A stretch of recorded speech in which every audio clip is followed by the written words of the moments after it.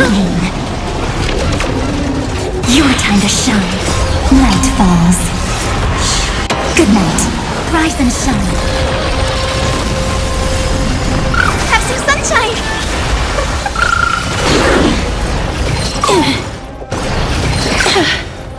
Embrace a new life. Dispel the gloom.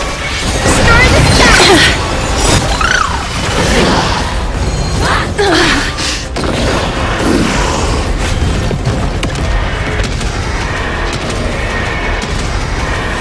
May death protect us! Show me the way.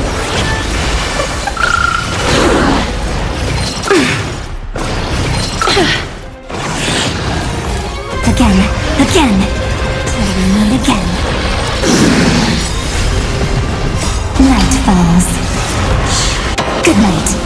Have some sunshine. Dispel the gloom. Restore the skies. Embrace a new life.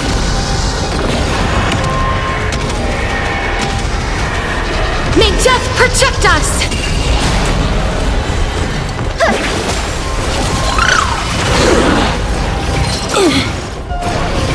Okay. We can do anything! Root here. Rise and shine. Embrace a new life.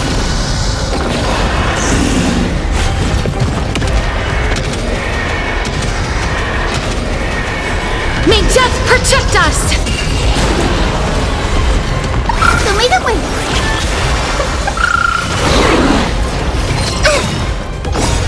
Dispel the gloom. Restore the skies. Have some sunshine.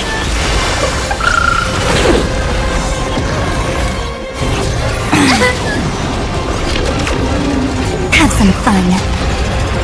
Embrace a new life.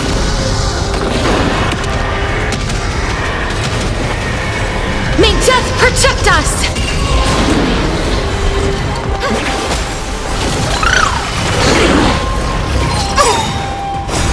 Dispel the gloom. Restore the skies. Night falls. Good night. Show me the way.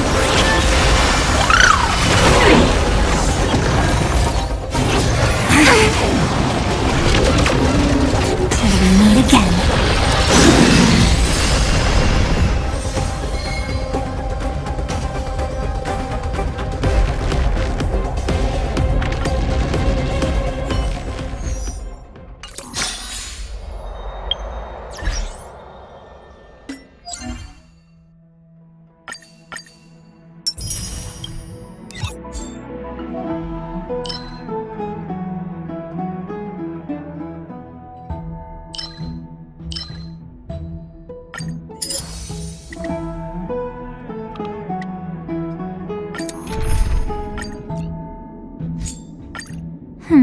They ran in.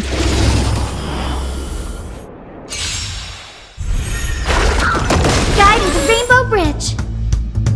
Have some sunshine. Dispel the gloom. Restore the skies. We can do it! We can do anything! As you wish. Embrace a new life.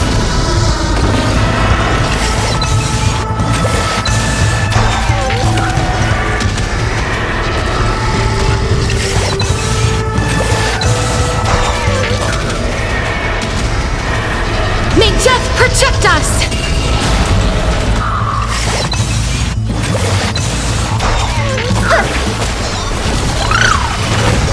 Rise and shine.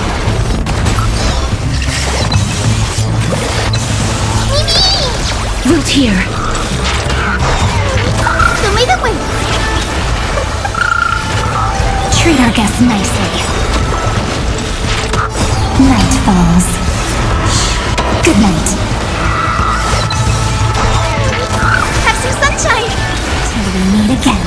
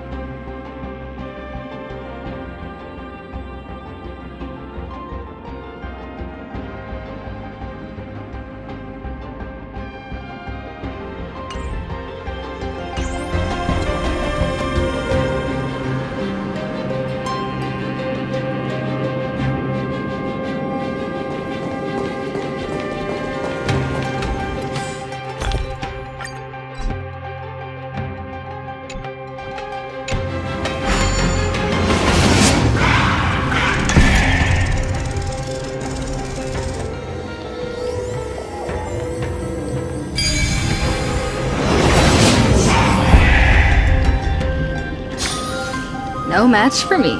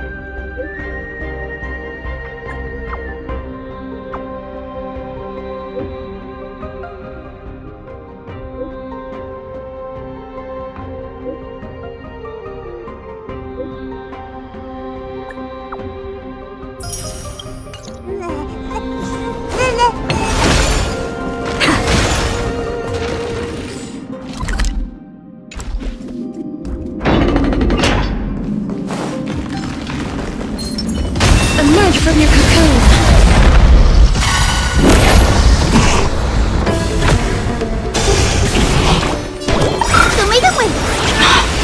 Breaks over. Dispel the gloom! Restore the sky! So this is the warmth of life.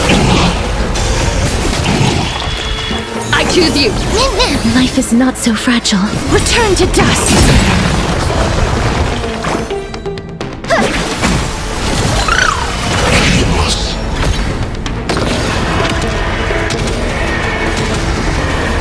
May death protect us!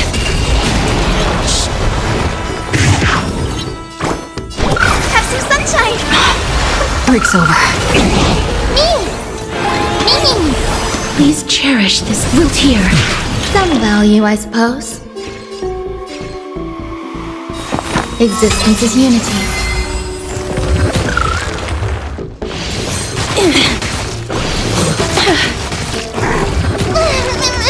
This is being in sync? Mimi! Trust me. We can do anything! Please open up! Show me the way! May this Breaks over. dispel the gloom! Restore the skies! Breaks over. Embrace a new life!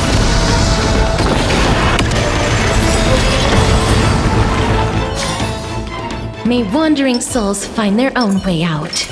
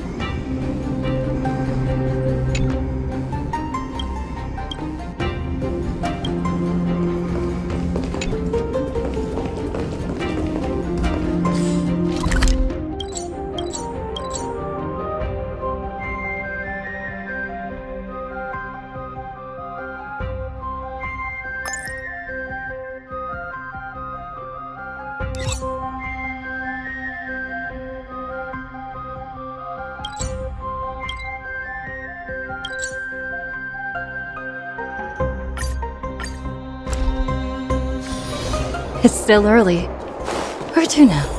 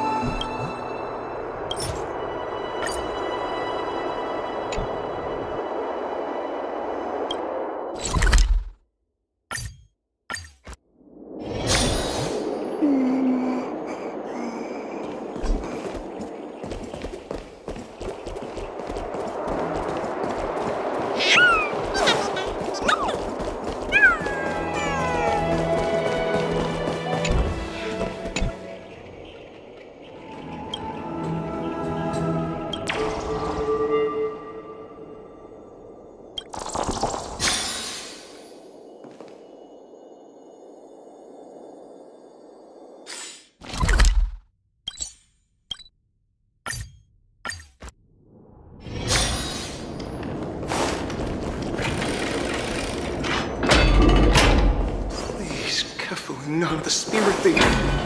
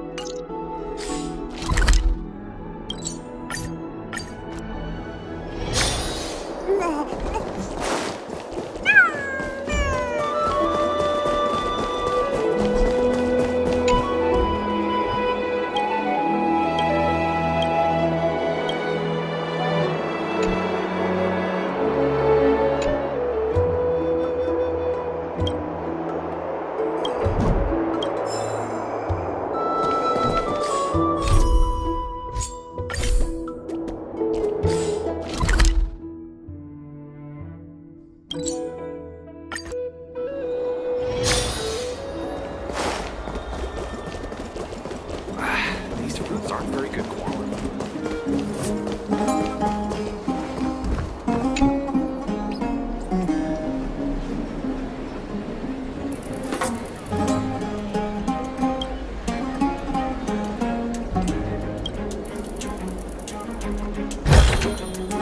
Great. The more the better.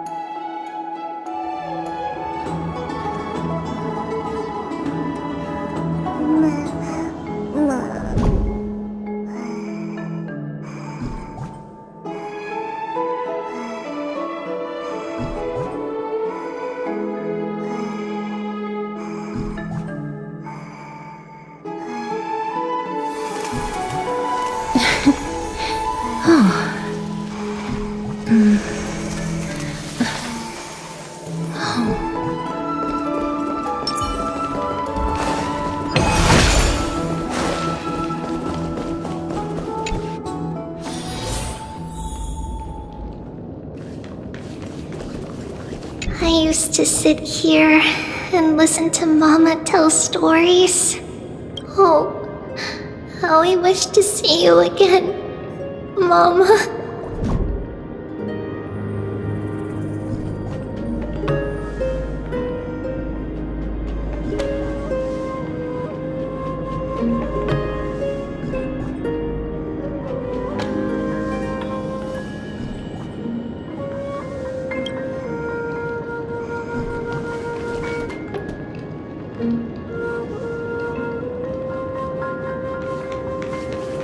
Am I dreaming?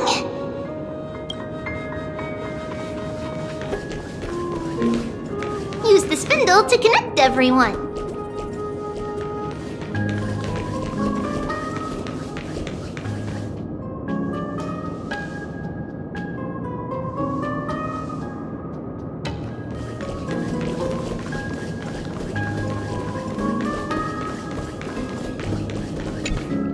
There will be an amazing captain on that big ship.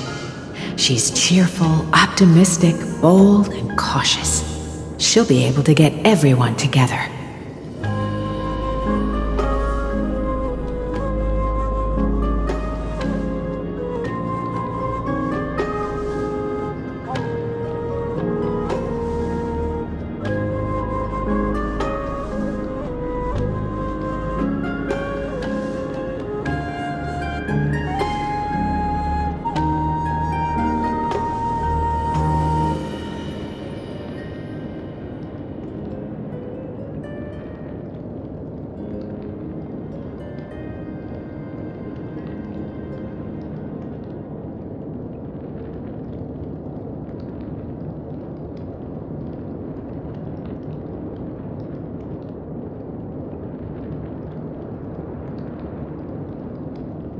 Wow, that's amazing! Can I be the captain? Of course you can. But you'll find someone else who's better for the job, my dear. I think that person lives in a beautiful temple that sits atop a hillside, covered in golden fig trees.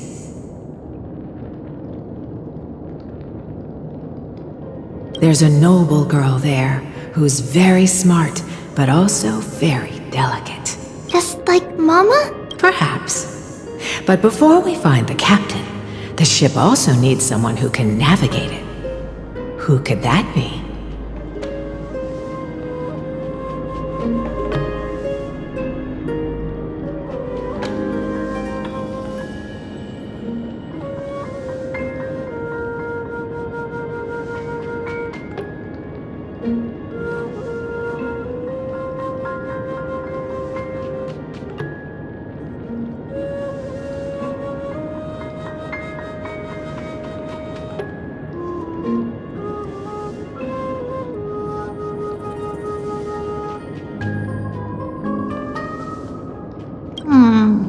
Let me think.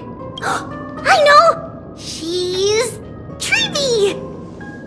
I named this doll after myself? I don't remember it all. Is this a dream or something that happened in the past?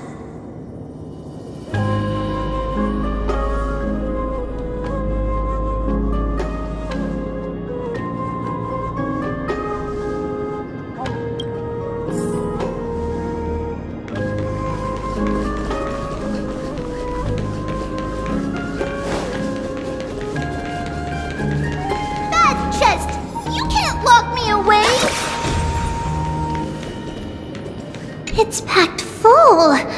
Mama must have left all of these for me. All the words are blurred out. Could it be that my memory is fading? Huh? Why is this doll inside a chest? It's holding a sword.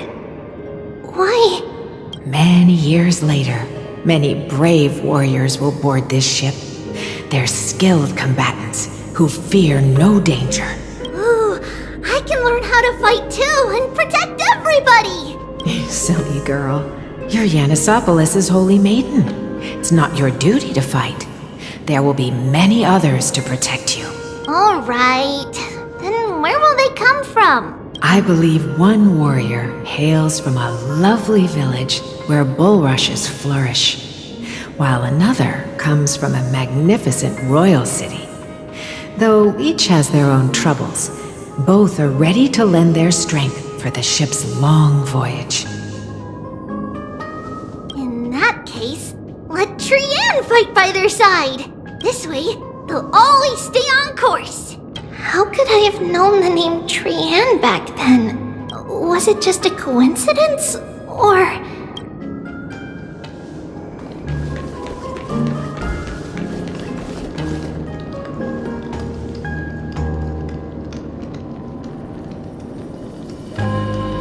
learning can change your destiny!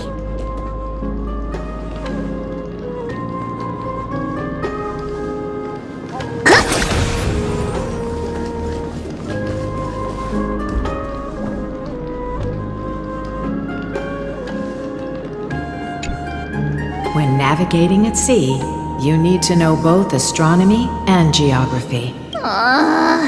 Isn't Yanis's knowledge enough? Oh, sweetie. The ocean isn't like the land. It's easy to get lost. That's why it's important to learn to recognize the miracle of Aquila. Alright! Even though my brain is already super duper smart, I'll still try my very best! Circe also favors children who try their best. They will send a wise scholar as everyone's teacher to help you reach your dreams. I want to be a teacher too! Oh, wait. I'm super duper smart.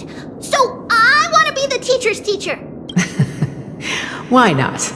But if you're going to be a teacher, you might need to tone down that hyper energy of yours. Then Trinan can do it! She's well behaved and would make a great teacher!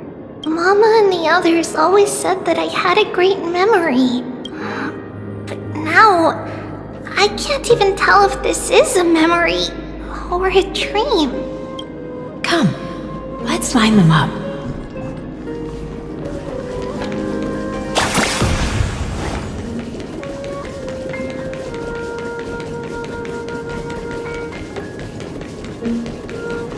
A blackboard?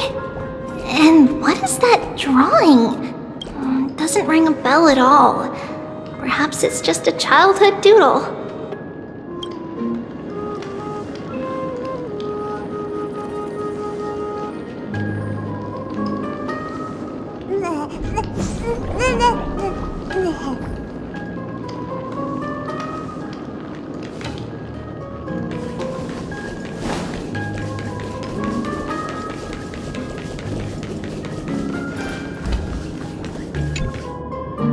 Trebios, set them on this music box and let them compose a melody for our song.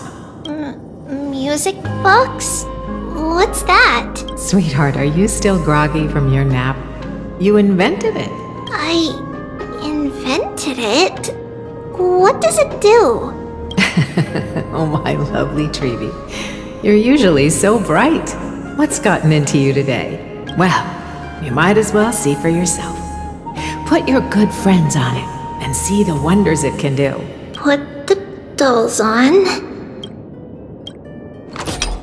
It's rotating. And I can hear something. That's right. It's a music box. If you place the dolls in the right spots, it will start rotating and play beautiful music. Out of all your inventions, this one is my favorite. I don't remember. It's all right, my child. I'll sing along to the tune, and it will help jog your memories. Happiness abounded in this lush land by God's chosen. Giants raised their glasses in a toast, beheld by the 12 constellations. 3 carved the heavens and the earth. 3 wove the threads of fate. 3 molded life with their hands, and 3 guided calamity's gate.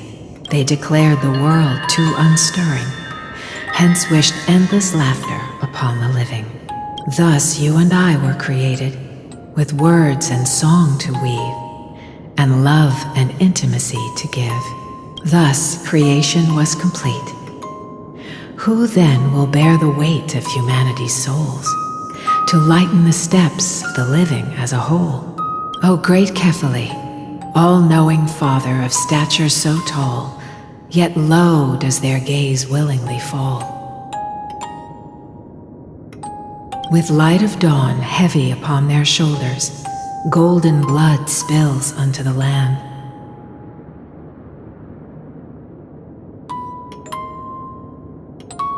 Converging into a boiling river that flows to the heroic heirs of this world.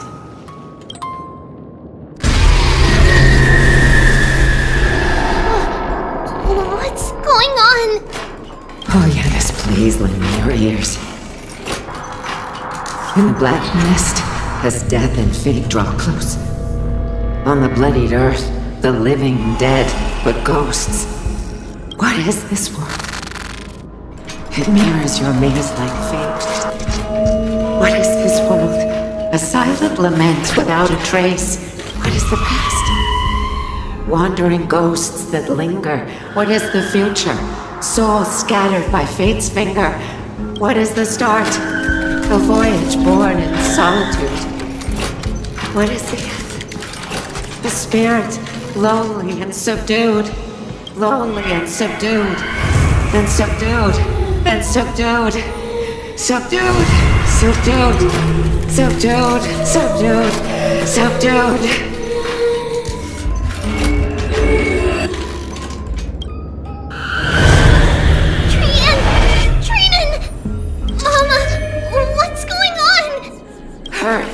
Run! Traitors, run! The black tide has arrived! Where can I go?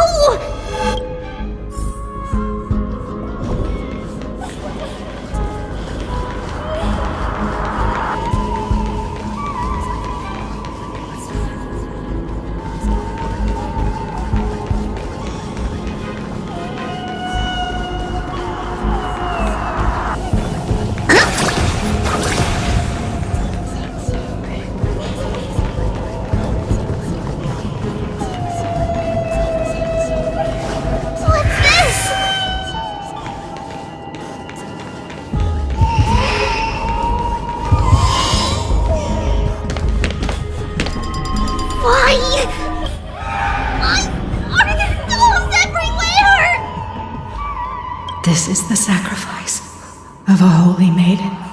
You won't make it to the top.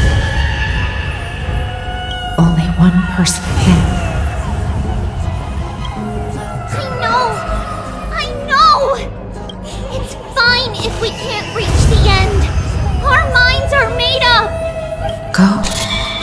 Bid your farewells, treatments. Time is running out.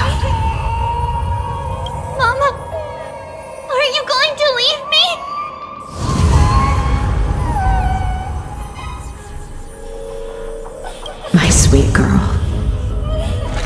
I will never leave you. But remember this, Trevios.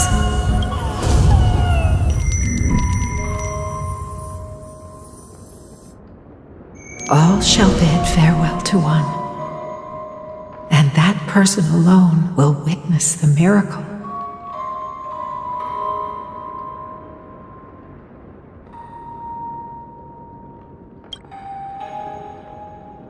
Since your mind is made up, then traverse the black tide and dispel the fog for Amphoreus.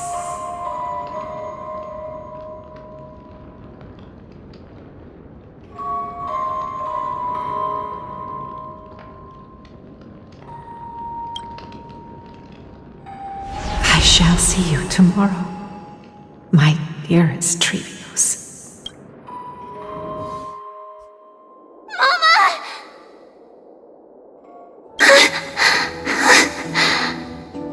Are we still in a dream? Did you have a nightmare?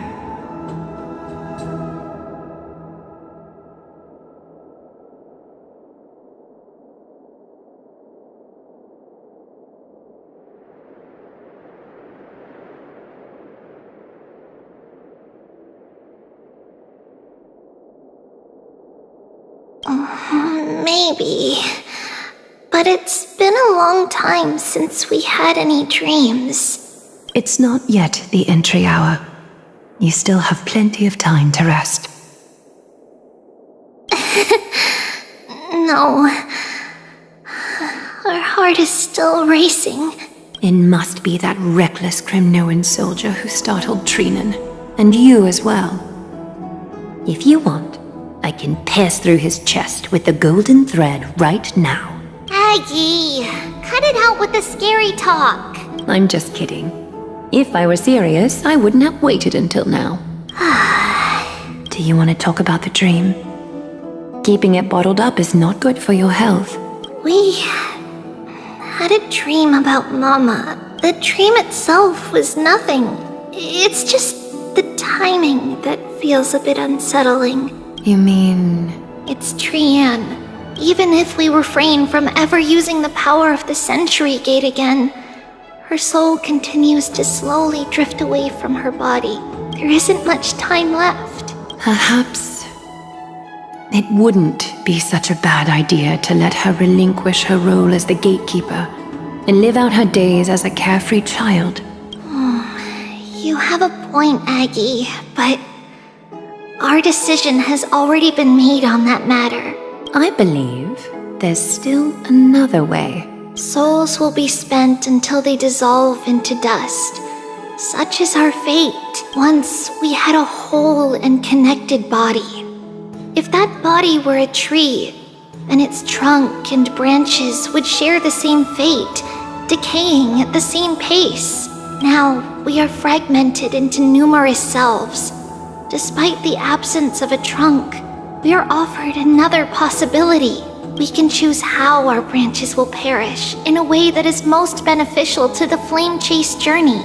Compared with saying farewell to one person, watching many fade away before me is even more sorrowful. But advancing is the destined end of Yanis's trial. There's no retreat in our path. Don't feel sad about saying goodbye to us. We've already agreed on this, right? It won't be long before I forget what sorrow tastes like. So, what would you like for breakfast, Aggie? What? Where did that come from? After all this talking, we are feeling a bit hungry. Plus, it's nearly the entry hour now. Do you remember when we first met, Aggie?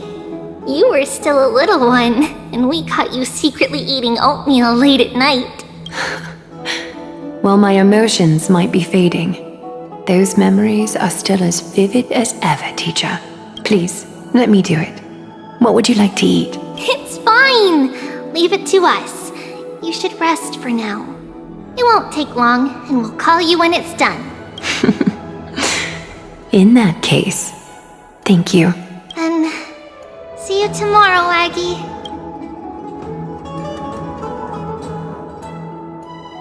Nevertheless, that nightmare is ominous. Memories are slipping away, even the image of Mama. Just as expected, another trip must be made into the abyss of fate. Hopefully Orynyx will be willing to help us.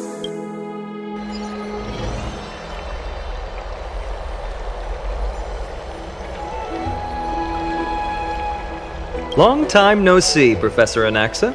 Who are you? It's been a while. I'm the one who once overthrew the entire classroom in that spiritual physics lecture. Oh, it's you. No way. Do you really still remember that, Professor? I remember that glib tongue of yours. What brings you here? Surely you're not here to reminisce. You could tell. Of course. You only beat around the bush when you have a hidden agenda.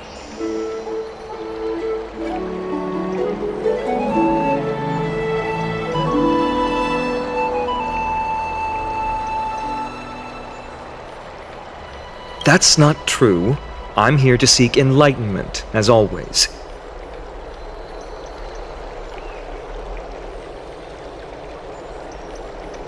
Could you please teach me everything you know about the black-robed swordmaster? Rumors sure travel fast. Unfortunately, I too know nothing about it. I can only tell you that it is clad in a black robe and wields a greatsword. At least, it looks like a greatsword. It's shaped like a twisted half-sun, and a peculiar dagger resembling a crescent moon. By the way, take this with you. I got it from the sneak attack. It's yours now. I was right. It is this thing. The one who torched ID's Elysiae to the ground. And killed everyone. Don't try to be a hero. No one in Akama stands a chance against that thing right now. Is that what the Titan said as well? Not at first. But the god relented after having had a taste of its power. Even with the god possessing me, I couldn't fight against that blade. That incredible power doesn't seem to be granted by any titan. Are you suggesting that it originates from beyond Amphoreus? It's possible. Much like the Black Tide, no?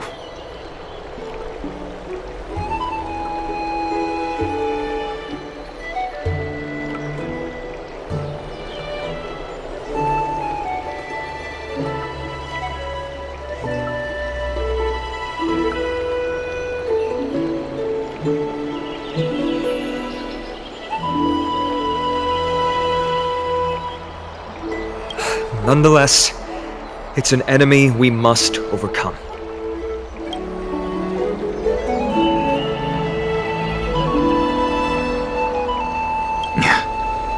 We? Drop the pipe dream, Phynon. No one wants to see you fall by their blade. Their mere presence will endanger the holy city and the flame chase. You know that I don't believe in... You don't believe in the so-called prophecy, I know. However, I'm here to seek your assistance, not at the request of Aglaya or Treeby.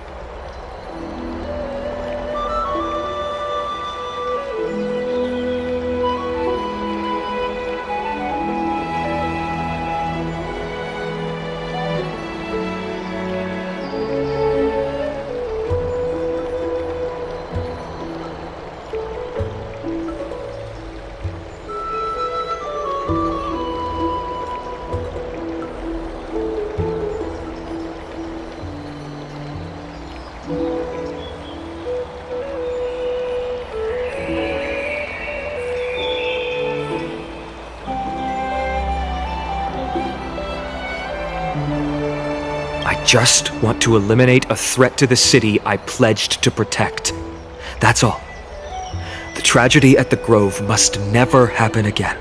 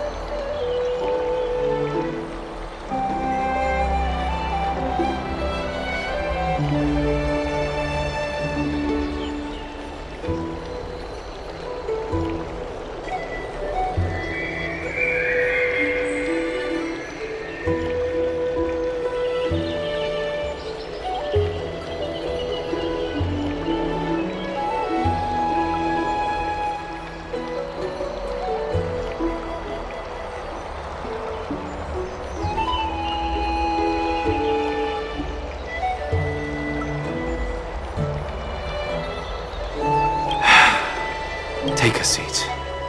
Since you are sincerely seeking enlightenment, I suppose I can tell you one more thing.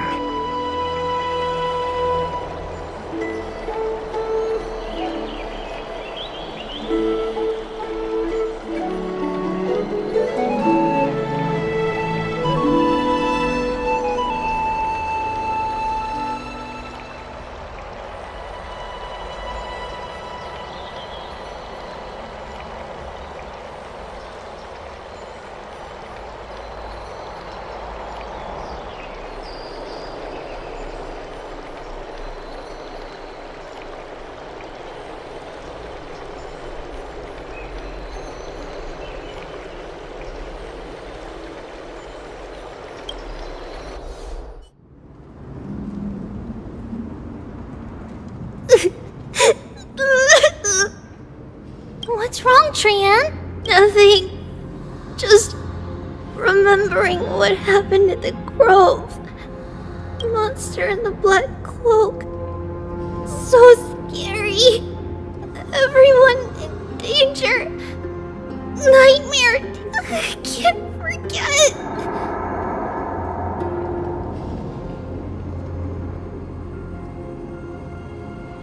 Don't be scared. There are no bad guys here. Didn't you save everyone with the Century Gate, Trian? Trian threw it away.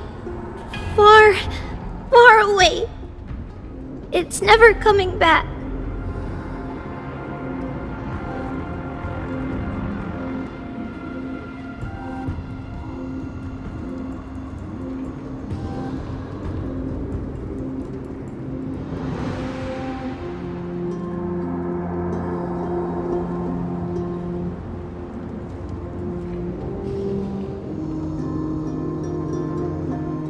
We got back safe from the Grove because of you, Trian. You're the reason the Flame Chase journey can continue. Sorry, Trian feels a bit dizzy. Why are we here again?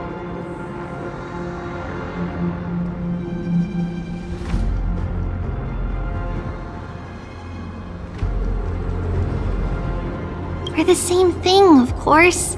Remember? Tomorrow we will reveal the prophecies passed to everyone. But first, we need to restore the memories that have been blurred by the fragmentation. We hope to present the full truth to everyone without hiding anything.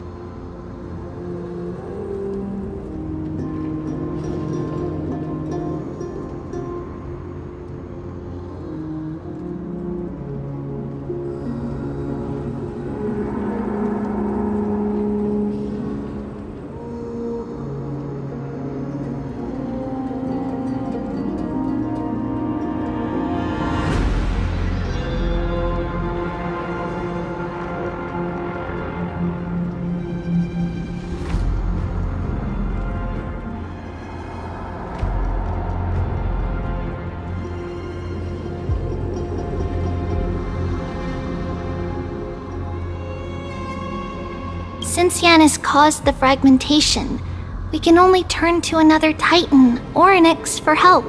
Also, remember to get breakfast ready for Aggie before the lucid hour tomorrow. Oh, yes! Trian remembers now! Oh, on that note, we had better prepare some saffron before we meet with the Titan. Saffron? It's an essential offering for rituals in the Temple of the Three Fates. You think we shouldn't go to Orynyx empty-handed? Yes, it's also a symbol of Yanisopolis. If we are to replicate memories, we need to use something that has experienced those days. And when we first met Aggie, we added that to the porridge we made for her, and she really loved it.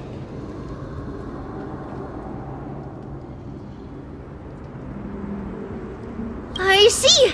It's like killing 3 birds with 1 stone!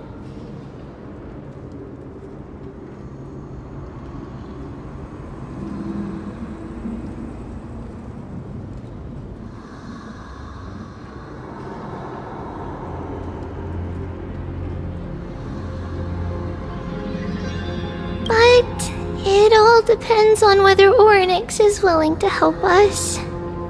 This could be a problem.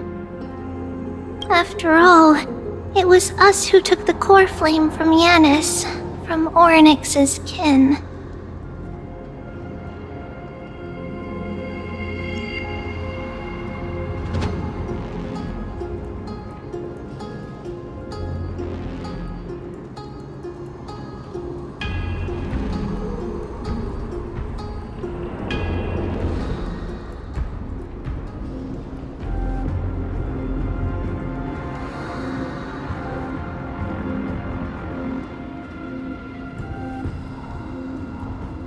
We will have to give it a try, if there's truly no other way.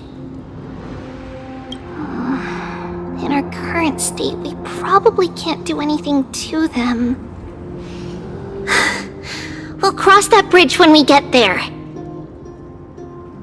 Leave it to Trian! Trian knows how to play cute!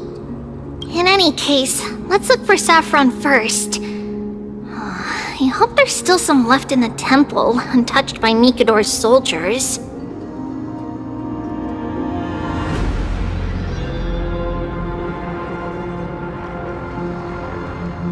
I remember that aged saffron is preserved in sealed jars. Let's be on the lookout as we go.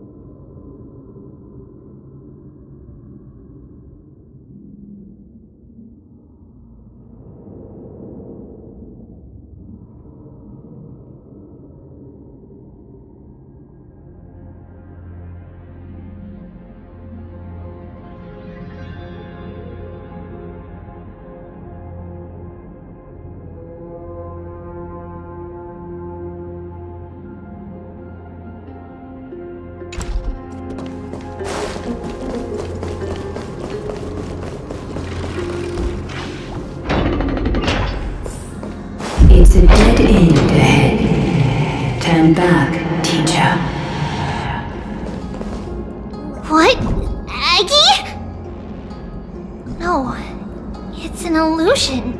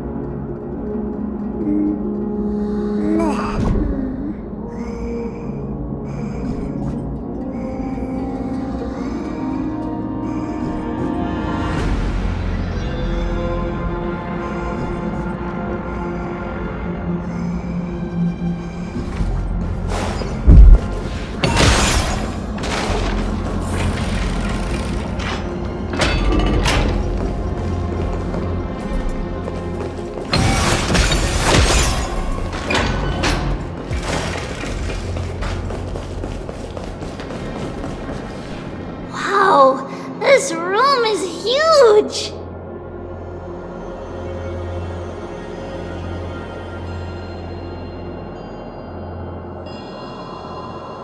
Trainan, did you?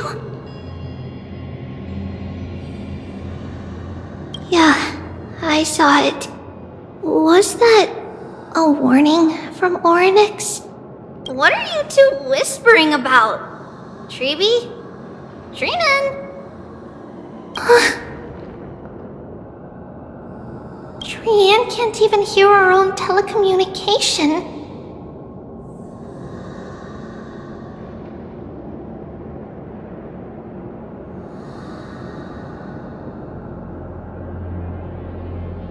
Well, never mind. Trainan suddenly feels like this place is quite familiar. Oh, there's a whiff of safari in this room! It's right over there! Over here! Follow Trainan! Trainan, slow down!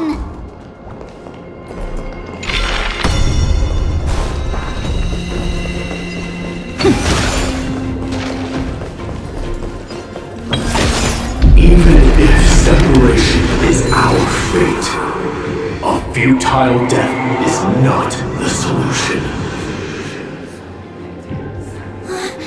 It appeared again!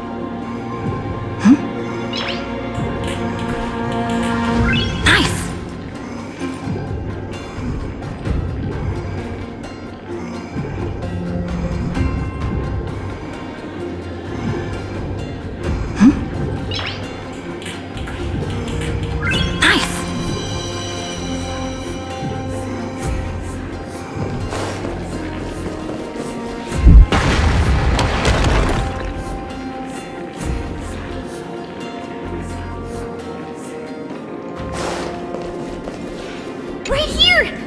I summon thee, Orynyx! Stir up ripples of past reverie! Something's appeared! Wait, we should read it first.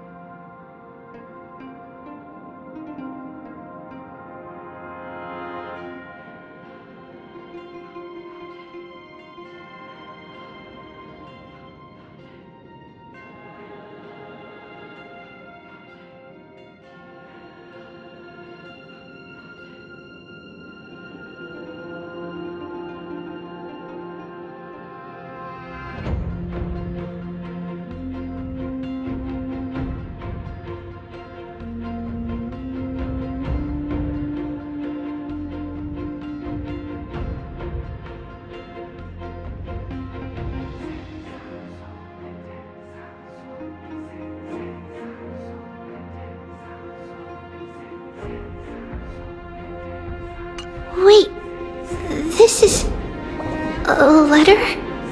It mentions something about Saffron and Trepios?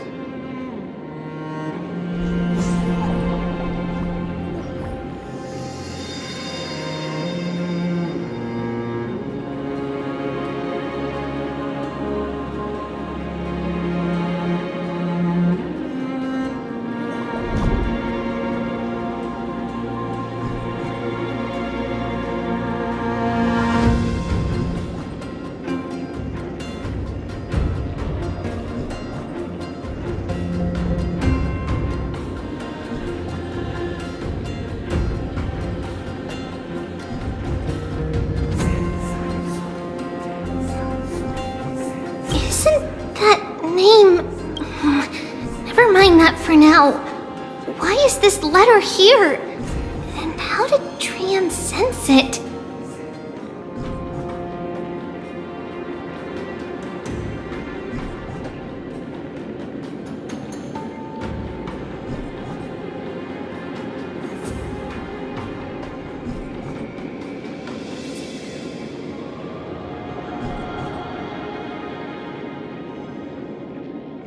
Could it be our lost memories?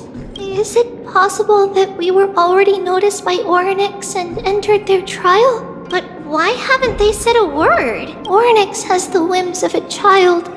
Perhaps they're toying with us on purpose. Come on, this isn't the right time to be playing games.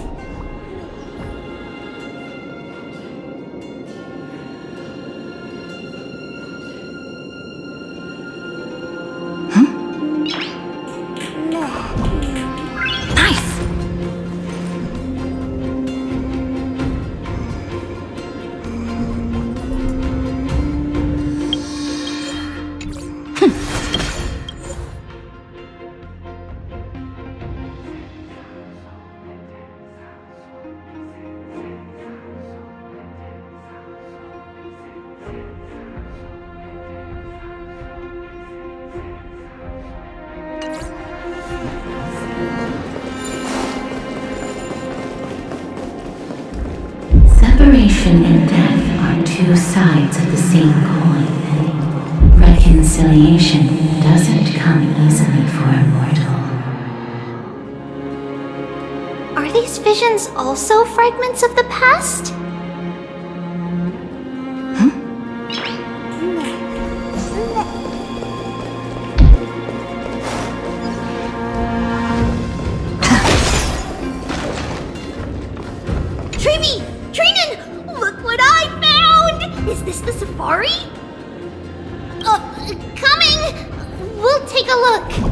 But Trian, there's nothing in here.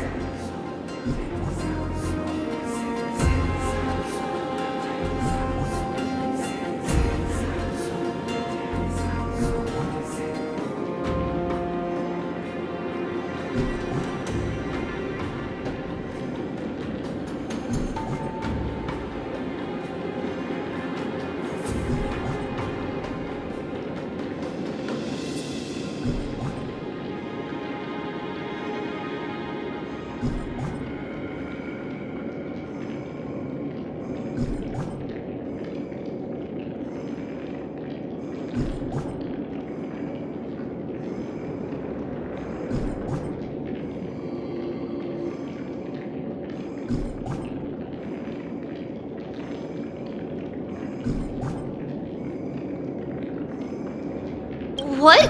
It was right in the stolium. Huh?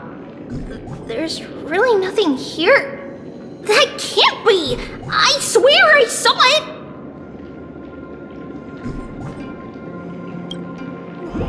I swear! Trian is telling the truth. It was right there!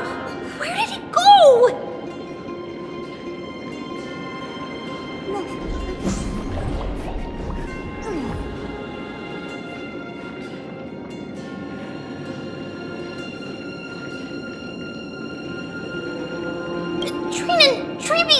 Why aren't you saying anything?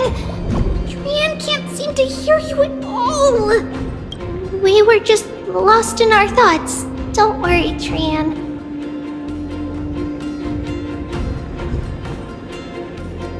What you saw was likely, Yana's hair.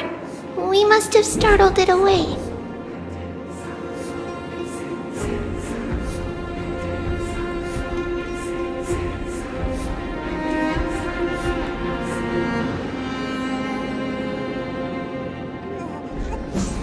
Okay.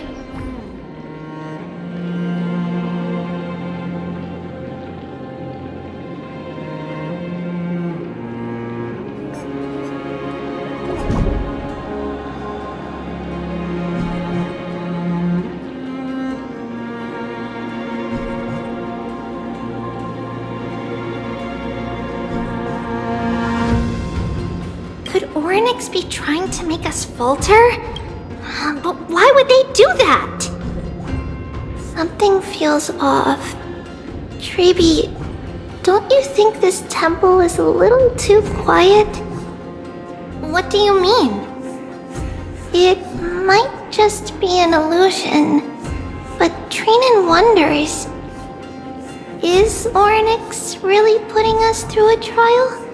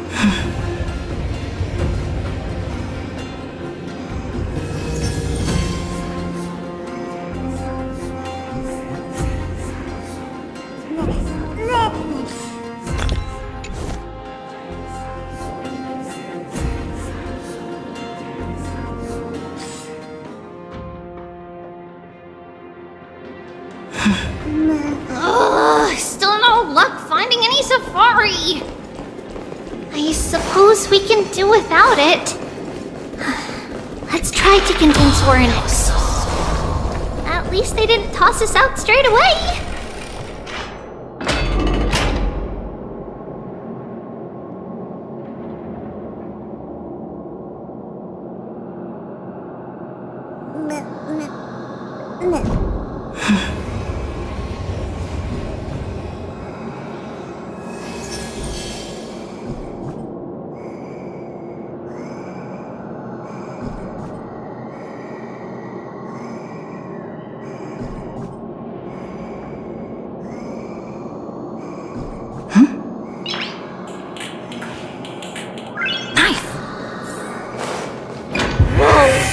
Treaty, Trinen, look at this! So cool! There are so many of us now! Trian.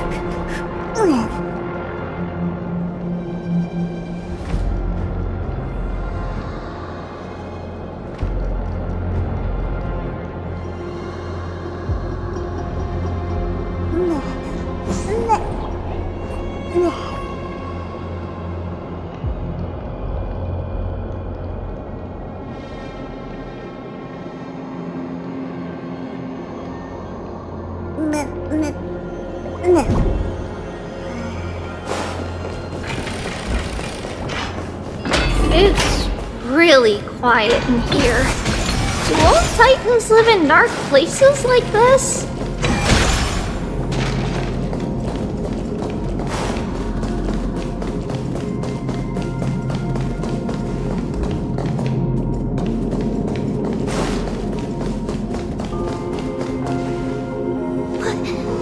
What's going on? Oryx disappeared?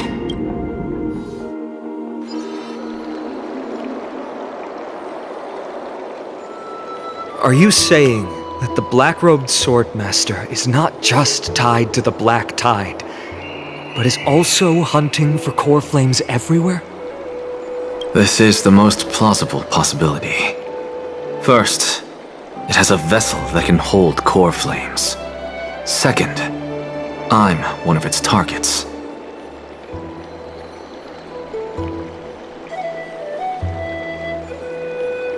Let's start with the first premise. Its peculiar ceremonial blade can interact with a core flame, as evidenced by the pull I felt when it stabbed into my chest. I hypothesized that the blade can sense, absorb, or even retain core flames.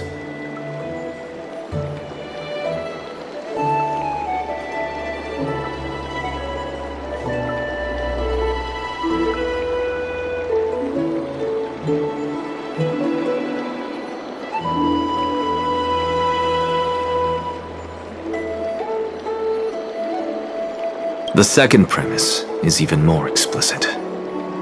When it was engaged in fierce battle with many of us and was heavily distracted, it remained consistently focused on me. Or rather, on the Titan Cersei's inside me.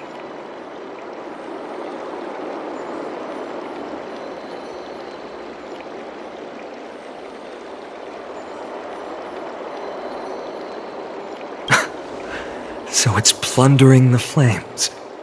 But if your argument holds up, wouldn't they be headed to Akama soon? The vortex of Genesis is full of the Titan's core flames. Not necessarily. Let's call that person the Flame Reaver for now. The first target is me. The second target is Orynyx, who hasn't yet fallen. And the third is Akama and the Vortex of Genesis, where the core flames are housed. But I suspect Akama won't be their first target. Kefali's core flame is guarded by the Council of Elders' arcane power. And Fagusa's water curtain should be able to block out any external perceptions. What about Thanatos and Aquila? Their core flames are yet to be restored? The whereabouts of Thanatos remain a mystery to all. As for Aquila, can you fly? No, I can't. Why are you asking that? Can that Swordmaster fly? Good point. But what if they do grow wings? If they had wings, I wouldn't have made it out of the grove alive. That's a relief. Anyway, since the Flame Reaver has 2 targets, we need to move fast. With the distances between Akama, the grove, and these potential targets, I believe we should bolster our defenses and... Bad news, Finan. Treepy is missing. The last time the 3 of them were seen was in the Abyss of Fate. Orynyx! Are you in here? No response at all. Did they foresee that we were coming and hide in the fog? Or...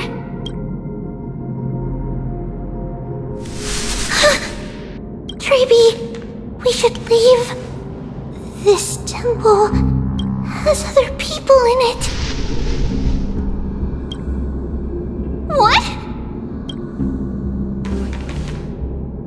Huh. Listen, footsteps. Fast ones. 3 or 4 people coming this way. Come on, we need to hide. Whoever they are, we can't let them see us! Treeby, Trinan, come check this out! What's this? Trian feels like... it's so familiar.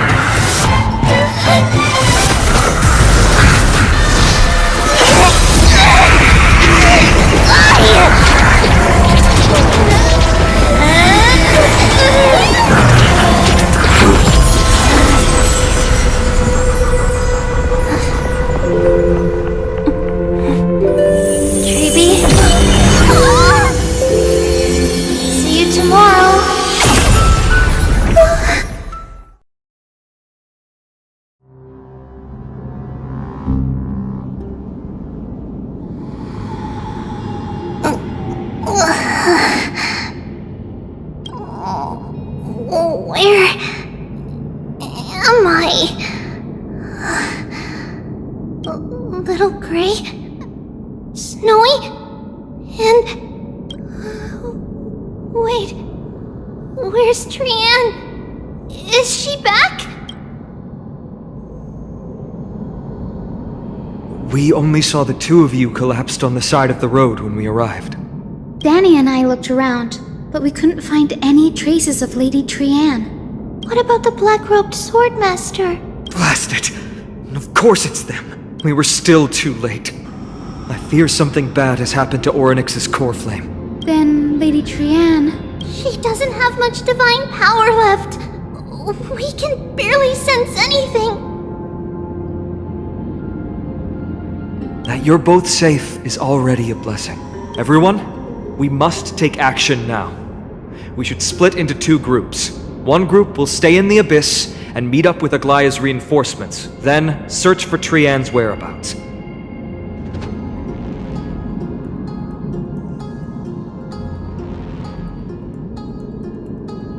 The other group will come with me to pursue the black-robed swordmaster and recover the core flame. Do you know where it's headed?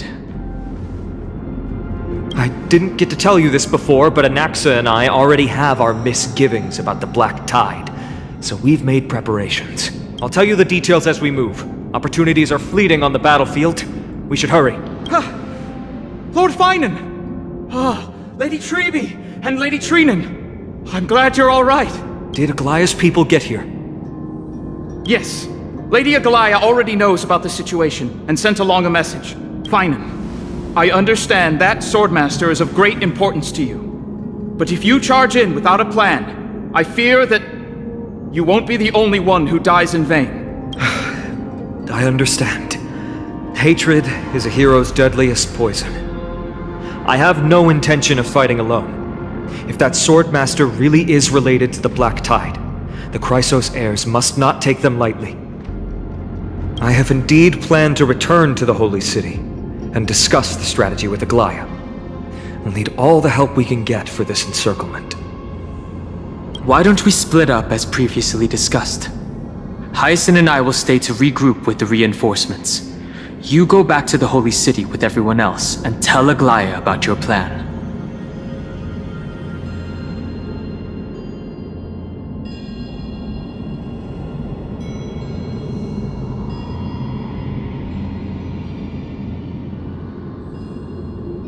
Trinan will stay in the Abyss too. That way, both sides can communicate with each other if anything happens. Thank you, everyone. Partner, Treby, let's go. We're back, Aglaya.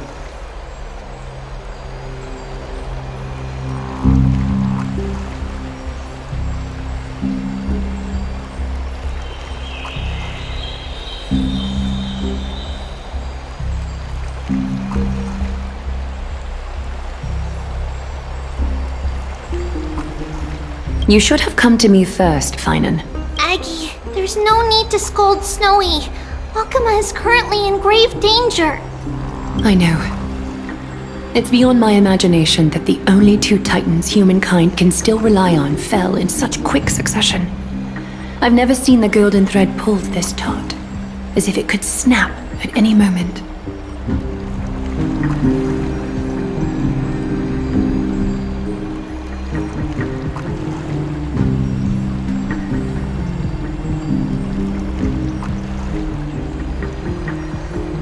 Finan, tell us your plan. Time is of the essence.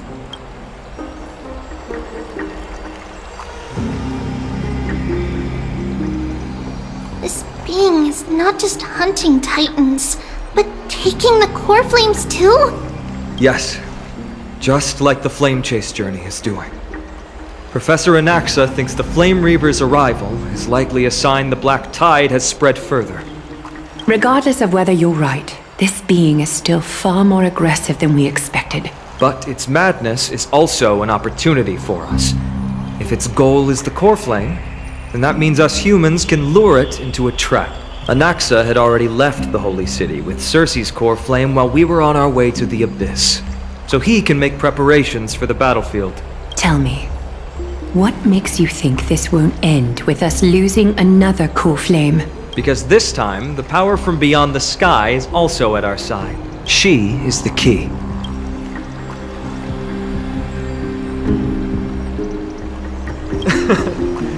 We need your other companion too.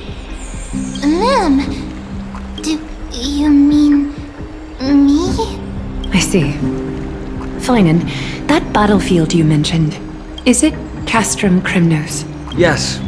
I'm sure everyone remembers the astonishing miracle our partner here performed with her companion during the battle with Nikador, and how they awakened Castrum Crymnos' past. That will be the key to our victory.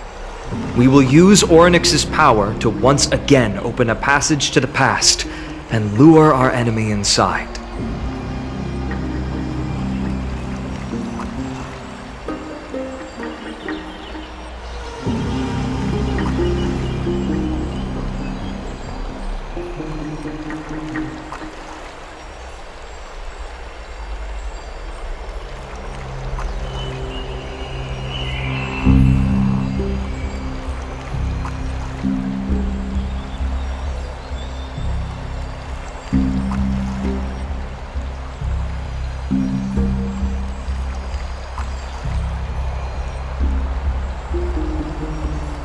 Then, we'll seal the Flame Reaver in the maze of time.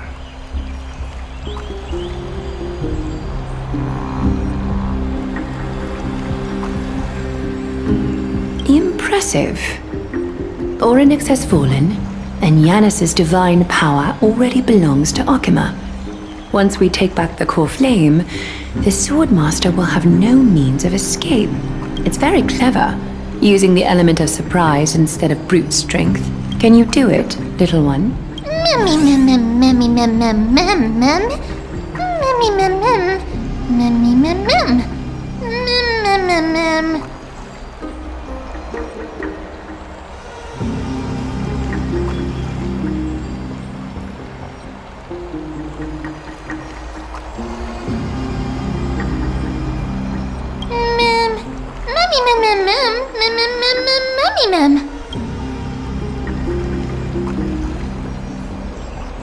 Oh, come on!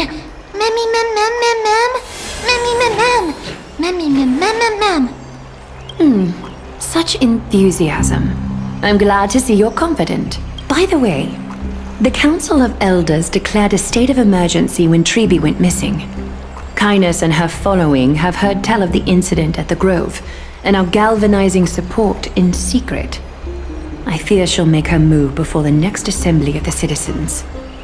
What are they plotting? That short-sighted politician likely believes the Chrysos heirs have outlived their usefulness, and is making preparations for her next step. That ugly side of humanity is something we'll have to deal with eventually.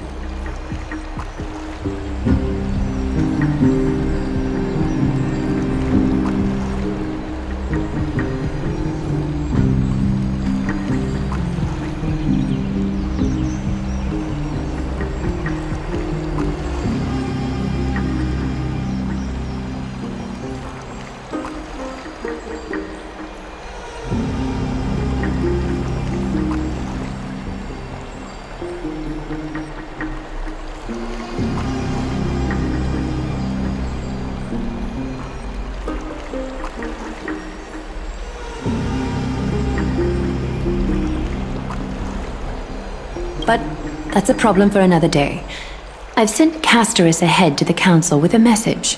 She should be able to keep the situation under control for the time being. Finan, it is my hope that we can come to an understanding on this. We must take down the Flame Reaver in one go, and retrieve the core flame. And in doing so, grant ourselves an advantage against the Council of Elders.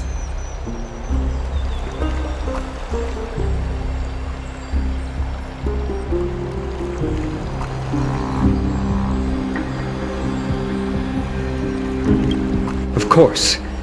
You may count on me to lead the charge. I apologize for tasking you to spearhead the plan once again, but Akima is currently beset by enemies from within and without. The situation brooks no delay, and we have precious little time to confer and discuss the plan with you. That being said, you are the key to our success, and I shall respect any decision you make.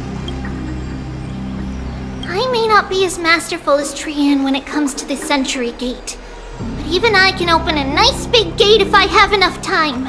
As for whether we can take back the core flame, that will be up to Anaxa's capabilities.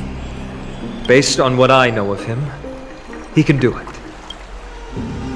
I'll be honest, we can't. But the Flame Reaver will have to step over my dead body if they wish to do you harm.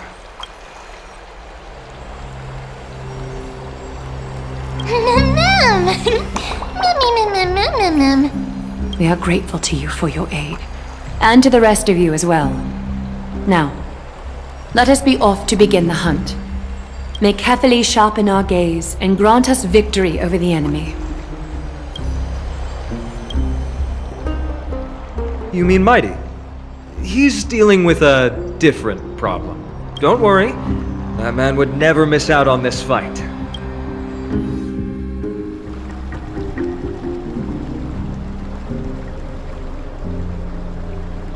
Farewell, my dear friend.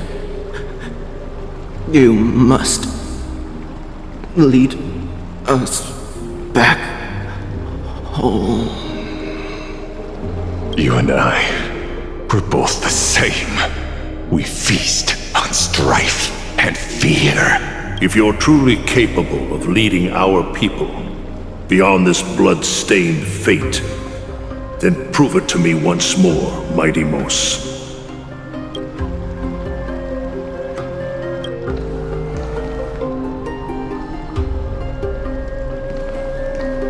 I knew you'd be here. I heard you're about to set off on an expedition. That's right. It's going to be a tough battle, and our destination turns out to be Castrum Kremnos. Is that why you're here? To pray to the dead Nikador? No, just the opposite. I'm here to tell you, you can entrust the front lines to us this time. You can't afford to lose your upcoming battle either.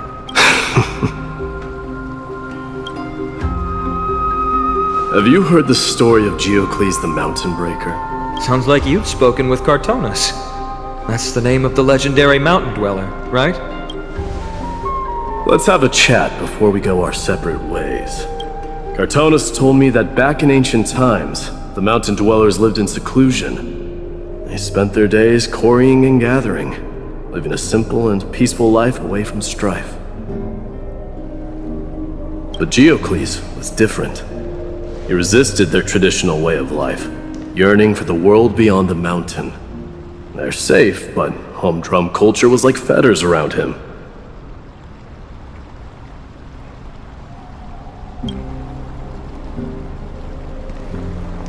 He sounds a lot like you.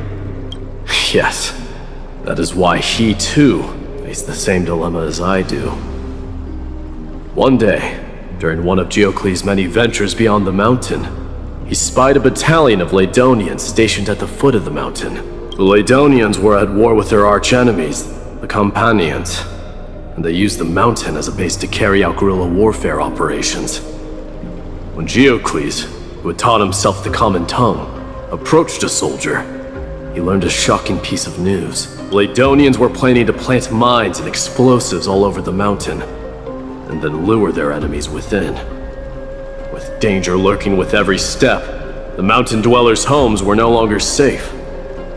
Geocles quickly returned to his village to bring the news to his people. But... let me guess. They refused change and chose to put up with the situation instead. That's right. The mountain dwellers were fearful of even the smallest change to their lifestyle, let alone leaving their home. Despite the imminent war, the elders would rather negotiate for peace instead of leaving the mountains. This made Geocles both angry and sad, but he didn't give up. If you were in his shoes, what would you have done? Lead my people on a resistance, perhaps. I'm not sure. I can't think of a solution that would make everyone happy. A solution that would make everyone happy, huh? That's how naive we are. Well, let me tell you what Geocles did. He took the mountain dwellers' store of gemstones and traded them with the Ladonians for a massive amount of gunpowder. But he didn't do this to fight the Companions. Under the cover of night, he set ablaze the forest surrounding the settlement, forcing his people to flee the mountain. That great fire marked the beginning of mountain dweller history. Since then, their people became part of civilization, and giants became a common sight in the holy city. Meanwhile, that mountain they once lived in has turned into little more than foam inside the black tide. But leaving their homeland also brought many mountain dwellers misfortune. They were hunted by Kremnoans or enslaved. Indeed, that is undeniably also part of their history. But that is Geocles for you. The merits of his actions, or lack thereof, have been scrutinized by many, but historians nevertheless hail him as the Mountain Breaker. Why do you think that is? It's simply because he took action and enacted change with his own hands. He didn't try to make everyone understand him, nor did he even waste time trying to make everyone happy. He started a great fire and burned the shackles of tradition to ashes. And then forced everyone to march toward the coming of a new era. You've made up your mind, haven't you? I'll be leaving Akama soon to fight the great darkness of this world, and to shoulder Nikador's destiny. So, listen well.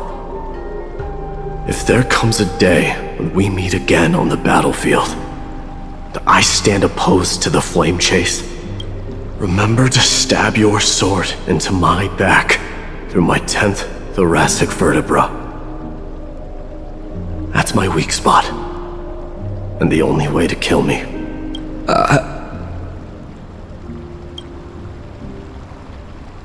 You have my word.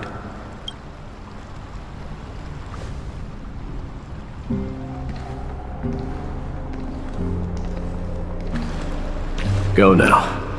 The battlefield calls. Send that flame-thieving hyena to their death.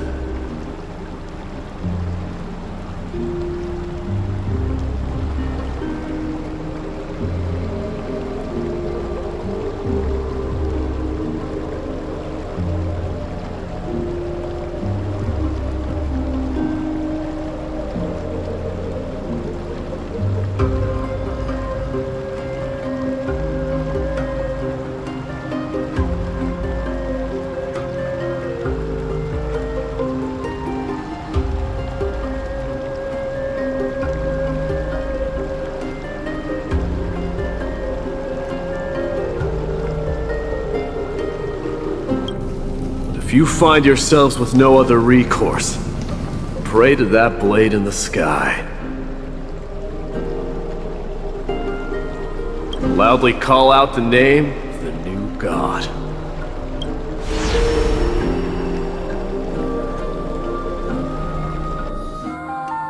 That's the sound of an all-out war. Not the kind of ruckus Professor Anaxa can raise on his own.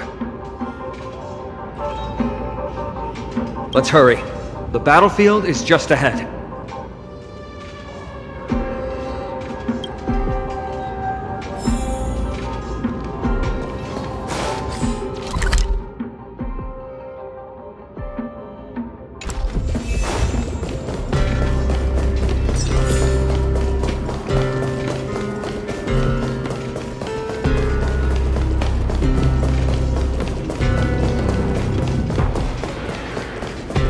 No way. A Kremnoan?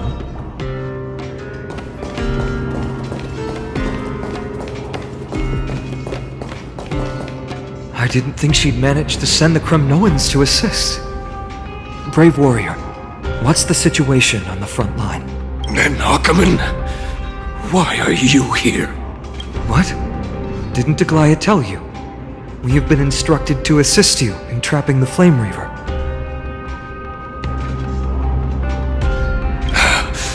Aglaya, that vile usurper.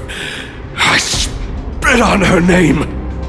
Our king will be back soon.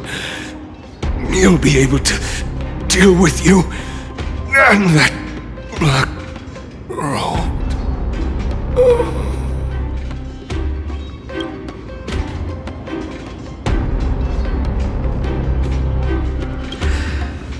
The Kremnoans really are just like their king. Rest in peace. May your glory last forever. Did they come to fight on their own accord? Or... I can still fight. You must become king. Nikador is with us!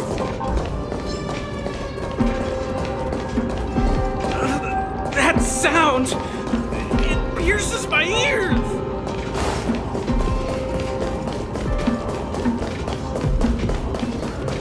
We're almost there. I can't see.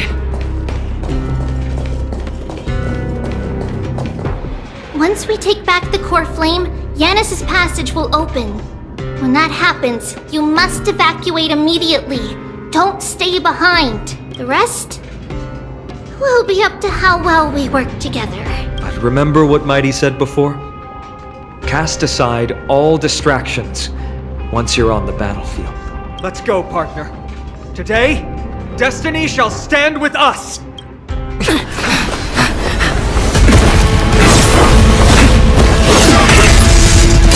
Finally! Mem, it's all yours!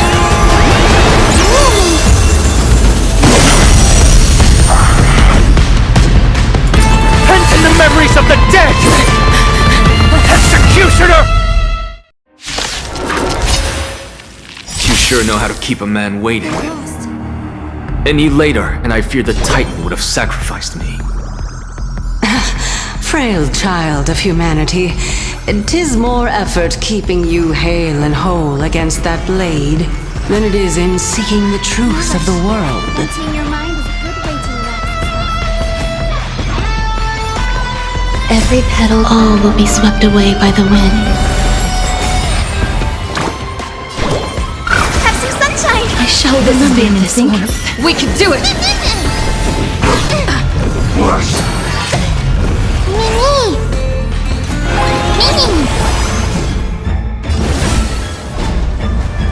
Root here.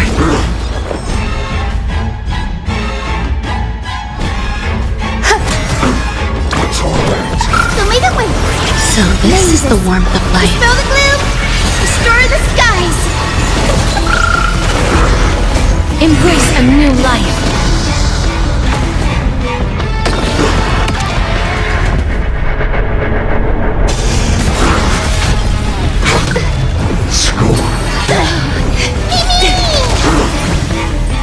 Return to dust.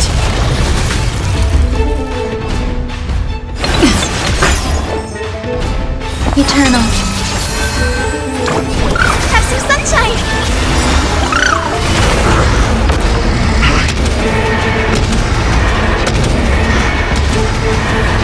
May death protect us!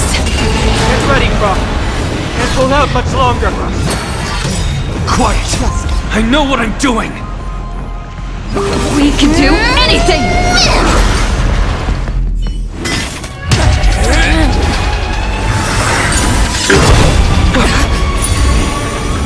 At long last.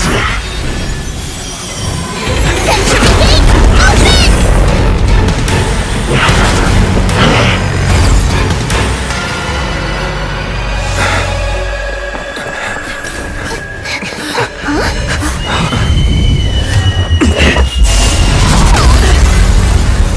How embarrassing.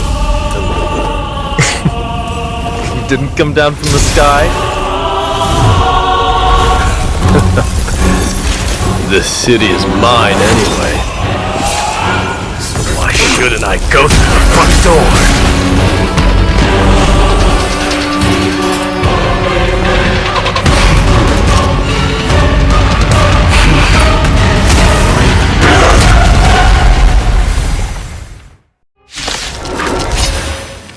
Minion of the Black Tide, I, King of the Kremnoan Legion, will be your opponent today.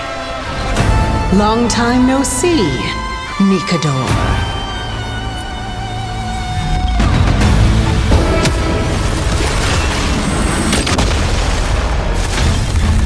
Every petal in life, all will be swept away by the wind.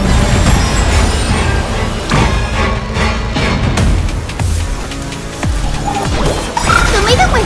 I shall remember this warmth. We can do it! Mavis, dispel the gloom!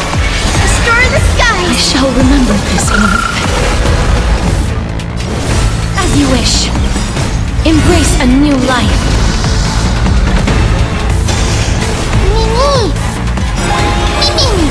Life is not so fragile. Darkness with me. There's more to life. Existence is unity. Such petty tricks!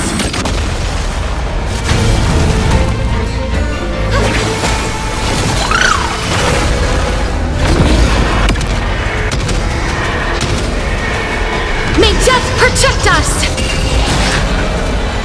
It's time to end this.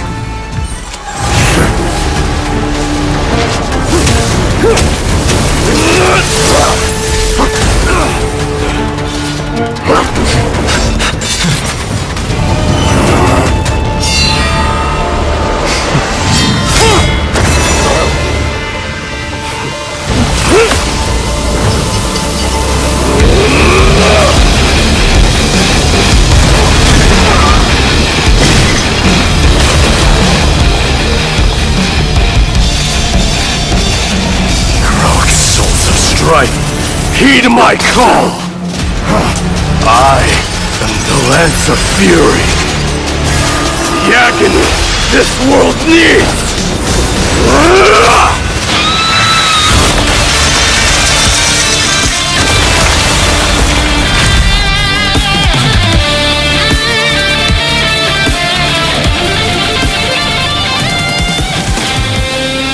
Witness this. New God has come to Castrum Kronos.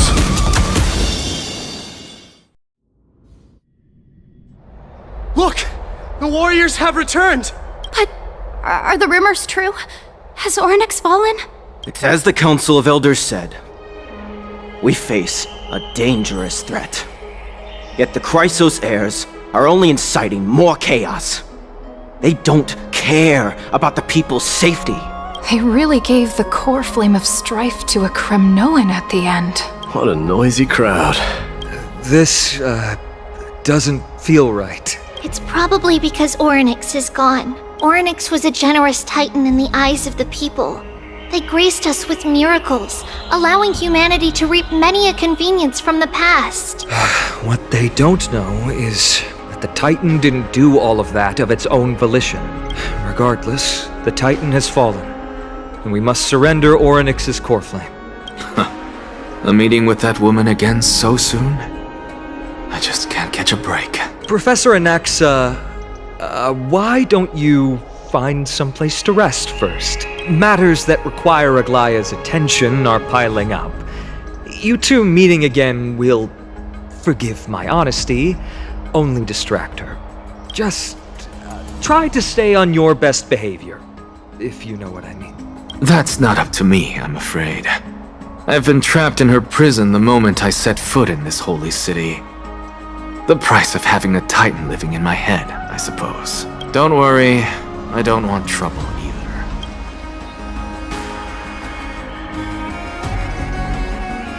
They have differences in ideology. Alright, I suppose that's putting it lightly. Don't worry, you'll figure out the intricacies of these relationships sooner or later. I'm sure you don't need my help handling Oryx's core flame. So I'll be off. I have some personal matters to attend to. It somehow feels like D has closed himself off even more after he completed his trial. Yeah, a lot has happened in the past few days. You've been lost in thought for a while now too, Treeby. Did Trinon bring news? Yes. She has found Trian. She was at the bottom of the valley outside the temple. But that's where the good news ends. I'm sorry. It's alright. They also found someone else besides Trian. He was no better than a corpse when Trinan and Hyacinth arrived. He had suffered more cuts than could be counted and leaped off a cliff from a great height, all to free Trian's body from the clutches of the black-robed swordmaster. What a brave soul. Do we know who he is? Yes, it's Krateros.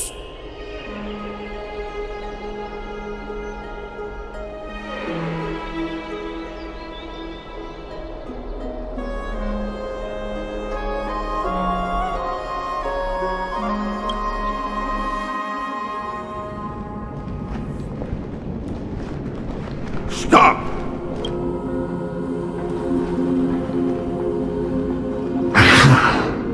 If you want this girl dead, you'll have to kill me first. How ludicrous. Your body made of flesh and blood as it is will not survive more than a single strike from me. Valorous death before glorious return. As a Kremnoan, I know not the fear of death. She's lost her divinity. I have no interest in an empty shell. But answer me this, child of strife. Why do you raise your shield for her? As the leader of the God Shield Brigade's elite, I protected the king against the Black Tide with this very shield. And I've done this over and over, hundreds and thousands of times. A pathetic killer like you could never understand the weight it bears. Pity and crumble like rusted iron. Good! Supreme glory shall be mine, as I indulge in the libations and incense offered by my descendants. Come, let us fight! For Kremnos! For my king! For Amphoreus!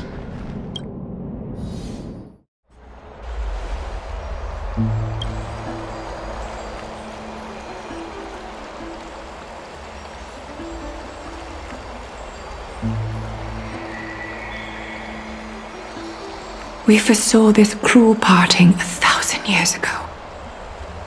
Today is but a reminder of that bitter taste. But Lady Aglaya, I don't understand. It wasn't life itself that Lady Trian lost. Why does she look like she really turned into a doll? I don't understand. Don't be sad, Hyacinth. Trian has used up her borrowed time from Yanis, that's all.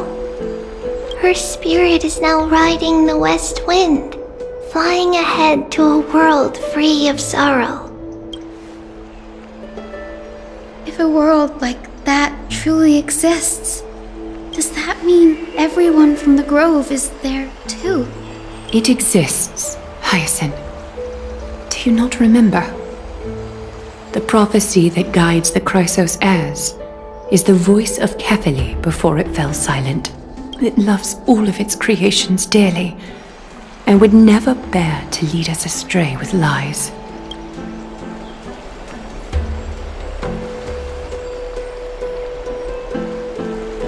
What about the Crimnoan veteran?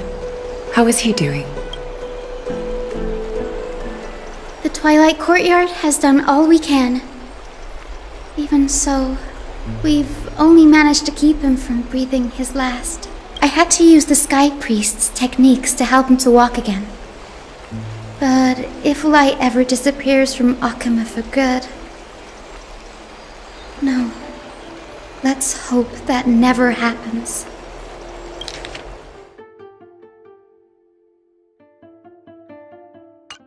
This is already nothing short of miraculous. When we found Krauderos, he was no better than a corpse.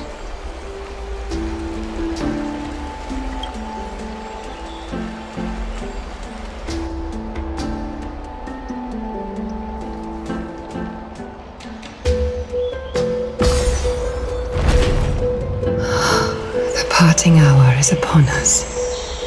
Yet the golden thread runs slack. The heroes have returned with their spoils. Everyone, please take this opportunity to rest and prepare for what awaits us. You've returned unscathed and brought tidings of triumph. Truly a moment worthy of celebration.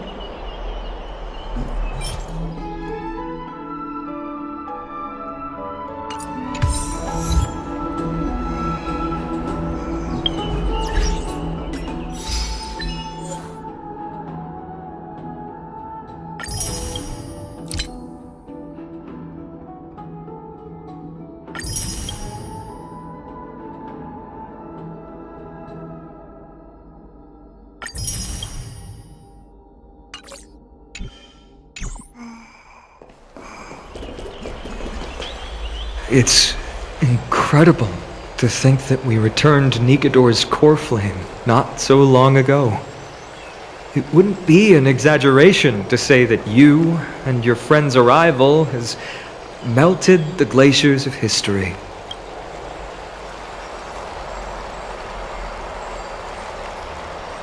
You could say this is the true face of history. It slumbered for 1,000 years, only to awaken for this one moment. Alas, now is not the time for a study of history. I do not see a Naxa around. Was this under your instructions, Finan? Yes. It just seems much more efficient than letting you two go at it endlessly. A rash decision. After all, he still bears a core flame with him. I do concur with your assessment of efficiency, though. Now, let us table the issue concerning him for the moment. The more urgent matter is the core flame of Orynyx. The Chrysos heirs had initially crafted a plan regarding the order to return the core flames.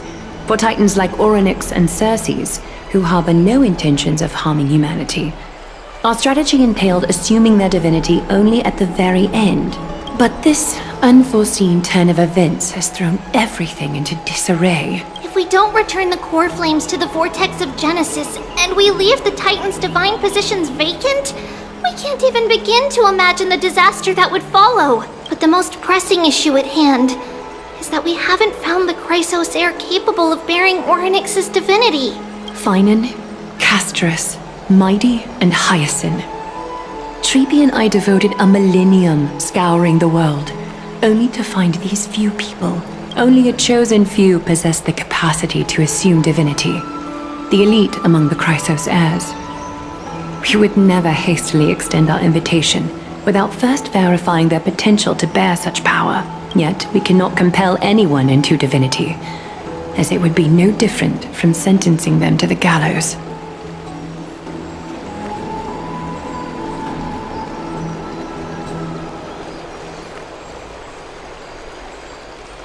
Truly a dilemma. Yeah. How about letting her give it a try?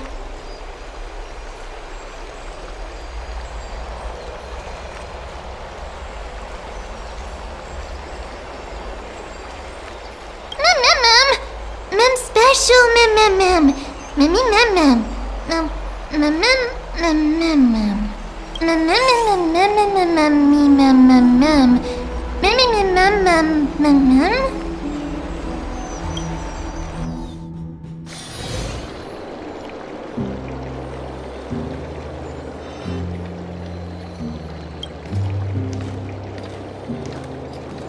I see the Reaper has forsaken you too, teacher. It simply put my life in the hands of the Twilight Courtyard. That priest girl's medical talents are truly exceptional. She might be far from the ordinary girl we envisioned, but this isn't about me, Mighty Mos. I saw it. You finally decided to embrace your own fate. Power of strife is stirring a tempest within me as we speak. My bones have turned into steel, and my blood is seething in a blaze. Past rulers of Kremnos could only aspire to this might, yet I have merged with it. I've made history, and henceforth divinity and kingship shall coexist as one. Indeed. You've realized the aspirations of every former king of Kremnos, and now you can at last bring our people home and reforge the glory of Kremnos. Unfortunately, I harbor no such desire. What? What do you mean by that? Over 2 millennia past, devotees of Nikador's might banded together beneath their feet and erected a city of their own. Ever since then, Kremnoans have served as the blades wielded by the god of war, following the Titan's path in its conquest. Yet, gazing upon our history through the lens of my newfound divinity, I now see it with unprecedented clarity. This history is sheer absurdity and inferiority. People surge onto the battlefield like ants, plundering and slaying for their own greed, only to be trampled upon. Like ants, the city and the beliefs that Kremnoans hold so dearly, alongside the supposed tradition, mere anthills that could be crushed with a single touch in the eyes of the Titan. Are you trying to strip Kremnoans of the pride we've amassed over thousands of years with mere words? That pride holds little significance, Krateros. Now that I've assumed the divinity of strife, My next step will be to renounce the title of king. No! No! Convey my message to every Kremnoan. This is an order. Do not do this, Mighty Mos! I beg you! Our history commenced in the year 2506 of the Light Calendar, concluded in the year 4931. I, Mighty Mos, last king of Castrum Kremnos, son of Gorgo, do hereby proclaim the Kremnoan dynasty comes to an official close today. You have killed us. You have killed us all. No. I am granting you a new beginning.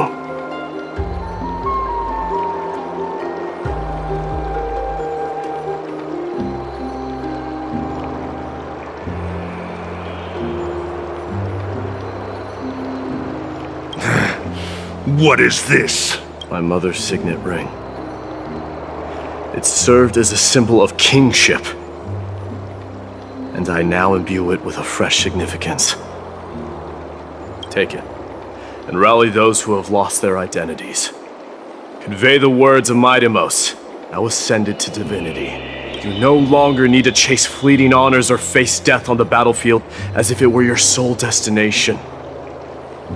However, you must adapt to fit into the city you once observed with indifferent eyes. A cruel fate awaits Amphoreus. No matter how illustrious a dynasty may seem, it crumbles to rubble and gravel before formidable foes. Yet, you shall tread the only path out, one that leads to a brand new world at its end. Why task me with being your messenger? Why not explain all this to them yourself? Because only humans can guide the path to be trodden by humans. It's not the lot of humans who crave the power of gods and spiral into madness for it, but humans who stand ready to raise their shields high to protect the lives behind them. I failed to save that child. That is irrelevant. As demigods, they have long been prepared for it. What truly matters is that you showed up there and shielded her. The one who persuaded Aglaya to set me free that night. Was that you, Mighty Mos? Yes. She's not one to easily make a concession. What did you offer her? I staked my mother's name to guarantee the integrity of your soul to her. And I promised her that I would dedicate all I have to the Flame Chase journey. And what is next, Mighty Mos? Where will you be headed now? To the place where I belong, to fulfill my promise. The madness that has plagued Nikador and the darkness that has consumed Amphoreus. It's now my turn to fight against it. There are some people to meet with before I leave. Let's go.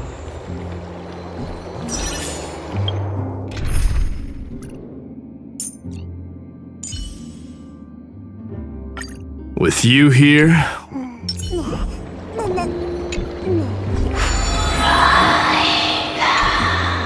and what is next, Mighty Mos? Where will you be headed now?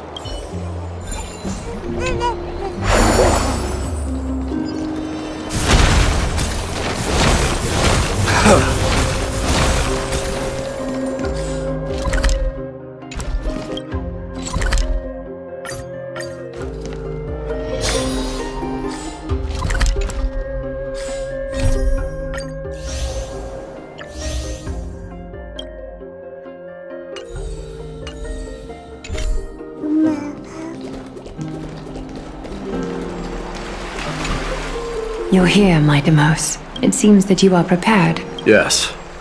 You aided Akima through yet another trying ordeal, and my gratitude knows no bounds. Isn't that exactly what you wanted? Not everything unfolds according to my plan. In the current state of the world, I can only proceed one step at a time. Furthermore, you are ready to dedicate all that you have, regardless of the promise you made to me, aren't you? Throughout my time in the Holy City, I've gleaned valuable lessons from you. Strategy, leadership, and adaptability to change. Yet, it's only recently that I've come to realize the truly remarkable quality you possess. And what is it? It's the magnetic allure in your presence. It draws people to gather around you willingly, to seek your guidance. They strive not to disappoint you, not due to fear of repercussions, but out of sincere alignment with your ideals. That is precisely what every ruler of Castrum Kremnos has been missing. I am truly honored to hear that. And now, Idamos, you have risen as the most powerful demigod in the world. How do you intend to wield this newfound power? I shall see Nikador's aborted mission through to completion, and become the strongest bulwark for Amphoreus to defend against the Black Tide. I will secure enough time for the Flame Chase journey, until you manage to lead everyone to reach the miracle of Genesis. Idamos, a new chapter awaits Amphoreus. Yet, the one who guides the people to the destination need not be you and I. Huh. What did you see after assuming Nestia's divinity? Despite the passage of 1,000 years, every word of that prophecy remains as vivid as ever. You shall have your final bath in warm and radiant gold. Just as cryptic as all the other prophecies. What's the reason for the laughter? I was just thinking, if an ordinary person encountered these words, they would probably stay away from the baths for the rest of their life. But I cannot forgo the delightful experience a bath offers. So, I assume you also glimpsed yours, Idamos? One day, you shall die with a wound in your back. Well, that is a rather straightforward scenario. If I were to be terrified by drivel with no basis, I would not have attracted your gaze and joined the Flame Chase journey in the first place. You speak the truth. May you be destined for a powerful fate, and may we reunite in the promised new world. Farewell, mighty. Farewell, mighty.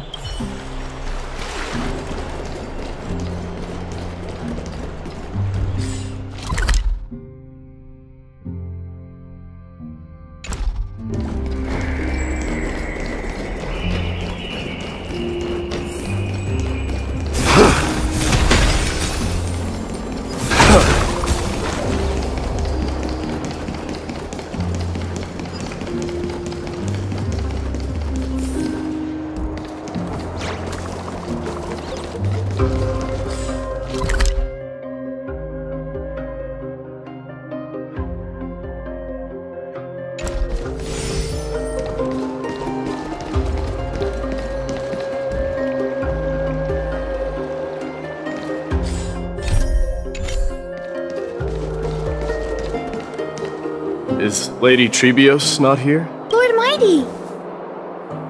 Hyacinth. So you are the physician Krateros spoke of. It's no wonder then that he was pulled back from the brink of death. You have my gratitude. I can take that as a compliment, right? I've heard about what happened at the Grove. I'm deeply sorry for your loss. I've heard far too much about death and grief recently. To quote Lady Treeby, we should all focus on tomorrow, shouldn't we? That's a valid point.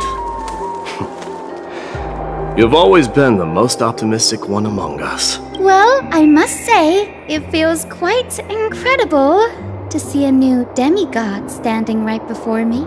You should prepare yourself as well. Humanity has already taken hold of strife, and one day it will also reach the sky. Do you really believe I can do it?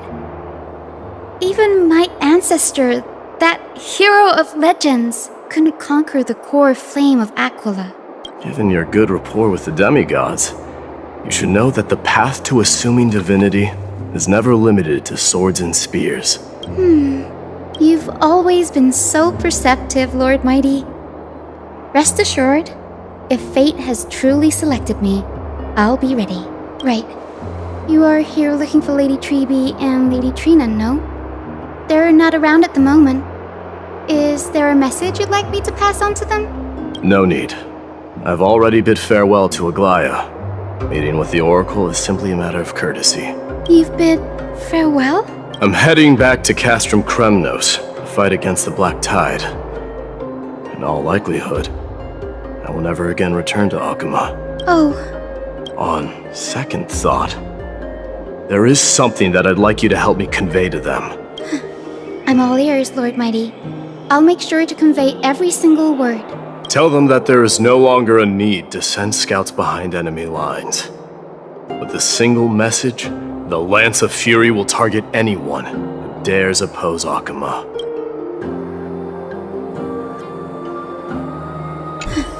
I'm all ears, Lord Mighty.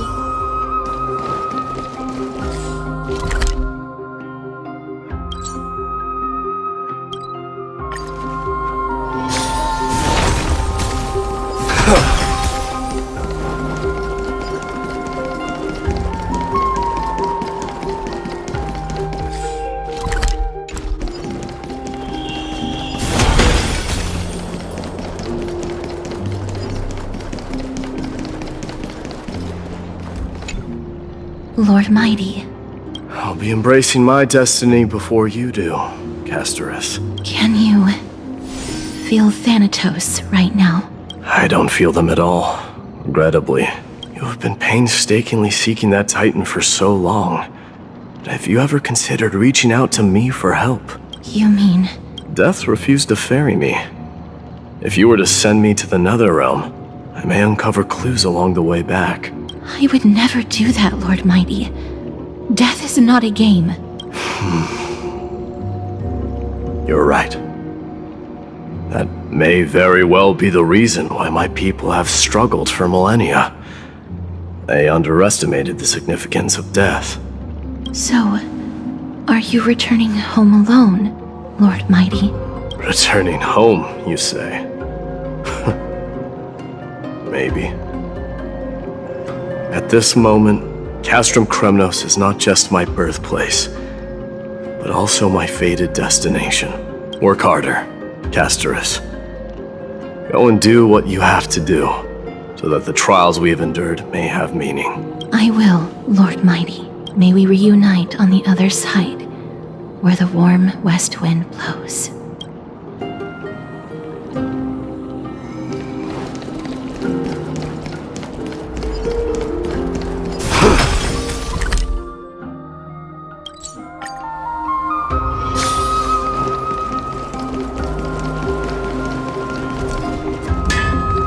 King of Kremnos, without the signet ring, but looking more like a king now. I'm no longer the king, Grand Craftsman. Matters not the title. Surpassed all former kings your achievements have. I will honor your trust and liberate the world from the clutches of fear. Nevertheless, I must request that you continue to watch over Phainon, Cartonis. I have a feeling that his fate will weigh heavier than all of ours combined. Keep Phainon in mind, I will. Return to your home, brave king. Together with everyone, I shall remain here. That thunder from Castrum Kremnos we wait to hear.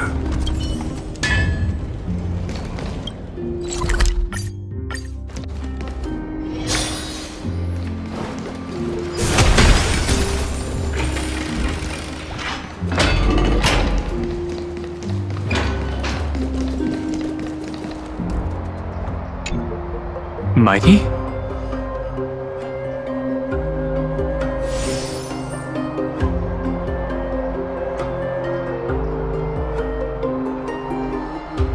Outlanders? No. Trailblazers. I will soon make my way to Castrum Kremnos. If all goes according to plan, this may be our final meeting. I just want to let you know that I appreciate everything you have done for Amphoreus. Reflecting on the past and moving forward to the future. A challenge I faced as well. Though we never had a chance for a deep conversation, after all we've experienced together, you are also an ally of the Trailblaze, Mighty.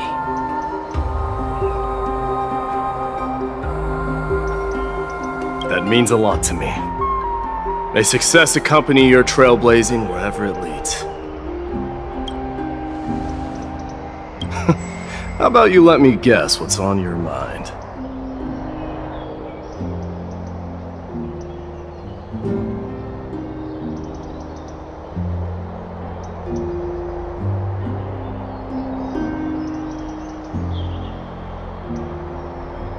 Are you gonna say something insane again, Trailblazer? What are we going to do without you? Just smile if you don't know how to respond.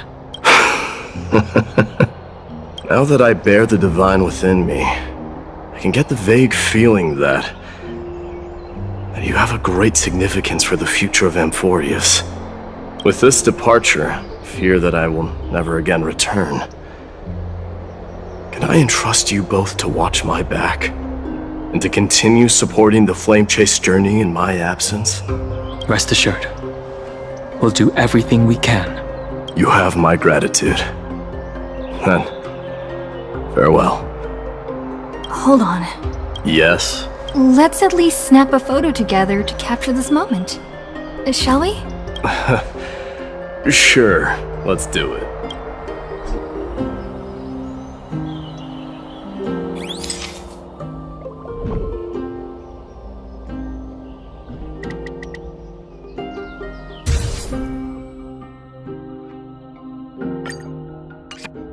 Looks pretty good.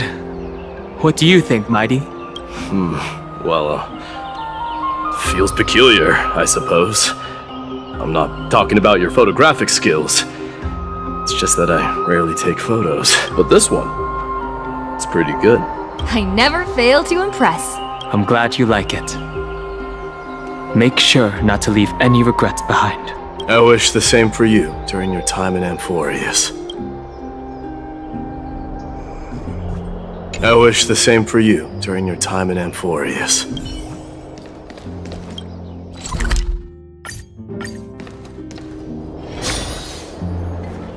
The prince is here! Run! Hold on! Lord Mightimos isn't the prince anymore. He's now the guardian of Amphoreus!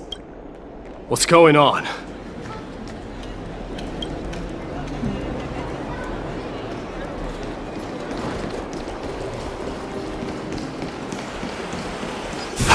We salute the guardian of Amphoreus!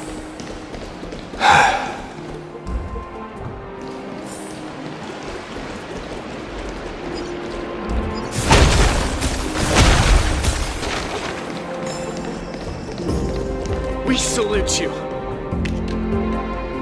May glory be with you. Farewell. It's been a while, Guardian.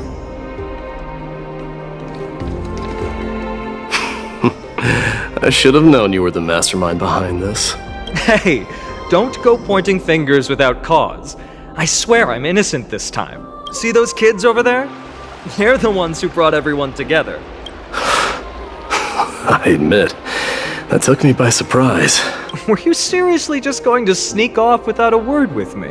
Well, I was actually on my way to bid farewell to you, but ended up running into this.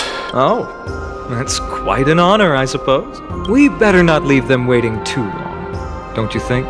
The road to Castrum Kremnos from here is long.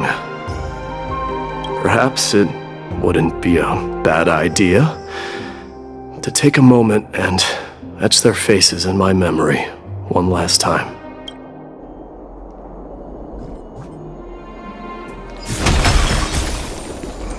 I think I see more than just the Kremnoans here.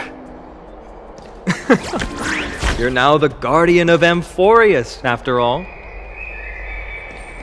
Happen a safe We journey. salute you! You're our hope! Farewell, Mighty Mouse! King of Krymnos. I'm thinking maybe it's about time the god of strife gets a new name. How about the god of solidarity or preservation? Dong Hung mentioned that one to me. I recommend that you steer clear from any situation that calls for naming things. I suppose strife still fits you better. The black tide for us, Guardian. Farewell, Mighty Mouse! Please fend off the black tide for us, Guardian.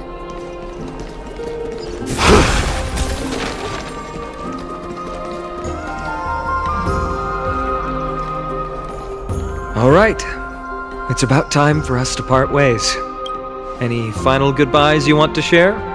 This might be your last chance.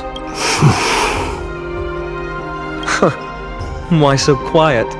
I thought divinity would wash away some of your sentiments. Do you truly feel as carefree as you seem? Or is this just a facade you wear? You know what? You sound just like Aglaia at this moment. But you're not off the mark. I just thought that putting on a nonchalant front for this occasion might help us preserve some dignity. I can see through your deception, even without the power of mind reading. Am I really that terrible at controlling my facial expressions?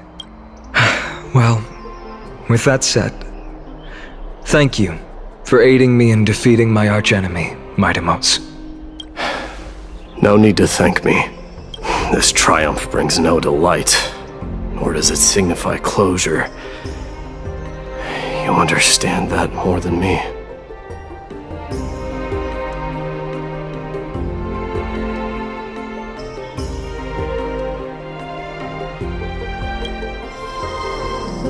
Indeed.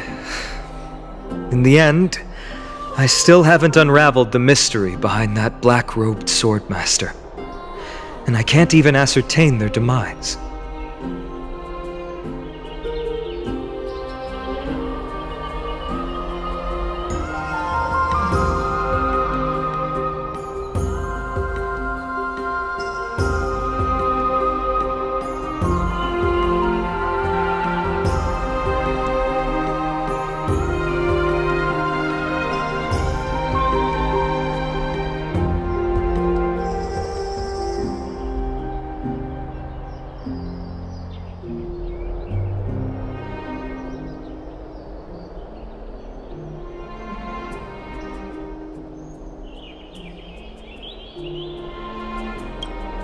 Maybe I've never managed to cut off my destiny.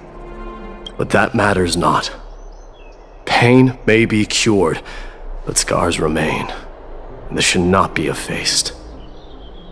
Even with the divine might of Ornyx, you cannot stop the past from leaving its marks in our blind spots.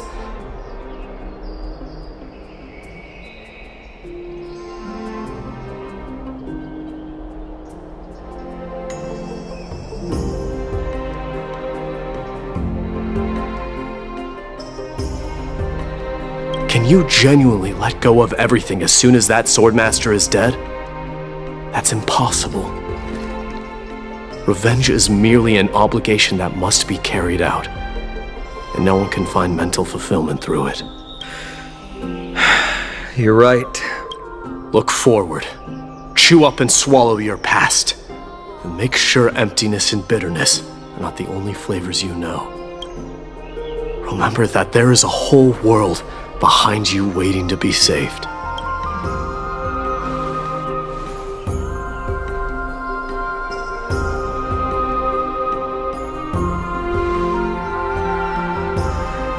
will keep that in mind.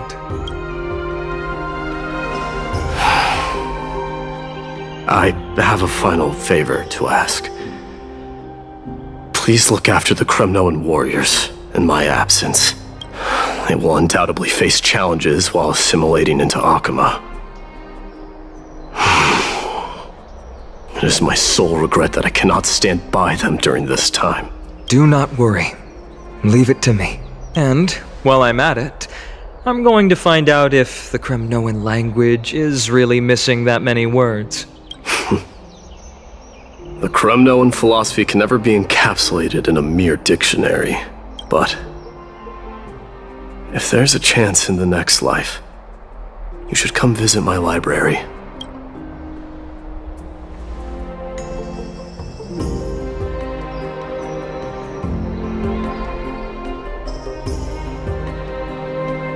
I'll be on my way, Deliverer. Remember to stay alive till the final act. Yes. Same goes for you. Don't die too easily. May triumph always be yours, Midamos.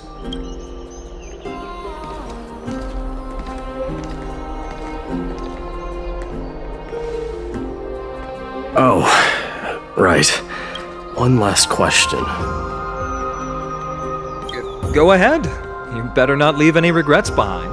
Are you the one who told Cartonis about the signet ring? Well...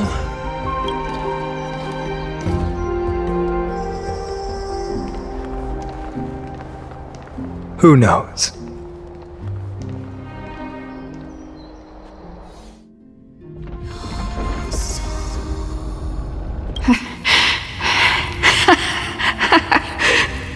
Get up, my son. You showed great courage in today's training. Let's wrap it up for now. Yes, Mother. Mother, there's something I want to ask you. What is it, Midamos? Why must we learn to fight? It is for glory and honor, my son. For Kremnoans, mastery of swords and spears is ingrained from birth. And the battlefield is our destined end. Is that really the way it is, Mother? What makes you say so? Because you don't sound entirely sure. You're right, Midamos. I once believed those words, without question. Until your father cast you into the Sea of Souls. It was at that moment I realized how everything I believed in was utterly hollow.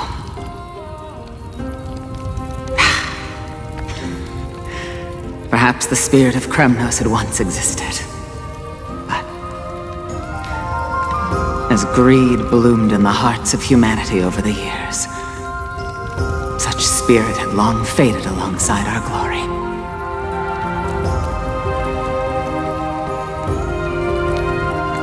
I no longer put my faith in any oath or doctrine. Now I have just one role, that of your mother, Midamos. Your guardian.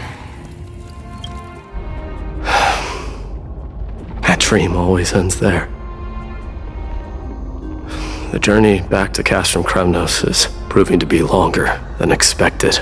Kratoros said that shortly after my fall into the sea, my mother challenged my father to a duel. She died through father's treachery, and I never saw her face.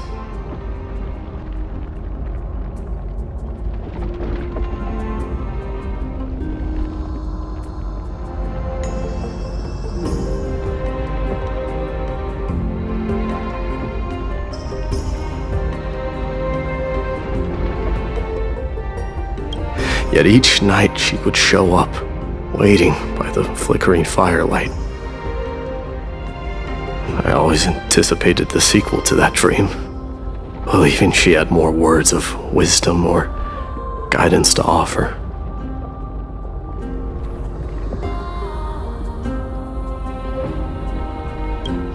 But now, I think I finally come to understand. That is all she wished to tell me.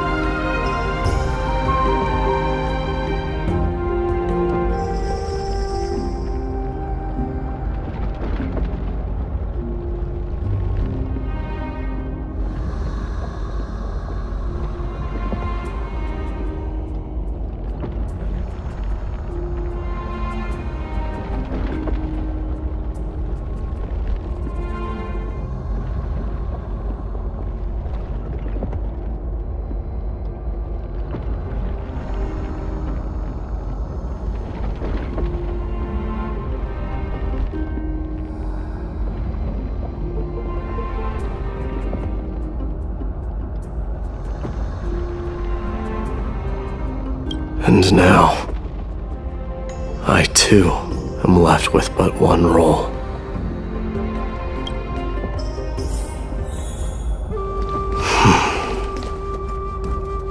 It is time for this journey to reach its end.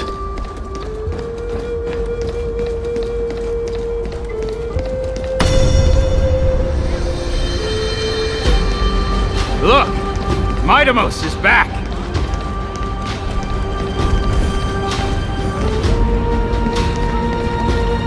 Glory belongs to you! We've got fresh pomegranate juice. Want to try some? We meet again, Your Highness. Welcome back!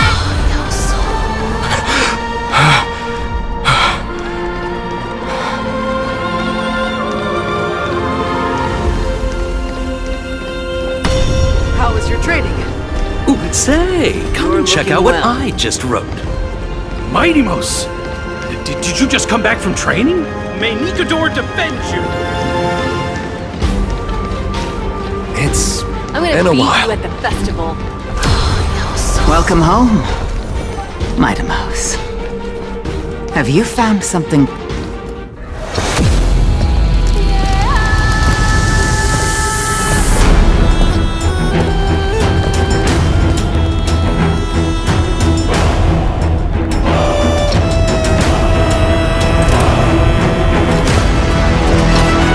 The son of Forgo will be crowned in blood! The son of Forgo will be crowned in blood!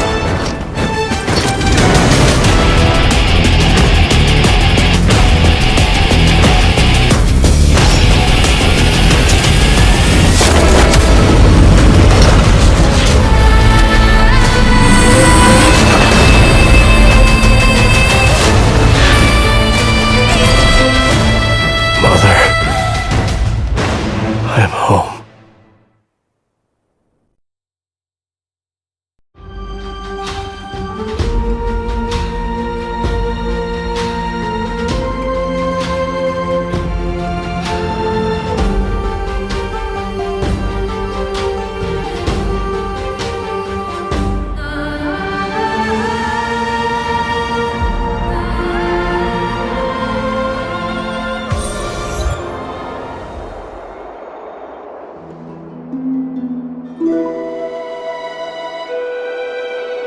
We smell sunlight and the wind of Akama. This was your favorite spot, wasn't it, Trian? Lady Trian, why did it have to end up like this? Take it easy, Cass. Departure is a part of life.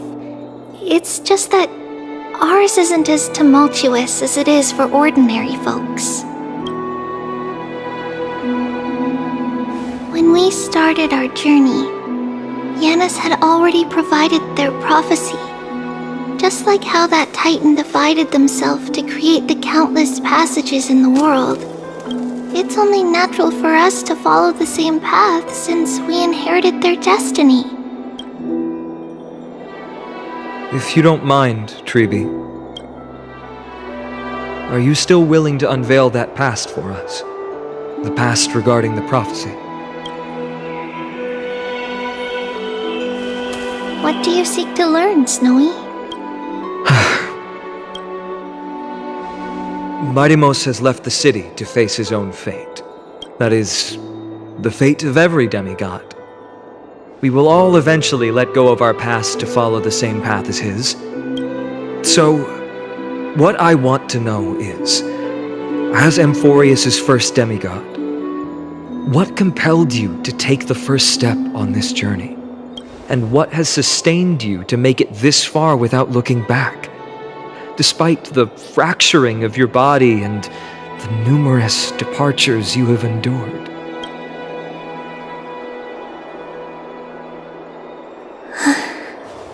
All right. Teacher, are you sure about this? Dee is already doing what he has to do. What reason do we have to keep it from them? Let's go, everyone. Let's go to the abyss of fate and see how it used to be.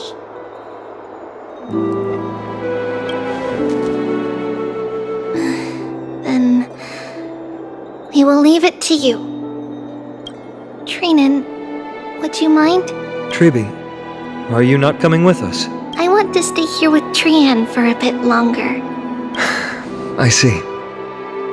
We'll be off then. Take care. Since you have made your decision, then let's proceed as you wish. See you later, teacher. Cass, are you not going with them? No. I'd prefer to remain here to accompany Lady Trian. She hated being alone. What's this?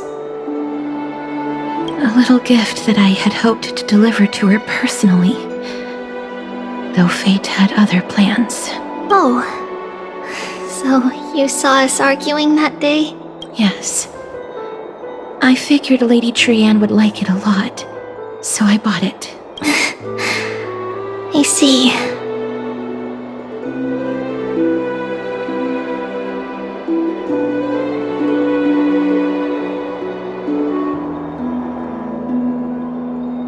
Cass, you know, I recognized it immediately that day. It truly is an authentic piece from Yanisopolis. Then why? It's just that Trian had forgotten far more things than I. For example, she forgot that this glass object meant something unfortunate according to the traditions of our homeland. I'm sorry, Lady Tribi. Should I? No need to apologize, Cass. At that time, I simply didn't want her to be trapped by our past, especially considering how much time had passed since we left home.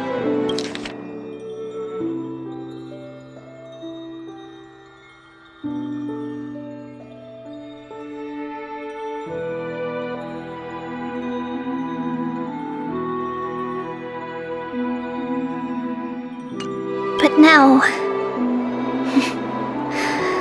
it might just be the perfect gift for Trian. All shall bid farewell to one, and that person alone will witness the miracle. While you and I have long accepted this absurd fate, they remain fresh and inexperienced. Teacher, don't let the weight of that cruel prophecy crush their spines. But it would be even more cruel if we allow them to ignorantly fall before the gates of the new world. They will eventually need to know the truth. We just need the right opportunity. This, to me, feels like the right opportunity. So, this is how the Temple of the Three Fates looked back in the day. At this point, Yanisopolis still resides under Aquila's protection, yet it is already fated for decline, and only contains a beautiful facade. Is it because Amphoreus has entered Era Bellica? Yes, strife remains distant from this part of Amphoreus right now, but in 5 years' time, at the same entry hour, this temple will become the source of another war. Then, where are you at this time? Right over there. Why does she look somewhat different? It's because we don't quite recall how we used to look. Oh, my apologies. Please don't. We should be the ones apologizing. Come, everyone. It's time to witness our last conversation with Orynyx.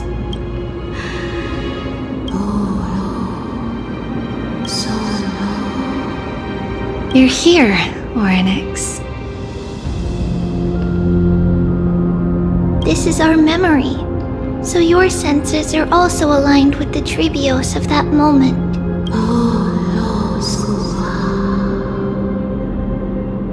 False prophecy, huh? So you still think that way?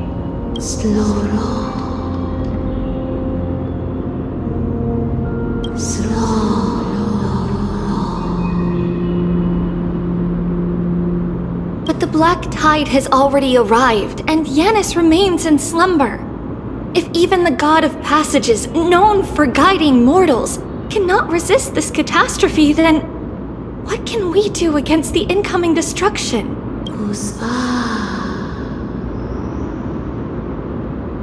Those chosen by fate would never have their family taken from them. And how can I alone remain safe and secure while watching the entire world crumble before my eyes? This might be our last conversation, Orynyx. I will do everything I can to protect you from the Black Tide. The family she just mentioned. It's our mother. She fell from the spot into the valley a long time ago. It was during a grand ceremony held to seek Yanis's guidance, but things took an unexpected turn. It was Kefali who responded instead. Did something go wrong with the ceremony? Yes, but those two occurrences were in fact unrelated. Kefali's response was simply a coincidence. On that frosty night with treachery abound, as the holy maiden of Yanisopolis met her demise, the world-bearing titan also fell in another corner of the world. Let's keep up with her. This story, she should be the one to tell it. That thing ahead. It's the altar of Talantin. But that's not our destination. We're heading to the left. This place used to be passable.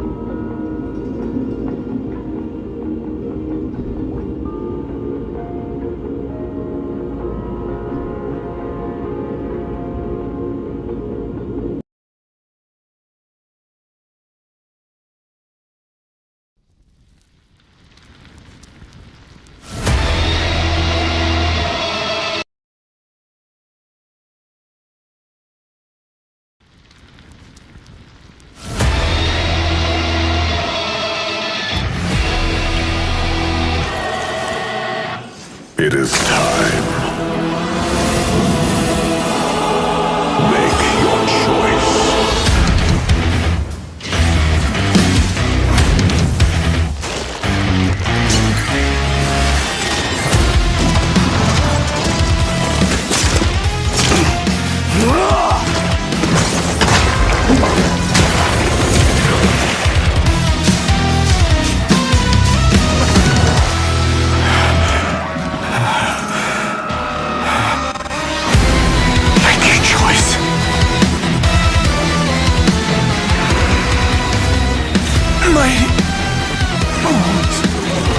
The day will come when your back bears the mark of your demise. Make your choice.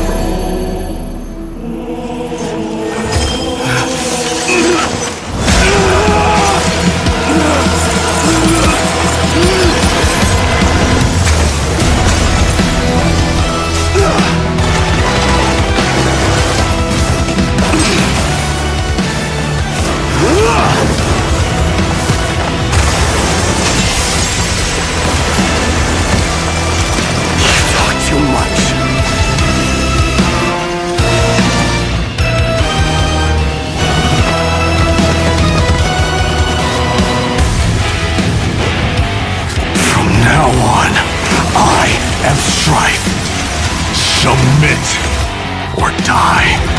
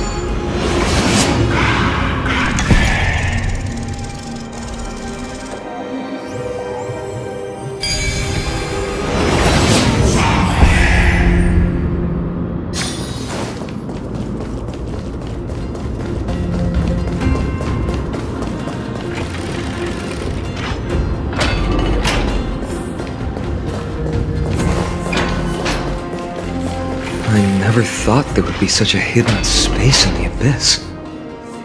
This is the Archive of Prophecies, an important ceremonial site back then.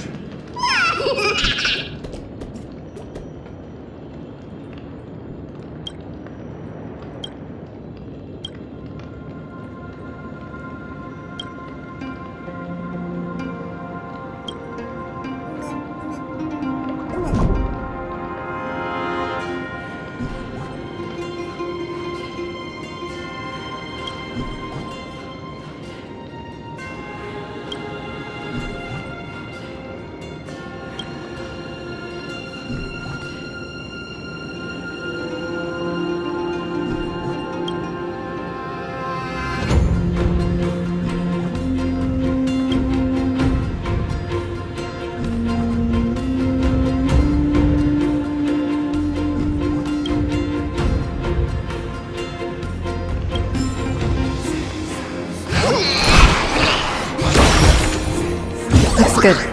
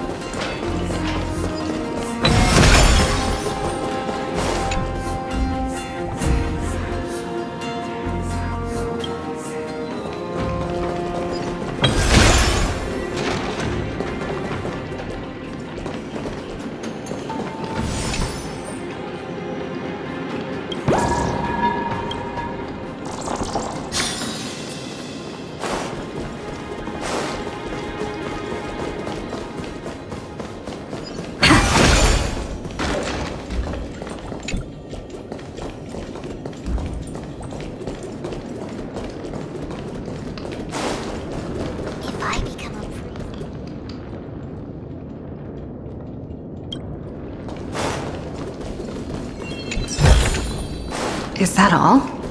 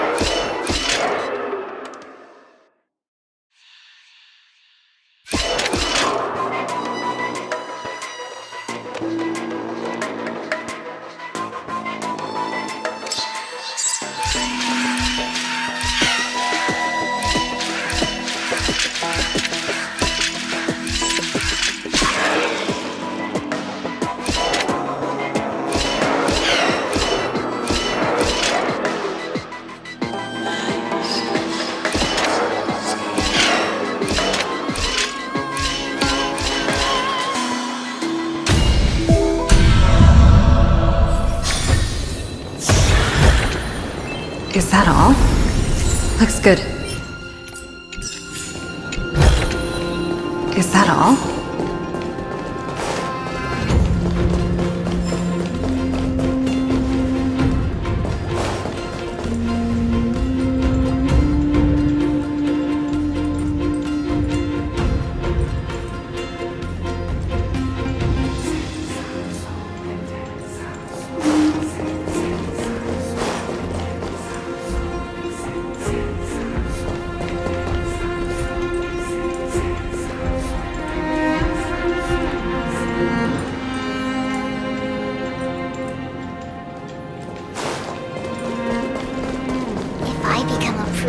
Will Ornyx see me?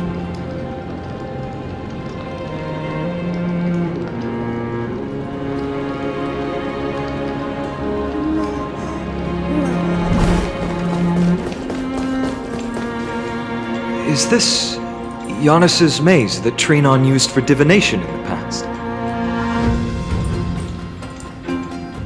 Not only that, it also serves as a lock.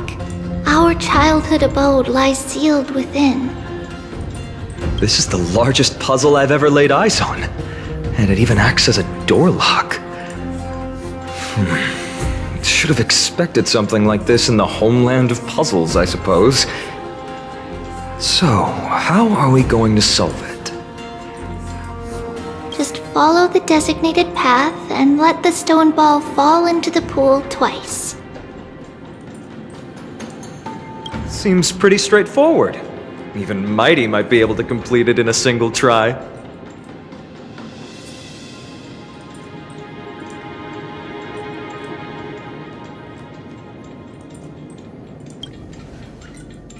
You still don't know him well enough, then. He might not even need a first try. He just punched the door open. Mighty. If he were still here, we'd probably take a lot fewer detours to solve our issues. Enough with the talking. Let's just get started.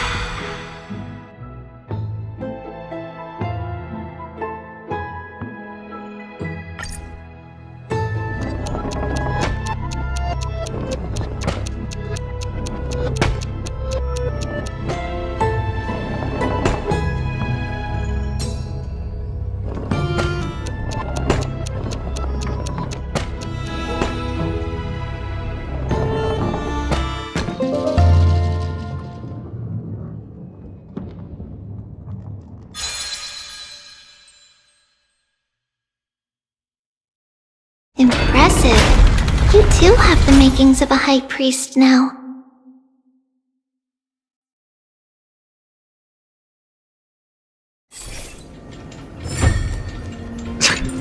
Getting that stone ball to the endpoint looks pretty tough. My hands are shaking just from looking at it.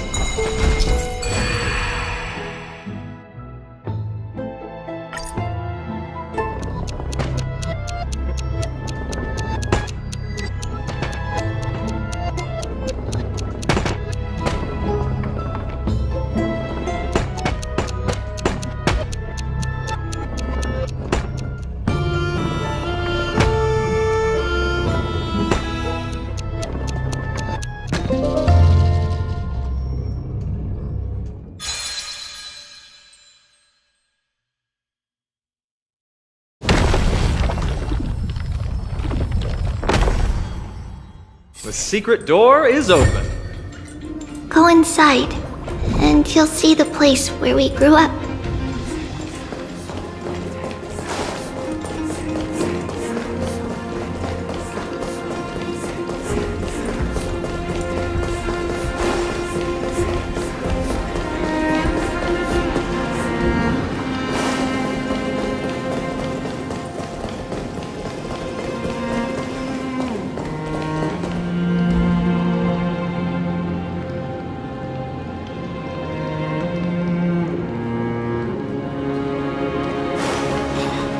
law titan, the Lantern, the scale of justice.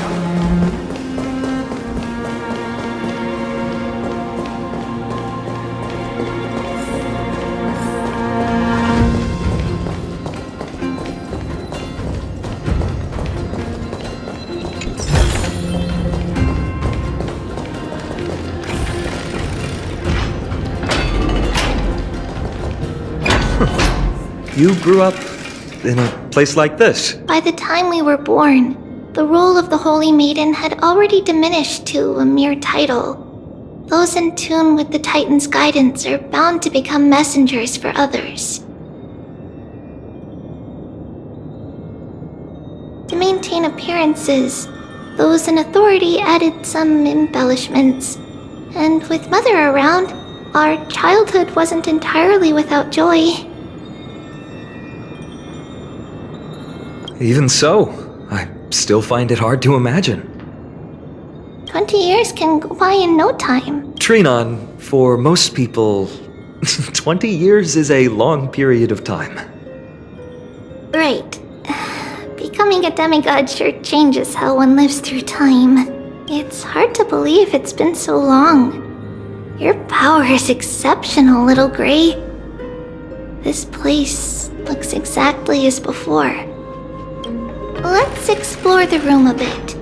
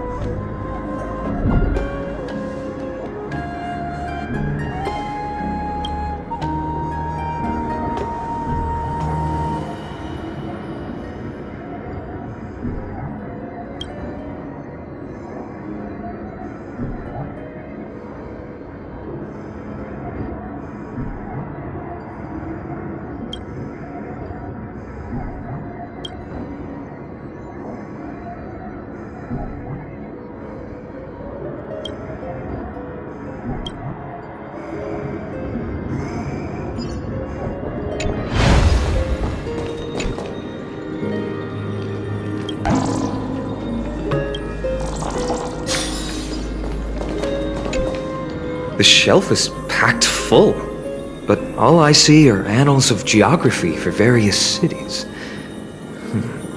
There are also documents about various kinds of Titan worship. Because we believed that we would need to travel great distances to convey Kefali's prophecy to everyone, and should learn about the terrains and customs of various places beforehand.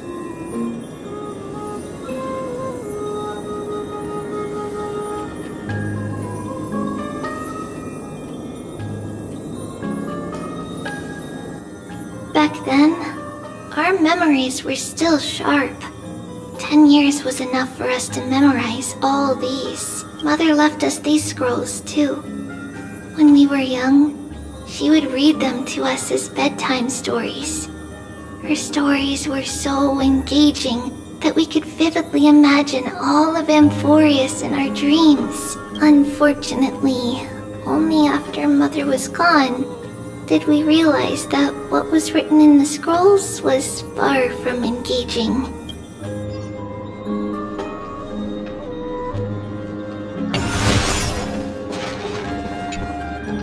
There's a blackboard here. What's that drawing on it? That doesn't ring a bell. It should be something we invented during those 10 years. It has been approximately 10 years between Kefali's prophecy and this moment when we are about to set out. We were raised in this temple complex and had never stepped outside the gate of infinity. To understand the outside world, we spent much of our time acquiring knowledge and developing a few inventions along the way. Sadly, the inventions served no purpose except to deliver letters, and the knowledge we gained has all faded away by now.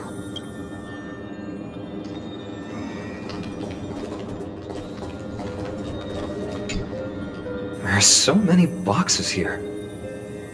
These should be our belongings. What's this? A red glass fragment? We were still very young the first time we saw it. Mother came back with a beautiful glass piece, but her face was streaked with tears. She simply placed it on the table. It looked so sparkly that we couldn't resist playing with it, but we ended up breaking it by accident. Mother didn't get angry. She simply held us quietly for a long time. It wasn't until we were older that we learned in Yanisopolis, if someone gloriously died for destiny, the Holy Maiden must pick a piece of glass from the volcano's quarry and polish it, then give it to the deceased's family. On the day Mother returned with the glass, her friend lost his life on the battlefield.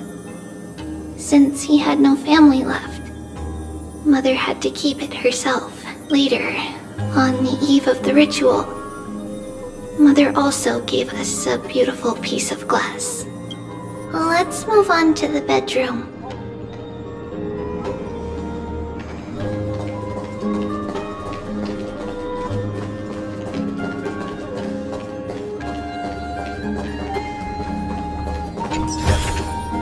Is that all?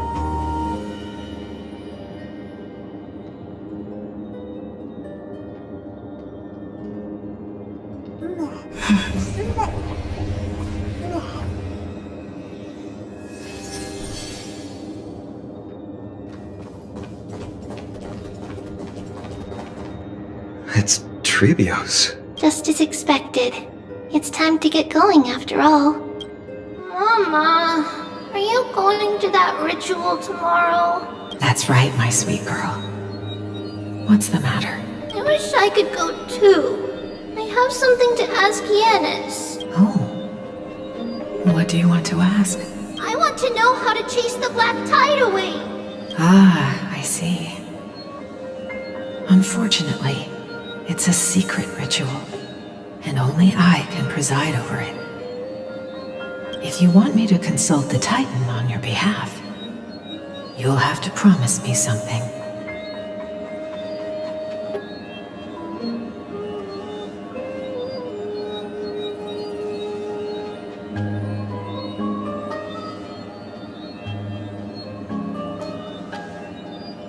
What is it? Be a good girl and go to sleep now.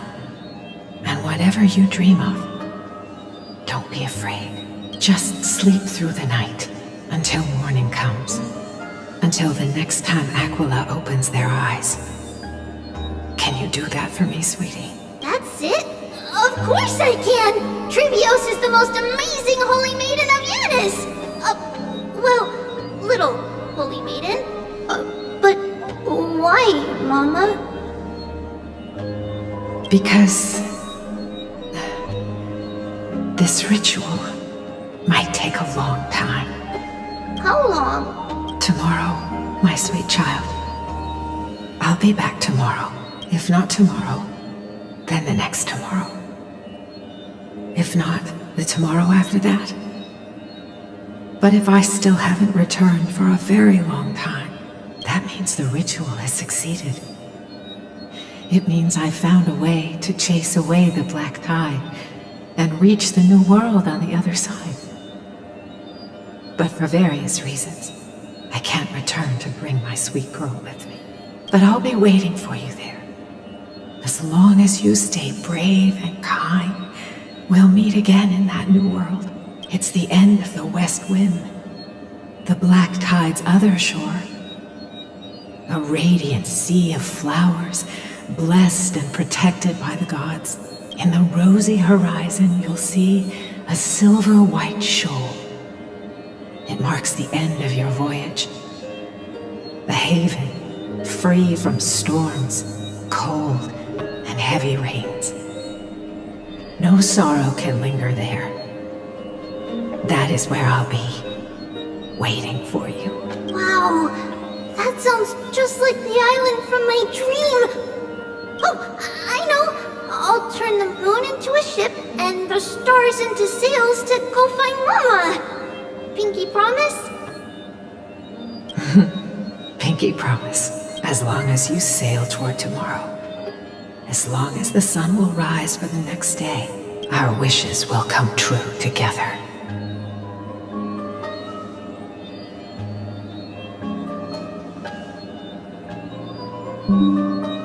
If the final murmurs of the Titan are true, if such a place really exists on the shore beyond the Black Tide at the end of Genesis, then our promise still stands. Please, wait for me, Mother. After those 10 years of darkness, when Aquila opened their eyes for the last time, we finally set off. Where did she go?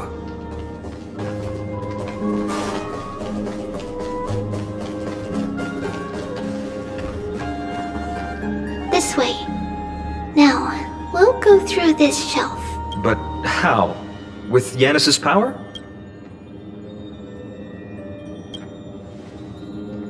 Indeed, we hadn't acquired their power back then. So, this obstacle, it was simply a mirage? Yes, the answer is right on the shelf. Go ahead and give it a try.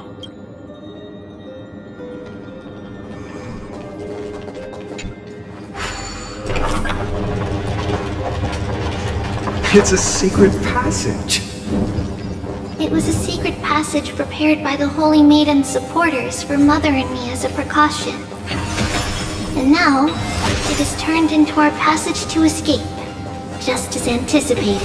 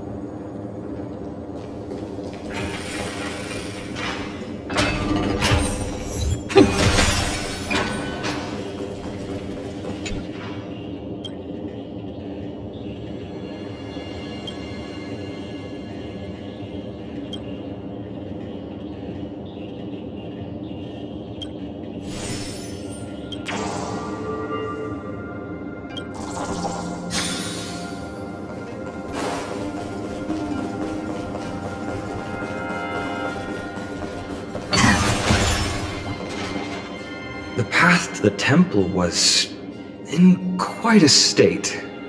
Did someone do it on purpose? No surprise at all. Some people caught on to what we were planning and tried to intercept us, while others were willing to clear the way for the Holy Maiden. I can't move it.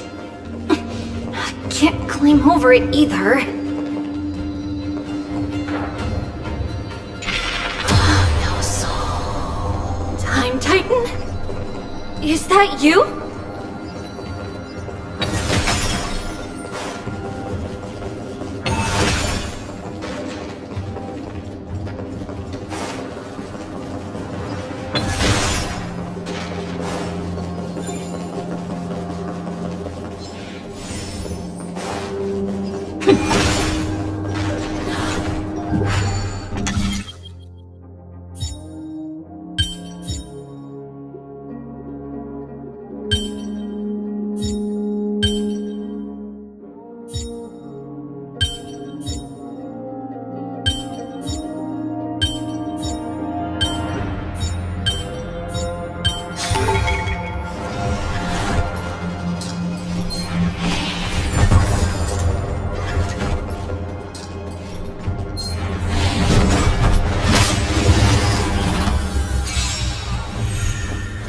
spray.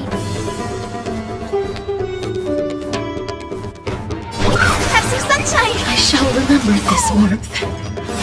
You enjoying yourself? We can do it! Life is not so fragile. Root here.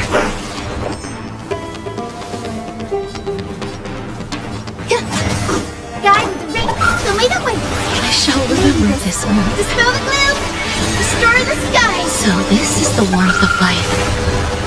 Embrace a new life.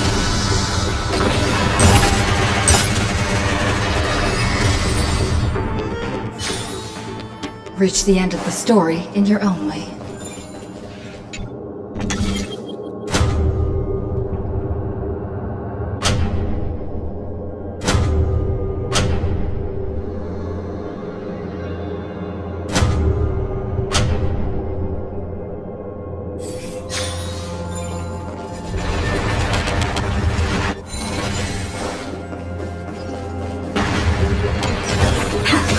Is that all?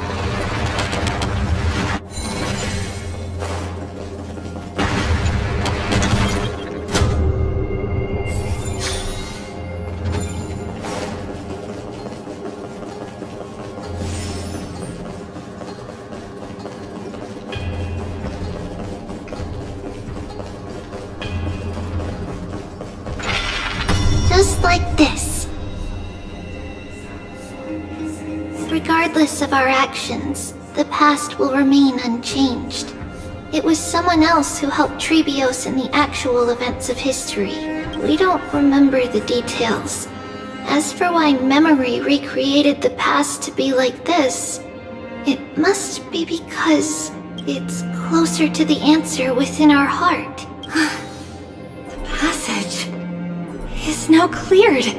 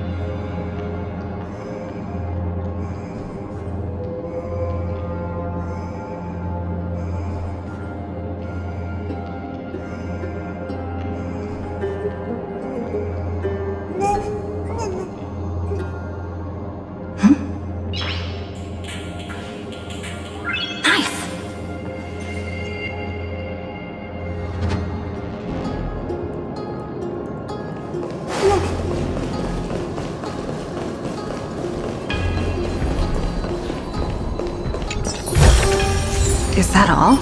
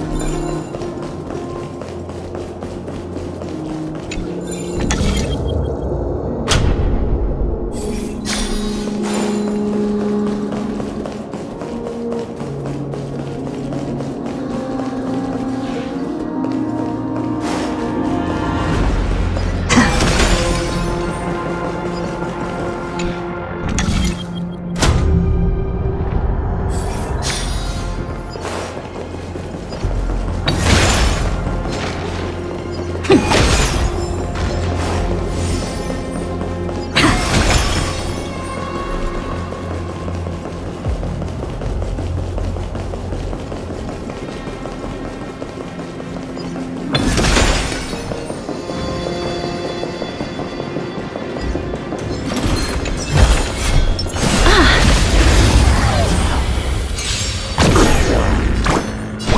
some sunshine! We can do it! As you wish. Grace and up.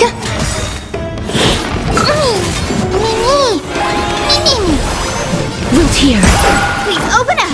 Show me the way! I shall remember. Embrace a new life.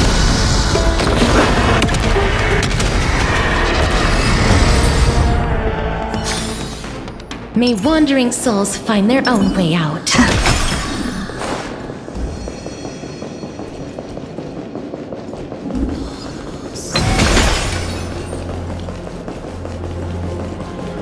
Ornyx. It's you again. Ornyx. It's you again. Thank you, nameless god.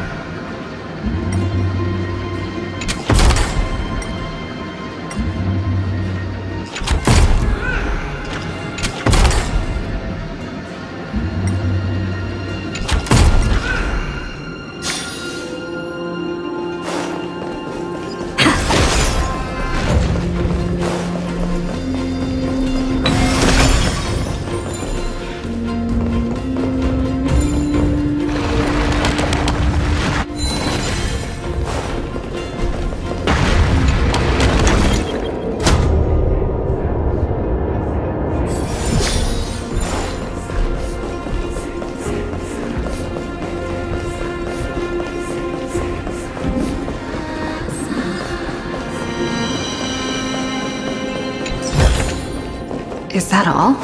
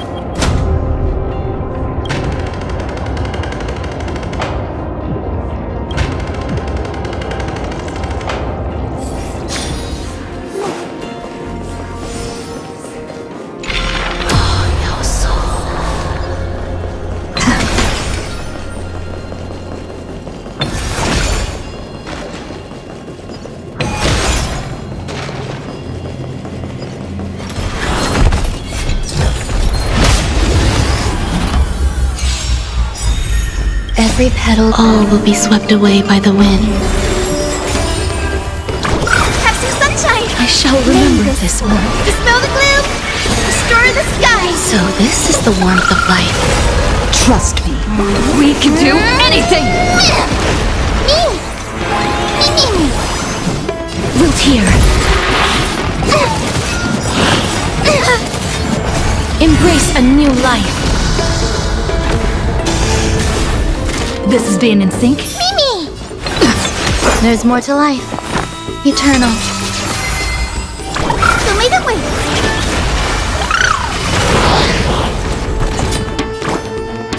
Have some sunshine! So this is the warmth of life.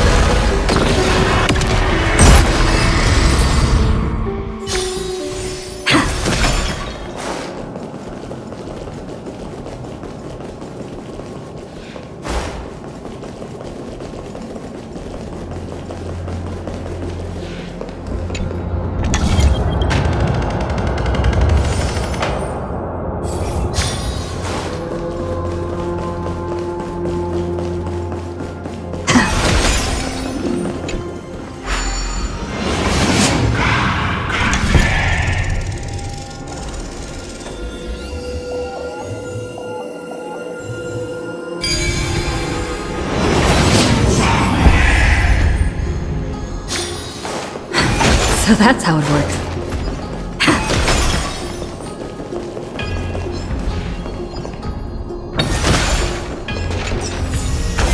Great. The more the better.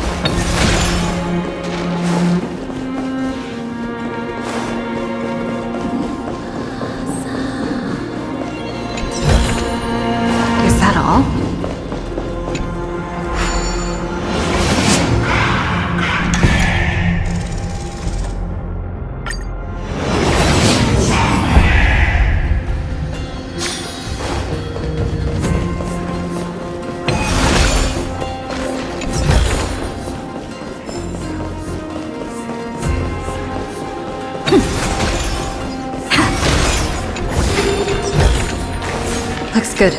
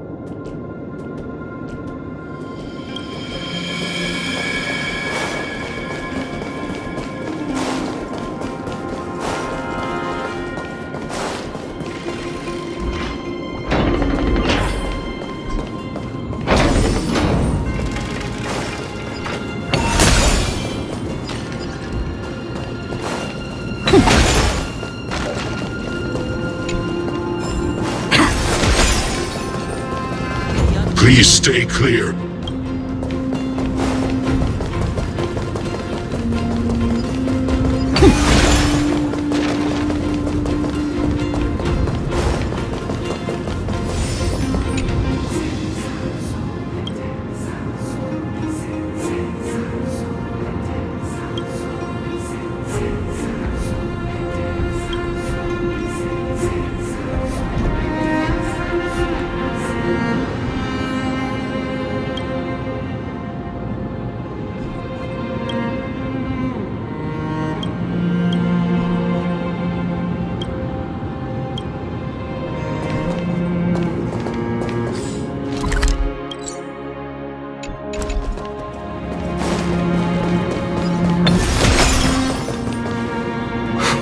Whoa! It looked truly magnificent back then. Relax. Take it easy. All these people, they're just civilians, not enemies, correct? Mostly, but it might not be the case later on.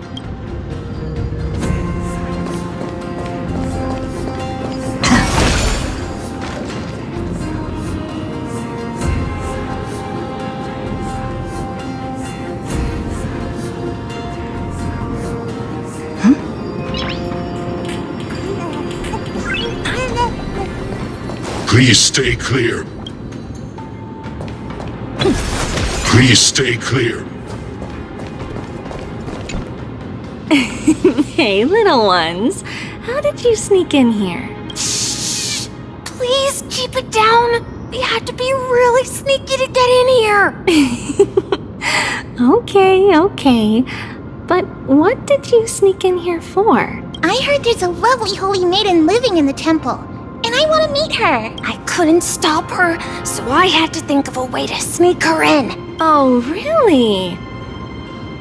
I was here to meet the Holy Maiden as well, but the guard said she had to go somewhere far away today. Huh? What a bummer. Mommy even asked me to bring her gift to the Holy Maiden. It's getting late. We couldn't go home now, okay? Okay then. We'll come back next time. Thank you. By the way they are dressed, the siblings look like civilians living outside the temple. Mother mentioned that when she was a holy maiden, she caught a girl sneaking into the temple to steal the tributes. Stealing from the temple was punishable by death. But that poor girl had no family and just wanted something to eat. So Mother took her outside and even gave her some food. Perhaps these two children are the descendants of that girl from back then.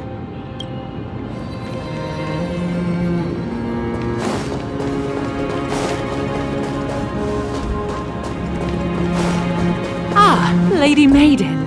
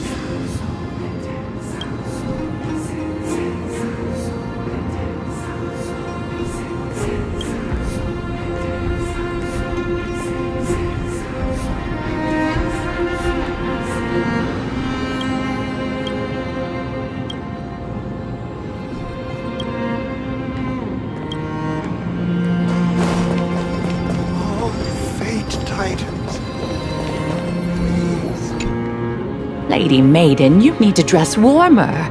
It's pretty cold out. Let me get you a blanket. No need to trouble yourself. I'm just going for a quick walk. All right, but please take care of yourself. Your mother made us promise to look after you before she left. It's been a while since I last saw you.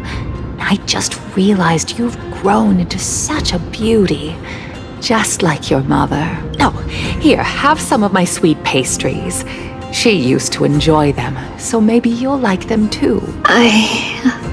What's wrong, Lady Maiden? I'm fine. It tastes really good. This lady is Mother's old friend.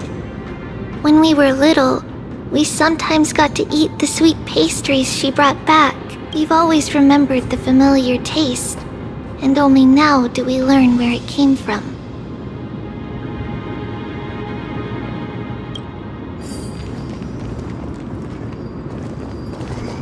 This lady is Mother's old...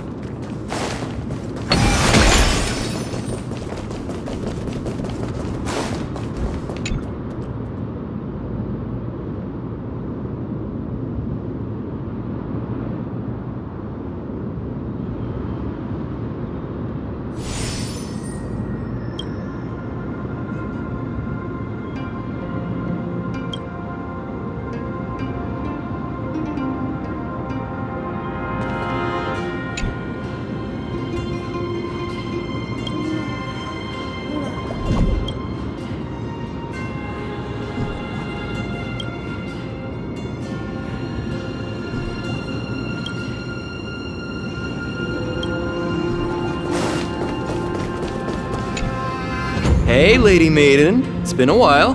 What's got you out and about today? Did your little inventions fly off on their own again? Come on, don't give me that look. I promise it wasn't me this time. While I didn't take them this time, I can't speak for others. Your craftsmanship is brilliant. Those toys of yours could fetch a great price out there. This man.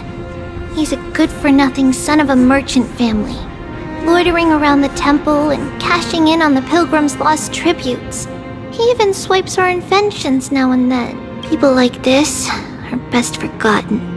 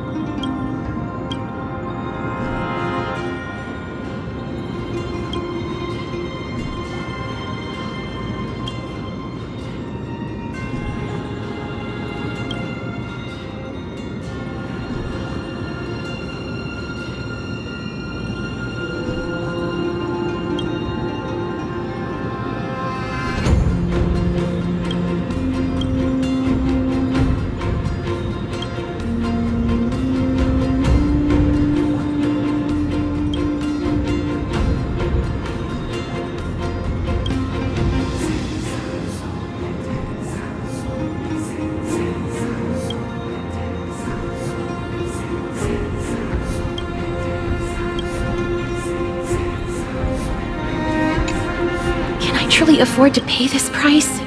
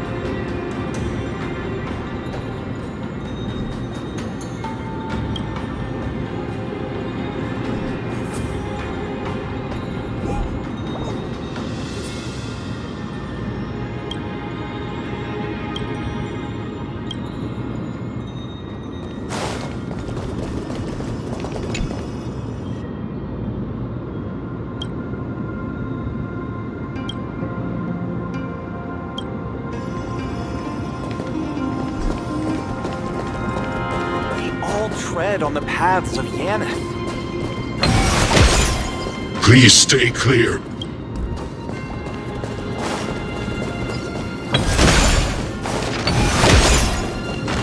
So this is Praise the Master Titan Yanneth.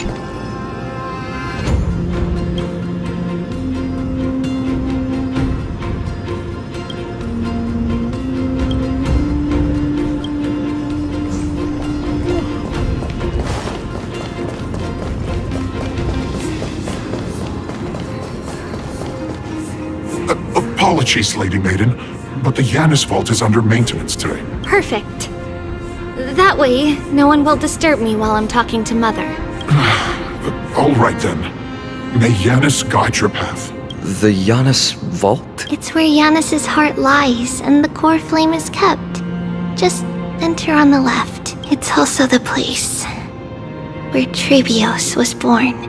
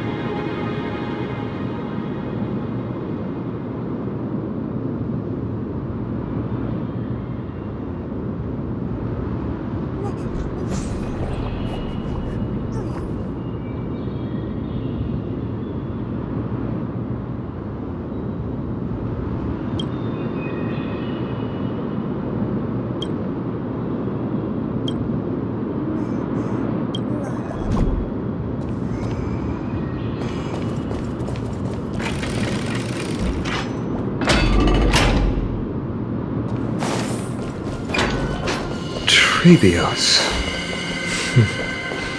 What does that name actually mean? The one with 3 lives. Mother believed our birth was blessed by the 3 titans of fate. She named us thus to express her gratitude. Looking at how things have unfolded, fate might have had a role in it.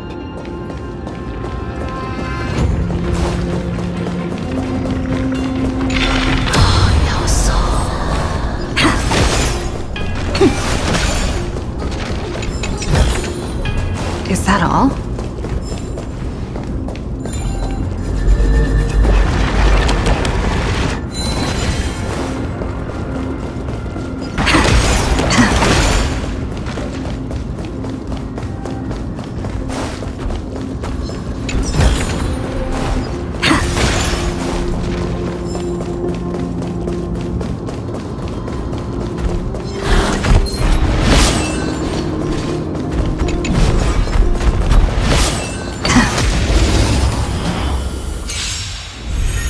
Guy with the rainbow, have some sunshine! Mavis, Breaks over. dispel the gloom! Restore the skies! I shall remember this, Earth. I'm on it. I choose you. Life is not so as you wish. Eternal.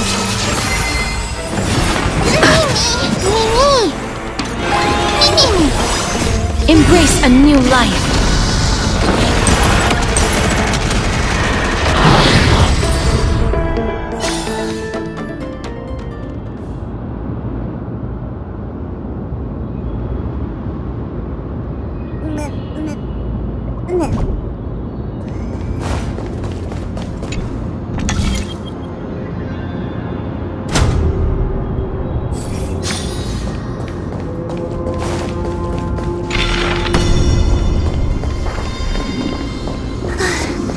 Finally!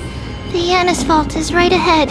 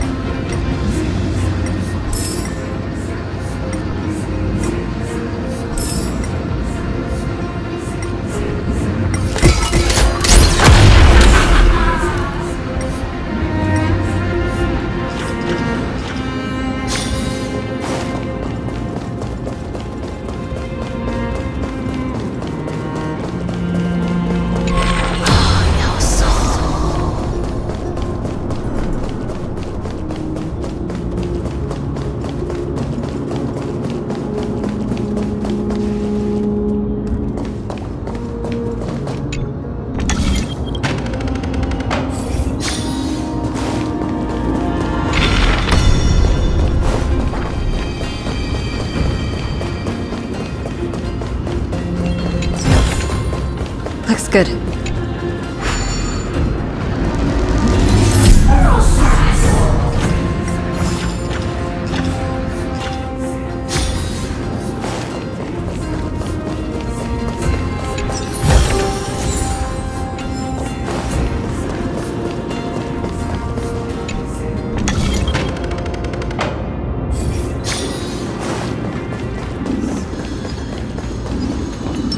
Sound lingers. Vital reformed!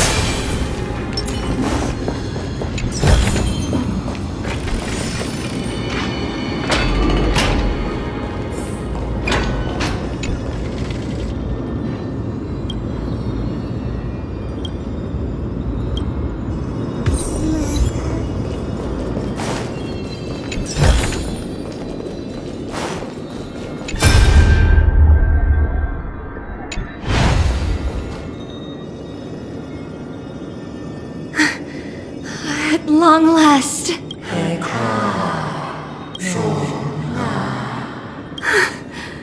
I knew there was some sanity left in you, Yanis. Just as I thought, you too have been confined.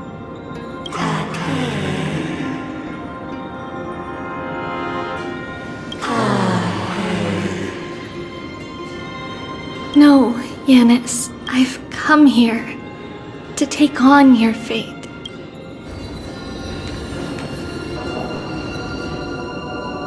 By the blood of the Lamb and the strength of my blade-wielding right hand, I am Trebios, the listener, the announcer, and the witness of the prophecy.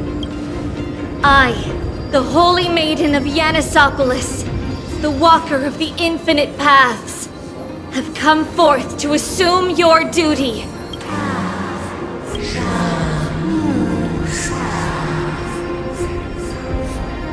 Just as I wished. This journey promises to be a long one, with 1,000 selves to accompany me. I'll never be lonely.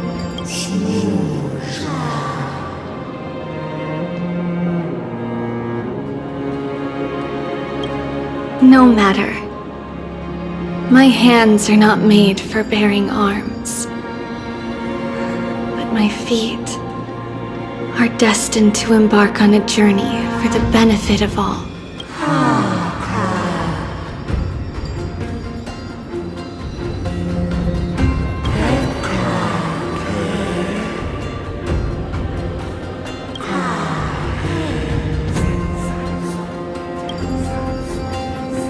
Without a doubt, Titan. Let the prophecy shatter me, so that I may open a myriad of paths for this imperiled world.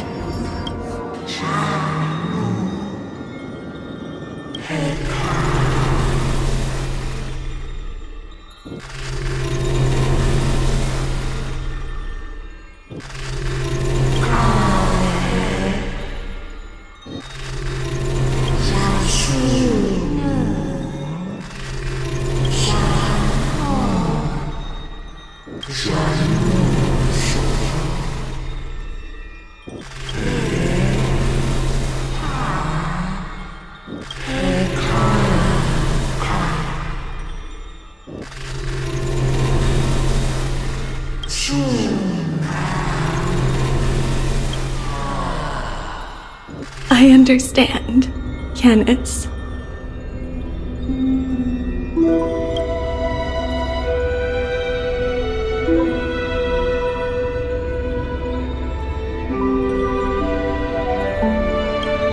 Thank you.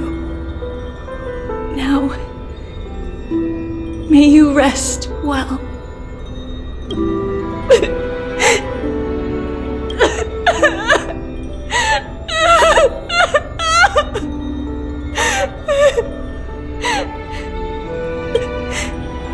Mother, did you see that?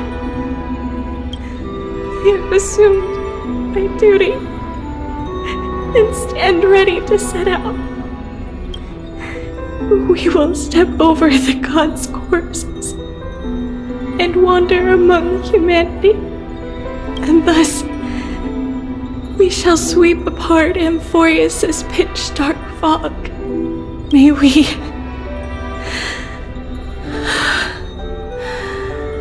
the world follow the myriad paths trodden and reunite at the end of the west wind, where flowers bloom in spring. Mother,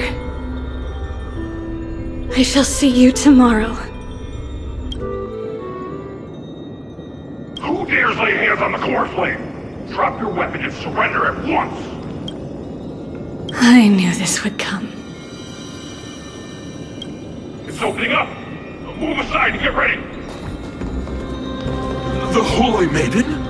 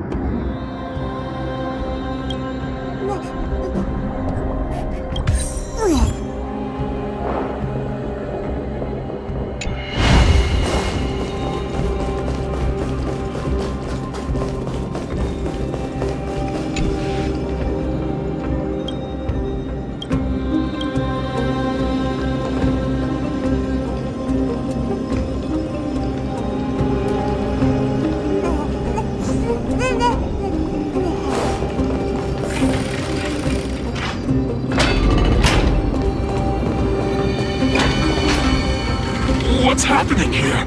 Lady Maiden, where's the thief who stole the core flame? Look at what she's holding, you buffoon! She is the thief! Take your positions and ready your arms! We're taking back the core flame! Bring it on! What? Come forth, loyal guards. At least do it properly. Pierce me in the chest. What are you scheming? This is your last chance. If anyone wants to earn a promotion and rise through the ranks, I'm right here.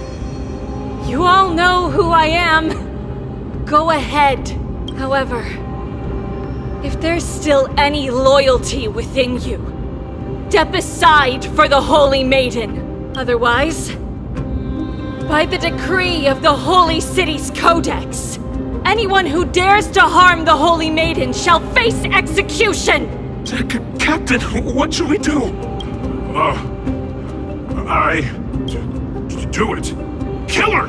If any of you want to get rich, then come with me. Take this traitor's head and wealth will be ours! We can't just stand by and do nothing. Let's move, partner. Eternal.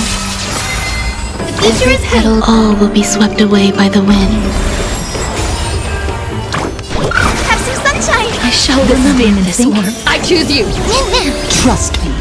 We can do anything. As you wish. Me! You two will head to the nether realm. Wilt hear. Grace and elegance. Embrace a new life.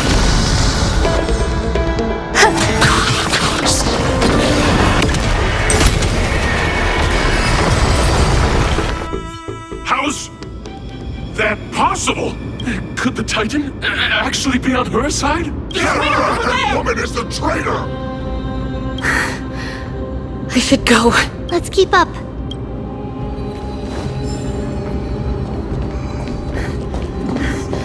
Path is opening up for me.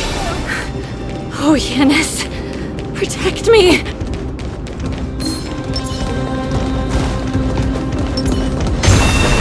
Emerge from your cocoon.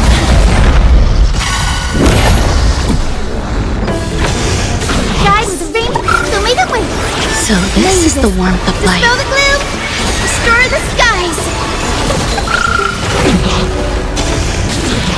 I'm on it. We can do it. Return to dust. Have some sunshine! Mimi! Darkness with me. The future is great.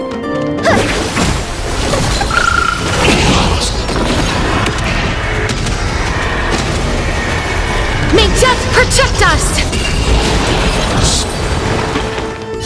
Get her! May wandering souls find their own way out.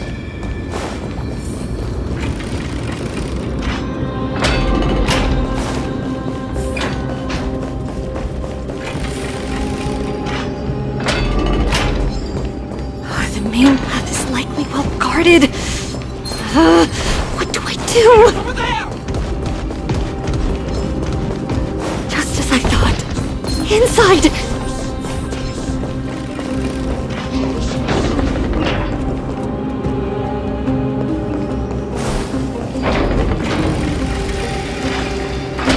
There are guards here too.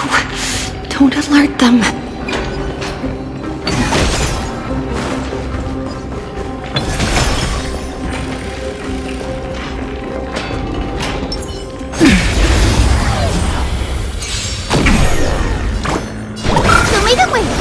So this is I the choose warmth you. of life. Please wilt hear. Grace and elegance. Mavis, dispel the gloom! Restore the skies! Existence is unity. Me! You two will head to As you wish. Embrace a new life.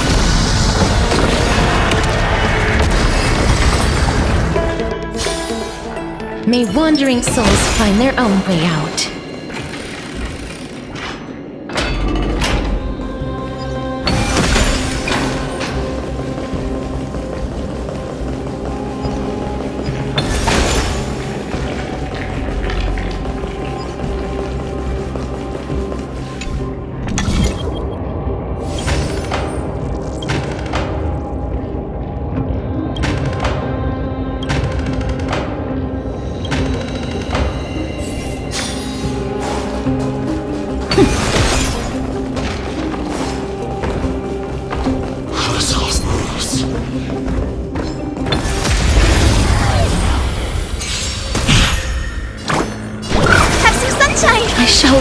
can do it! Trust me, we can do anything! Root here. You, as you wish. Grace and eternal.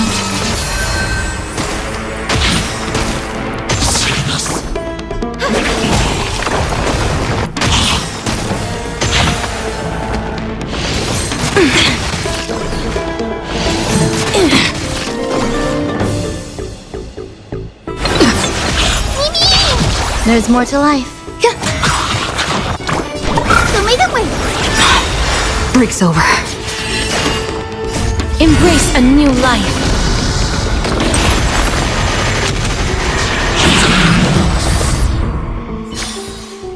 Reach the end of the story in your own way.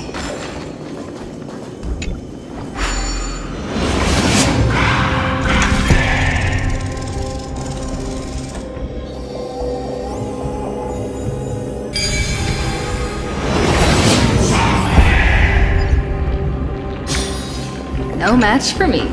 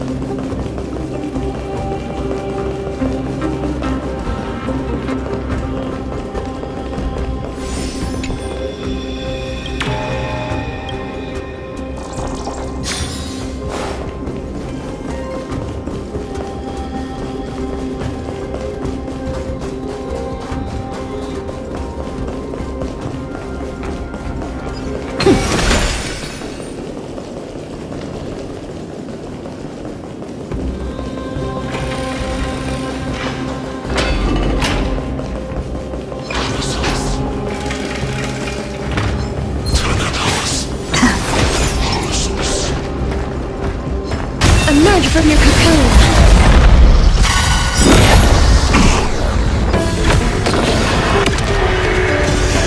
Please open up! Have some sunshine! I shall remember this one. Dispel the gloom! Restore the skies! Breaks over. Every petal, all will be swept away by the wind.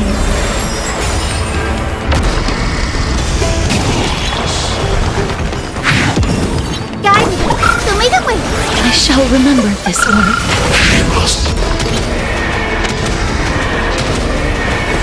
May death protect us! May wandering souls find their own way out.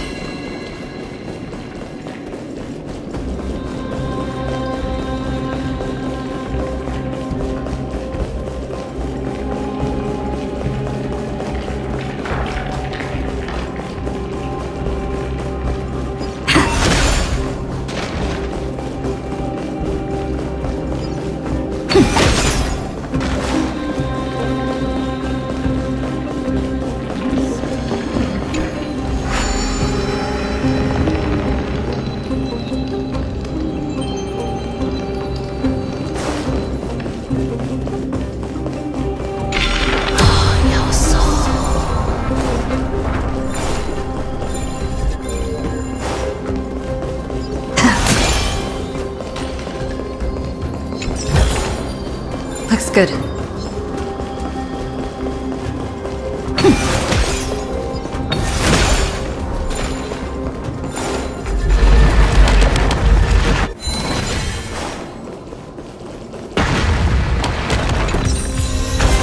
Great. The more the better.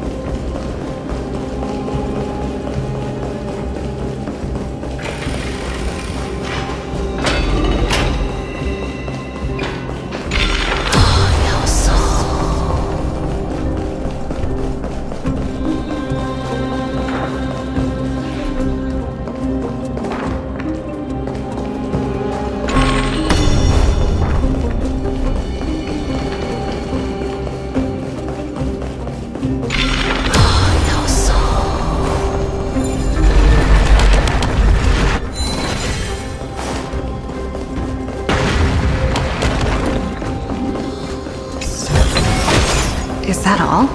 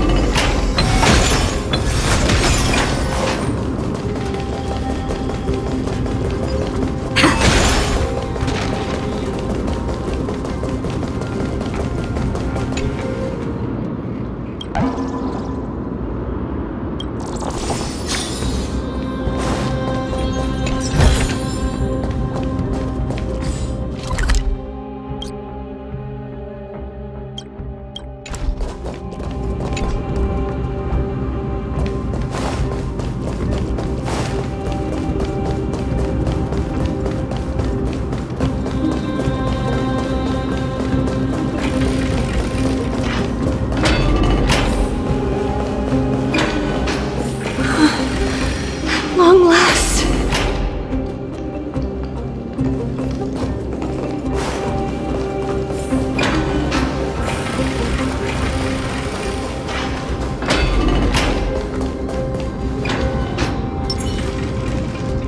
A creature of the Holy City guards! But I'm already so close! This should be the last fight. We have to help her get through. But I don't get it. This has been puzzling me for a while now. Who has been aiding Trebios in her escape?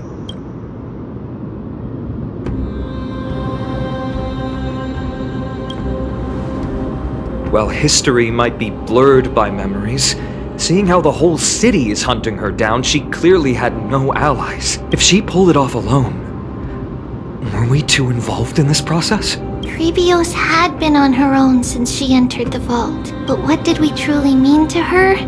You'll find that answer at the end of this memory. In that case, let's focus on the mission at hand now. Let's do this, everyone!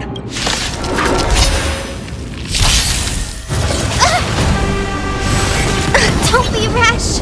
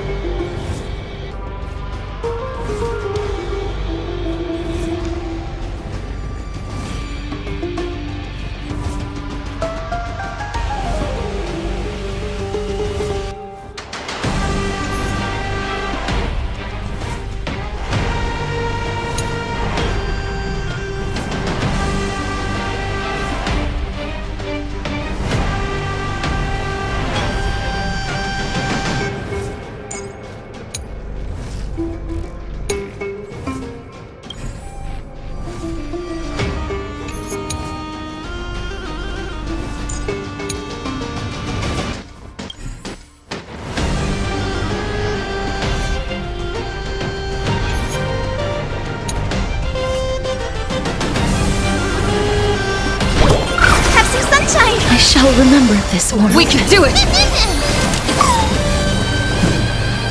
As you wish. Mavis, dispel the gloom, restore the skies.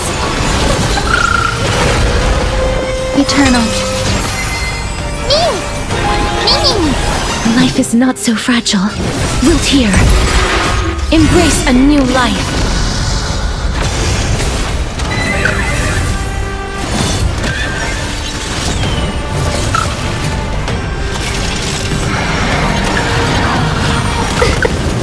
The future is bright.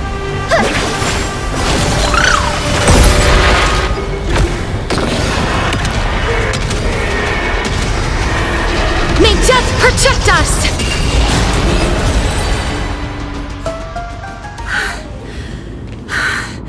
Finally, beyond this gate awaits a boundless world. This is where my journey begins. God of passages, can you see me? I will complete the path that you started. No response after all.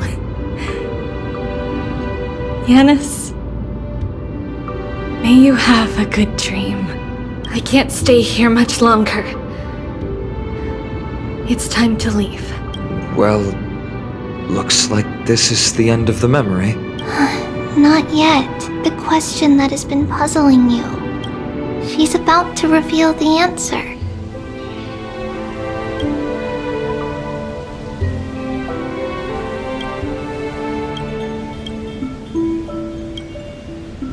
But nothing happened. What was making her or you hesitate at this moment? If she had known this flame-chased journey would proceed as the Titan foretold, bringing about great suffering and fatalities, including her own, would she still have chosen to walk through the gate and start her journey? I think the answer is already within you. And you've made your own decision. What? You can hear us? Not really. She can neither see nor hear us. Yet she knew that one day, someone would return to unveil this dust-covered memory. We can never know for sure who helped us back then. But that kindness was forever engraved in our hearts, motivating us to move forward. Time has modified this memory into a special letter, so that we do not forget our original intent. It's a letter written by Trebios of the past and sent to her future self. In this memory, it is Trebios of the future who overcomes all difficulties for her and sends her on a long journey toward the tomorrow where we are. Yes, you'll remember it all. And then find your way back to the gate where everything began. Here, I will set sail toward the distant horizon.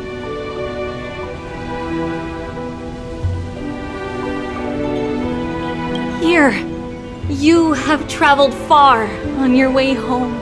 Such is the maxim that unveils Trebios' fate. You shall shatter into 1,000 fragments and wither on the soil of foreign lands. So, if you ever feel lost, return to this place.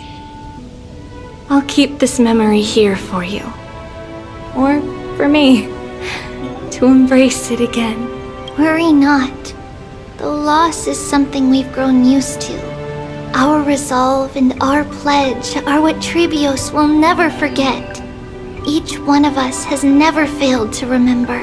Losses are a constant on the flame chase journey, among which even life itself holds little value. The hot blood of the sacrificial lamb will not be spilled in vain, like my mother and I. The libations poured are guaranteed to bear fruit, just as my blade-wielding right hand is not a hollow formality.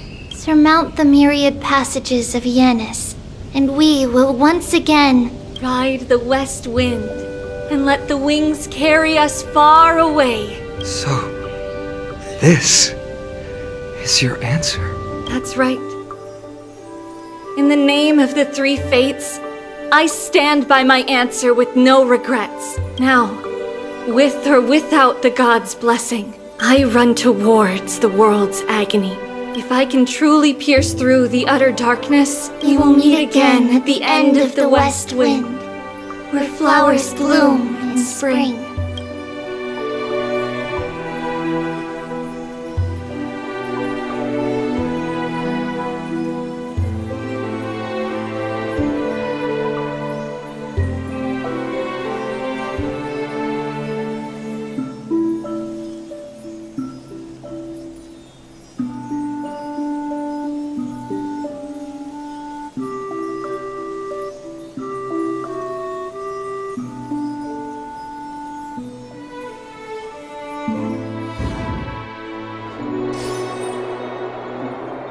Lady Treby, do you still think that everything will be fine tomorrow? Yeah, that's what Trianne would say as well. With all due respect, Lady Treby, you know perfectly well that see you tomorrow is nothing but a white lie. I hope your toughness is not a mask hiding a lonely heart. Cass, that's not a lie. See you tomorrow is the greatest prophecy in the world. Prophecy? Listen, in every corner of this land, every heartbeat carries a prayer for that prophecy to come true. It may be that only a few heroes will bring tomorrow to the new world, but the prophecy of leading everyone to tomorrow belongs to all in Amphoreus.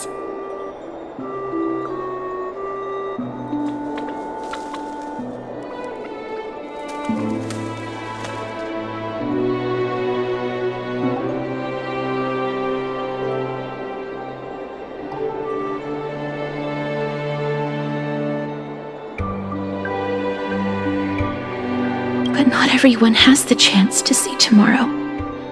How can such words be called a prophecy? Because people believe it will come true, and they are trying hard to hold on to that belief. Even as the world teeters on the brink of collapse, everyone is pressing forward, longing to reach farther and move toward tomorrow. And that is why a holy maiden exists to lead the world toward tomorrow. And why Yanisopolis' prophecy unfolds as passages. Fate is not about the outcome, but the journey. It's not the flowers that bloom at the end of the road, but rather the paths that lead beyond the gate, where people tread toward the sea of flowers.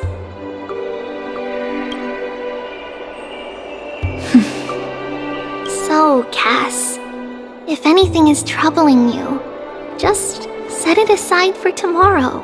There's no difference between demigods and mortals. The troubles we encounter can only be resolved by our future selves. Reflect through the long night. Wait for the dawn as you think, and set off at daybreak.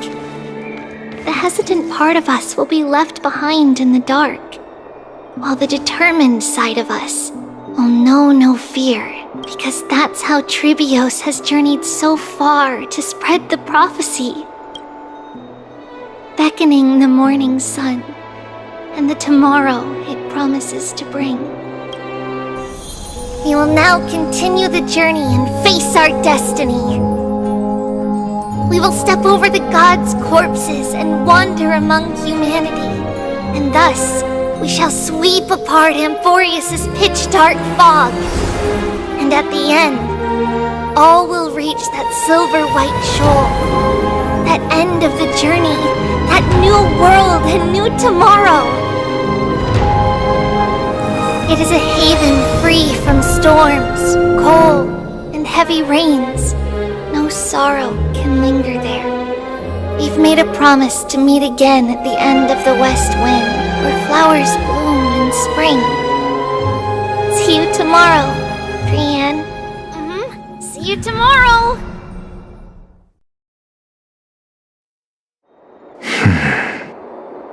Child of humanity, surely you are not waiting for the arrival of night. Nights do not fall upon Akama. That's why it's futile for you to wait here. Honestly, I didn't expect the renowned Reason Titan to behave like this. And that's all thanks to you.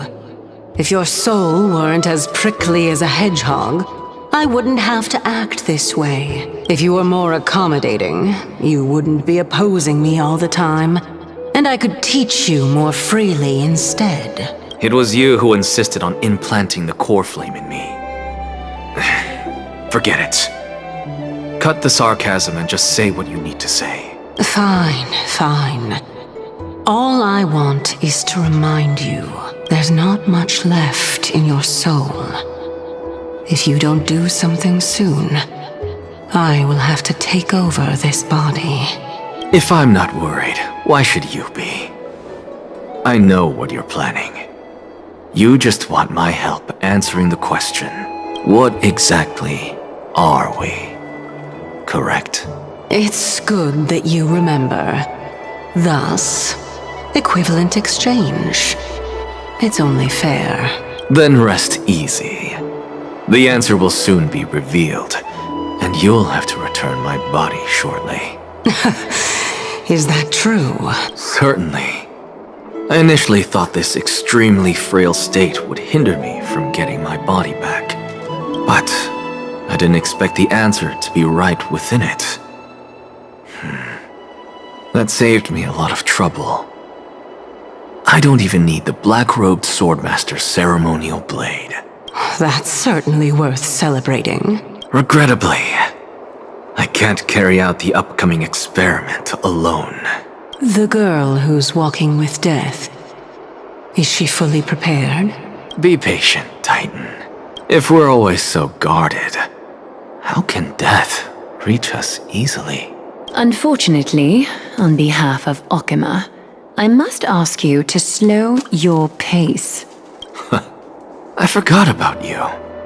My apologies. A child's words are always carefree. I'll just dismiss these words as nonsense from a cheeky child. Come now, conceited performer. It's time to address your relationship with that Titan. What if I refuse? Provocation will only tip Talantan's scales further toward your demise. There's no need to go to such lengths. Oh, monster neither human nor divine. Don't forget that you won't dare kill me. If you snuff out the core flame of reason, what else can you use to stand against the council? Do you two mind if I cut in? I warned you. Do not interrupt me. I just have been meaning to ask. Does death really matter to you? What do you mean? What I mean is, before I implanted the core flame into your heart, you were already a silent, cold corpse. I'm back. Whew, finally have a moment to catch my breath. Want to chat? It's unusual to see Mem isn't with you. Since they're not here, let me ask you. Are you really sure you want to take on the trial of Orynyx's core flame on behalf of the Chrysos heirs?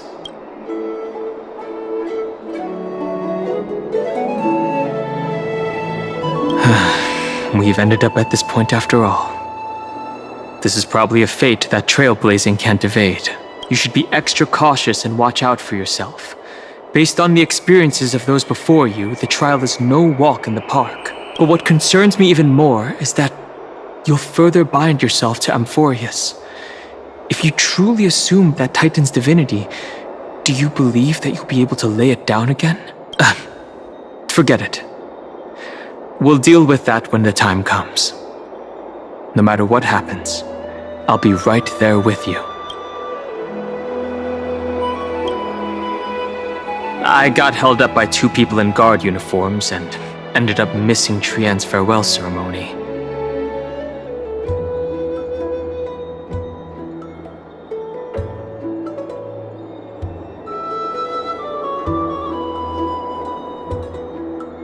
They said they were messengers of the Council of Elders and wanted to verify my identity.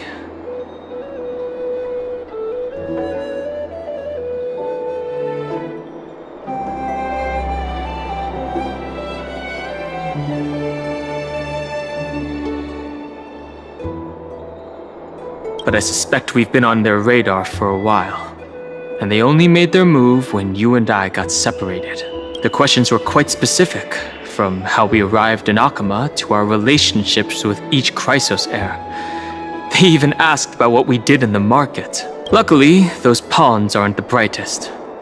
I managed to brush off most of their questions, so they'll probably leave us alone for a bit.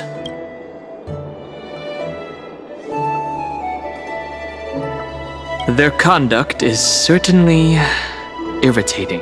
But on second thought, Aglaya also initially kept her guard up with us. It's best not to provoke either side until we know the full truth. The only thing we know for sure is that some members of the Council of Elders aren't happy with the Chrysos heirs. In the worst case scenario, we could be caught up in the internal conflicts of the Holy City. If only we had more time to sort through the clues about the Black Tide. But now, the weather is the only lovely thing left. Let's take some more pictures. Huh? What's going on? Something wrong, Danhung? Oh, the memory card is full. I bet March and the others are pretty worried too.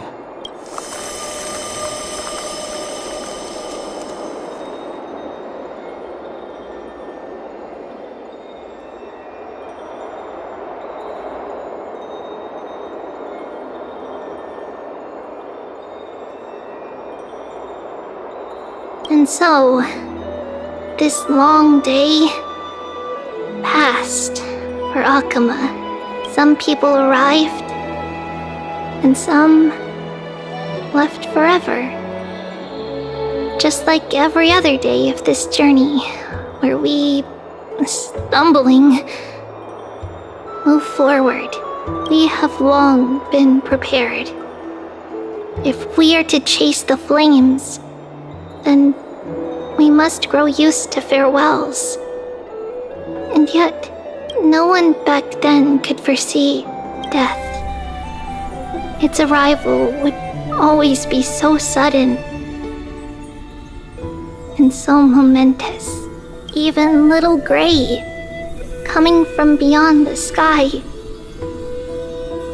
could not escape the Reaper's two hands. And what people gained and lost in that trial of death was far heavier than life itself. Just like the destiny that the prophecy revealed for Cass at the end of the Sea of Flowers. The souls of the living shall warm thy fingertips, and after an embrace, there shall be eternal separation.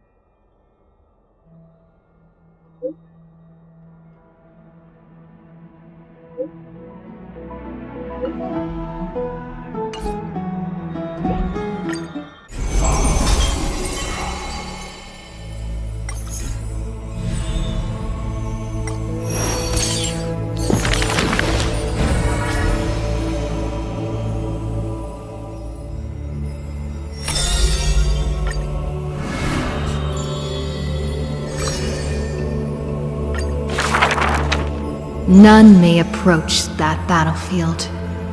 The lone army of Kremnos, an obstacle on the flame-chased journey. He ordered his troops to stand aside. That was the first meeting between hero and prince. The two men fought for 10 nights unceasingly, till the combat drew to its end. Neither scored a single victory, nor conceded a single defeat. None know why this man's fate is always overshadowed by a lone number decreed.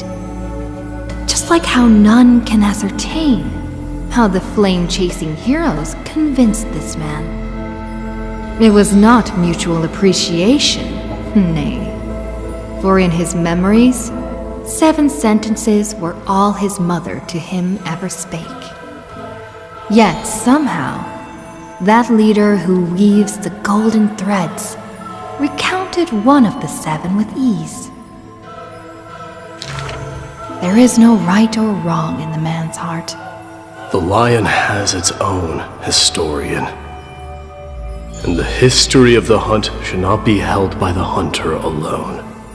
And thus, he speaks little. Others once guessed he regards the holy city as his home, for he seeks a land to belong. As the king to his people, it is the first gift to them he brings.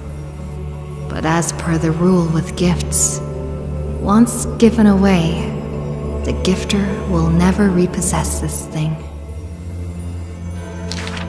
The journey is long, yet none ever dared to anger the man. Not because of his unrestrained manners, but because every meal the heroes partook in were all cooked with his peerless skill. One sight serves falsehoods in the woods. He has relied on scent since young to distinguish guests and obtain gains. Yet there are always exceptions. The man's arch-enemy often puzzled why their food was always borderline nauseating. He still recalls the day he entered the holy city. One who worships strife is bound to have rumors rife. Even insects consume each other, and he's no less than the Mad King's kin. It matters little, for the man always considered himself an enemy to the world. He paves the road so that one day his peers would match his anger within. Yet, until the prophecy turned true, none in the holy city he ever did ruin.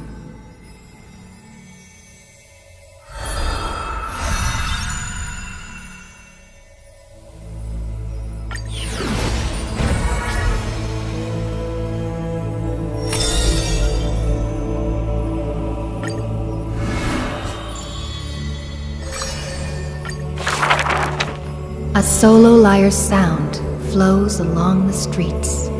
Oh, my lover, why does your mood change faster than the clouds above? The audience's face is covered in sorrow. Oh, how I wish she has clear eyes that are quick to anger and laughter, and dimples that crease in smiles and frowns.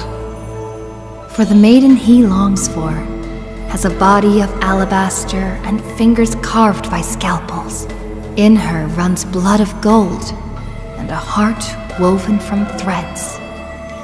She has neither eyes nor dimples, lacking even a face, for she is Aglaya's garment maker, merely a demigod's serf. The gilded dressmaster, the executive of romance. How resplendent would her mansion be above the radiant, dawning clouds? Nervously, the visitor opens the doors, like parting curtains at a theater. But one with golden thread in hand is revealed, standing betwixt figures of stone. Lady Aglaya, I am Apollos' retainer, here for an outfit to take to my master. He casts sideways glances as he bows, for the garment maker he adores is flanking her mistress, silent as a leaf accompanying a flower. Slender hands sculpted of ivory pull up the dress's train, as if with one breath alone, the maiden will be revived. The creation of love and beauty indeed. As the visitor thinks thus, his thoughts prickle the golden threads in the room. If you wish to embrace such fantasies, she declares thus on the other end of the golden thread, you must beware of the scissors that can pierce through the chest. In the ancient theater, there are thousands of plays, millions of shows, where even the god of romance was once an actor. The weaver below the stage savors the show for inspiration. The ostracized poet finally returned home. The adoring lovers separated by misfortune. The hero betrayed fires his deadly arrow into the traitor's heart. The thread known as romance is knit by all beings, by all love and hatred, beauty and sin, memories and prophecies. All that occurs are clothing indeed. Look, the despondent servant buried his love. The dressmaster plucks it up, and into the garment maker's dress she weaves. The elegant garment makers once had beautiful faces, some as knights with swords, some as impassive priests, and put on pantomime after pantomime in the golden thread's light, till the stage shook in the storm, and the black tide tainted the dancers' skirts. She wiped clean their visages and instilled armaments instead of silk. Use the needle and thread as your sword, she requests the servants who cannot answer. The garment makers are elegant still. They turn bloody and stained slaughter into lithe rondos, for only then can they still dress in new gowns. Only then can romance survive into the morrow.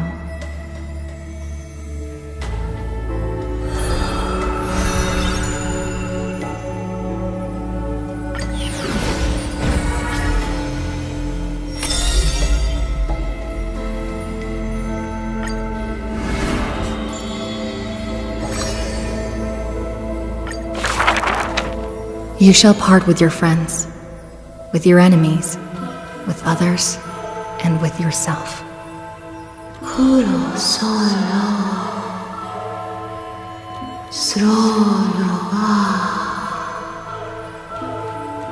The Chrysos War's clamor rises and falls, and when the children reunite, only 3 of them remain. We have heard of a Chrysos heir. The lively child says. That person tears open the barricade of the black tide, aims at the sky, wanting to contain the core flame in a sheath. There will always be warriors like me, who believe in and are willing to protect the tomorrow they prophesize. But the crusading Chrysos heir never returns.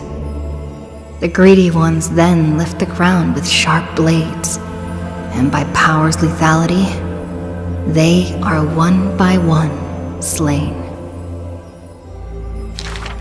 We remember a group of bards, the taciturn child says.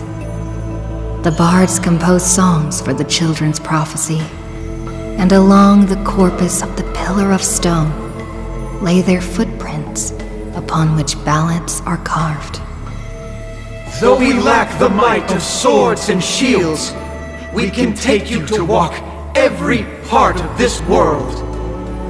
Till many years later, when the bards all return to their subterranean eternal rest, the children sing the long, long songs, and alone they bear memories of humanity. We miss us, the exuberant child says. When they left their home, the passages blew the girl apart into countless turbulent bubbles, carried to all corners of the world on the winds of destiny. We will run towards the world's agony. The children cheer each other up.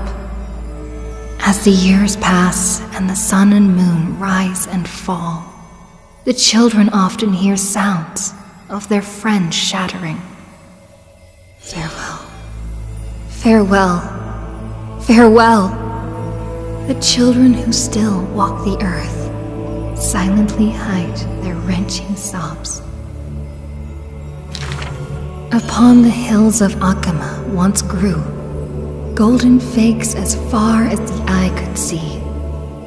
The remaining children link their hands and decide to make this beautiful city the beginning of yet another journey.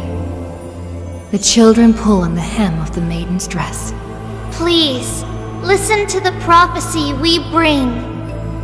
The maiden pulls on her silken threads, weaving in her heart the children's past into strings. Chase the core flames with me. I promise that the libations poured are guaranteed to bear fruit. The hot blood of the sacrificial lamb will not be spilled in vain.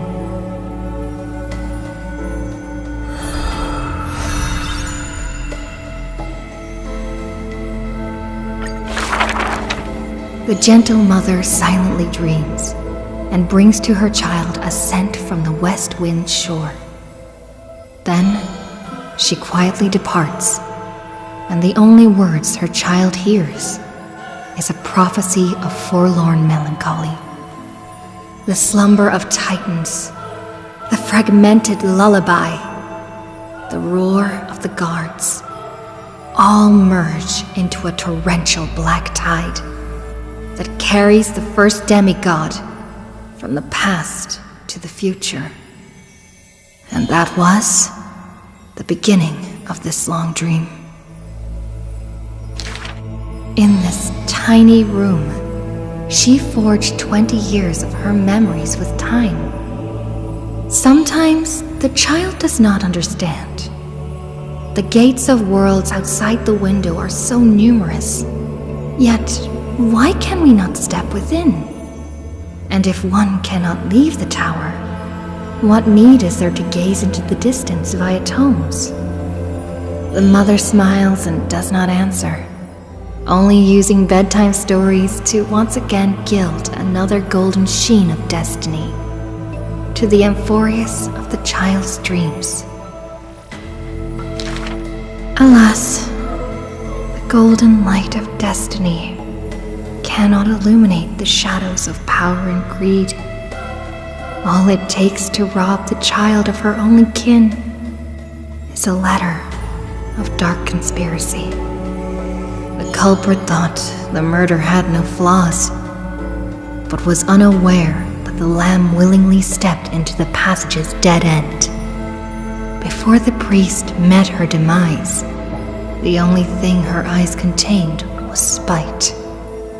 Yet she leaves her final warmth and hope embroidered into those dolls, leaving them behind for her innocent love. Loneliness stakes nightmares into the child's sleep, and the child hugs those dolls tight. At the very least, we will never leave each other, right? Onyx softly sighs and carefully lifts the curtain of time, presenting a crystal given in libation to the brave before the doll holding a blade. The Titan loves this child born into sorrow, but has no power to erase impending tragedy in the morrow. Only can it dispel the evening wind of the palace, giving the child solace in sweet dreams.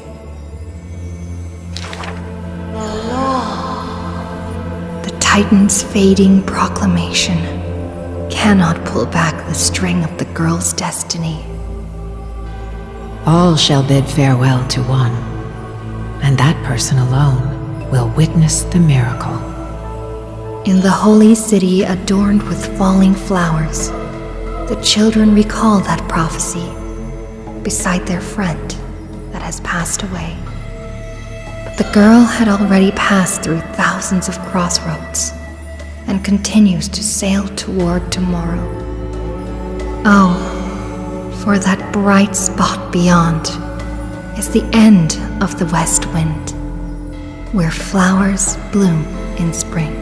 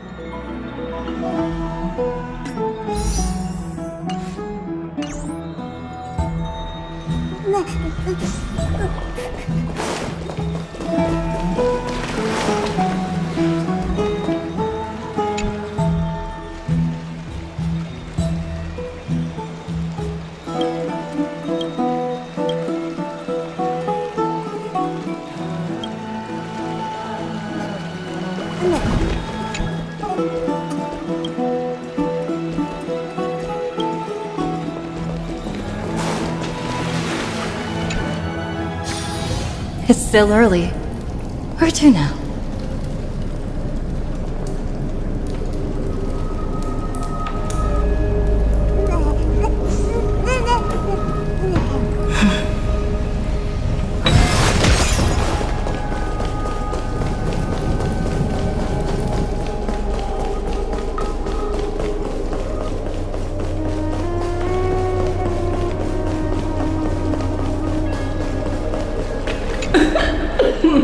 Pour me a cup, will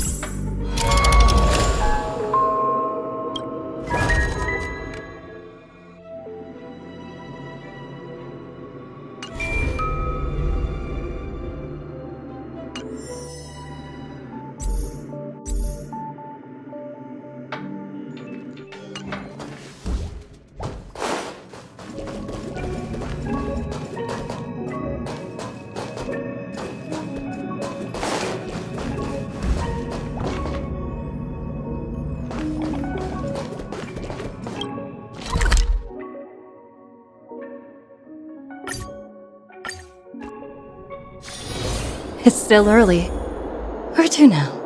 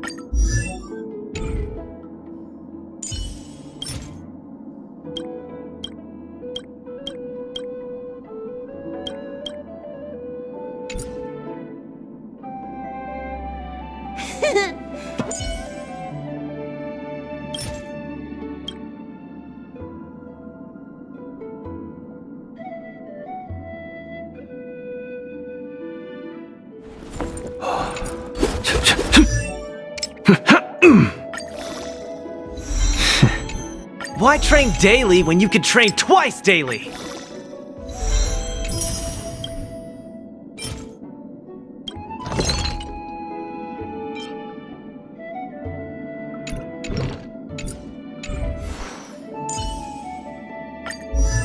Very well.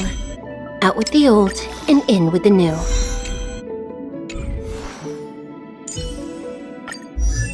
Yes! I feel like I'm getting closer to my dreams!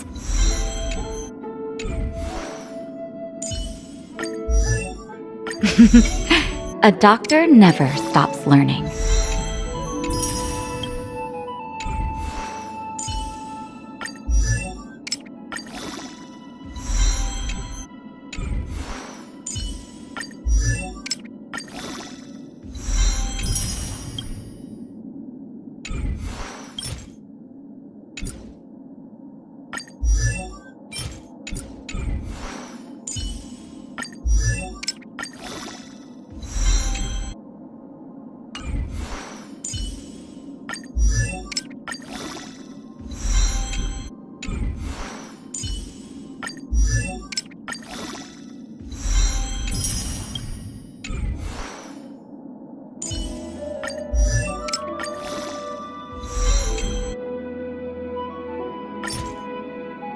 I can't afford to be complacent.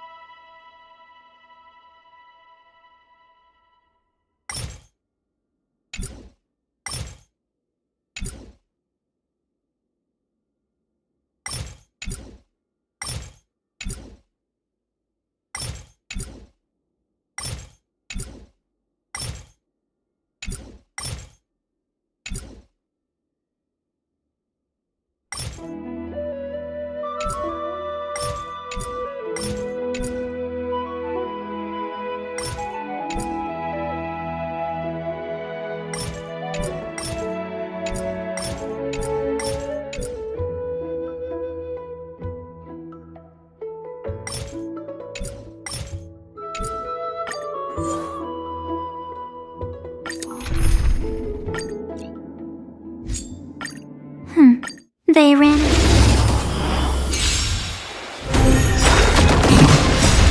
We can do anything! Root here. So may the wind. Dispel the gloom. Restore the skies.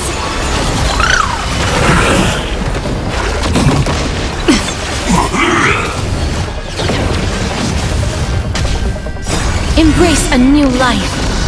Till we meet again.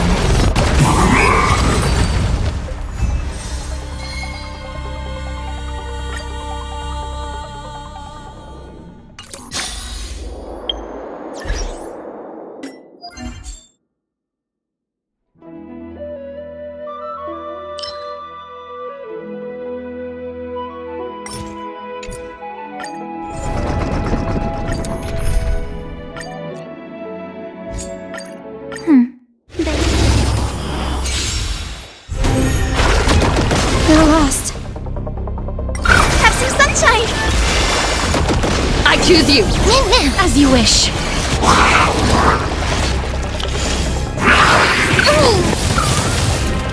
Rise and shine. Wilt here. Embrace a new life.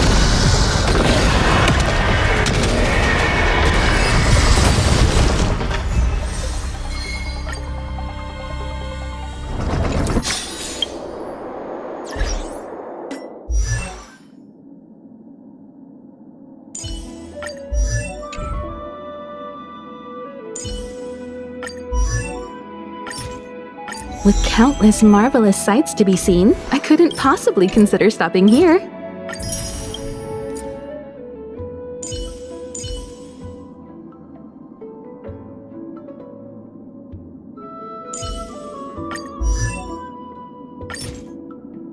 The more I learn about it, the more I love the starry sky.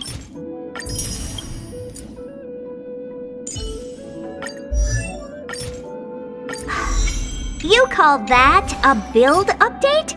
What?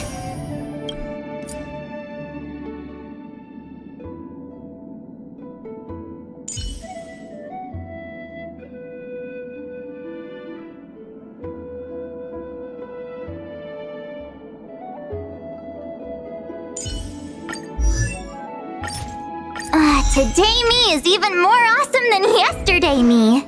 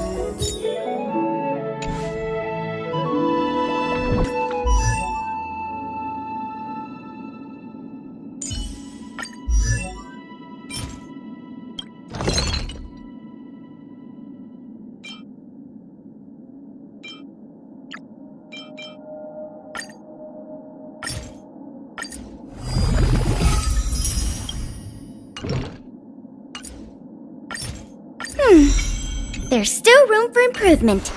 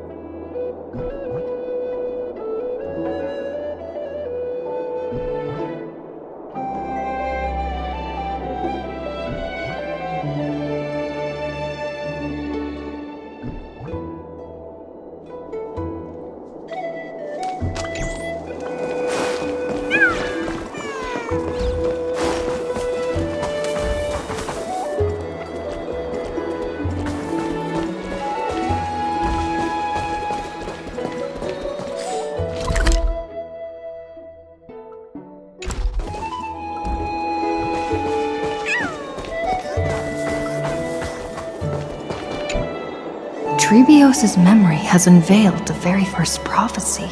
All shall bid farewell to one, and that person alone will witness the miracle. Such is the will of fate.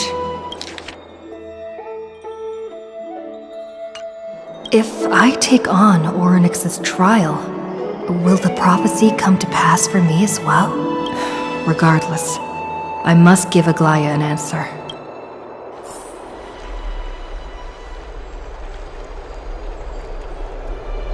Ah, it's you, Cass. I finished the anthology of poems you lent me. Here it is. I thought you'd be too preoccupied to find time for reading. Precisely because of these obligations, I felt compelled to read it swiftly. Wouldn't all these preoccupations slow your pace? On the contrary. Knowing that time is limited can push one to overcome their limitations. The weight of these responsibilities seems to have enhanced my reading efficiency. I understand completely. During my time at the Grove, the closer exams drew, the more efficient I became at tackling everyday mundane tasks. Anything but my actual studies. Precisely. As I remember, you and Finon were both disciples of the new Sporists. I assume that Anaxa's exams were as unreasonable as the man himself, correct? The courses Professor Anaxa taught were Introduction to Alchemy and History of Mythology. And to be perfectly honest, those two courses were the students' greatest nightmares. The History of Mythology, taught by the blasphemous great performer himself. I can imagine their fear. Now that I think about it, students would often rush to the podium during class to challenge him on those blasphemous ideas.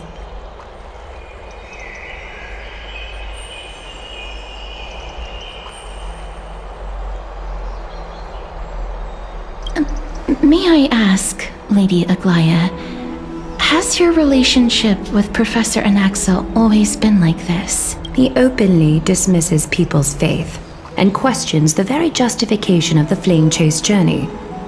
Our positions have been destined to be at odds. While you were studying there, I assume you must have heard of his nickname. A Dromus draped in finery? As I see it, this nickname is more of an insult to the Dromas.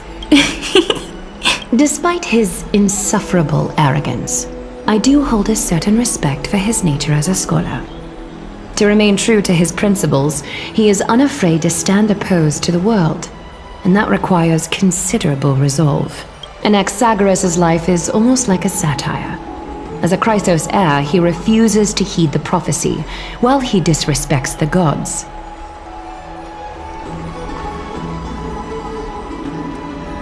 The gods have chosen him. He was indeed chosen by Circes. Is something weighing on you, Cass? The golden thread is quivering. I sense there's more to this exchange than idle chatter. With all due respect, I'd like to know what you plan to do with him. In light of his assistance in the battle against the Flame Reaver, I am willing to grant him some time to find a way to remove the core flame.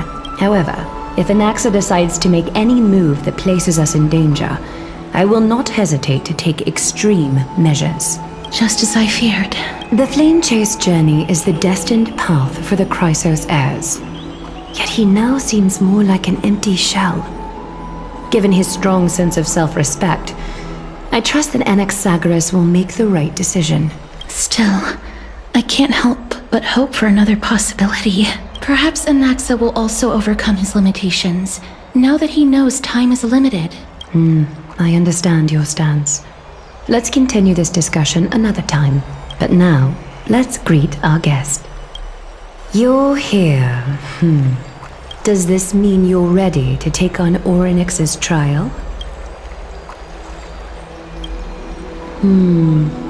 It seems that this sacred beast is just as indispensable, given their intricate ties to the Titan. Memmy mem, memmy mem mem mem mem, memmy mem memmy mem. Surrendering the core flame is a Chrysos heir's duty. Your selfless assistance is deeply appreciated.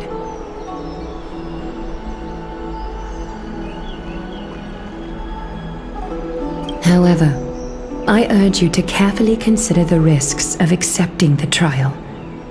Becoming a demigod means forsaking your humanity.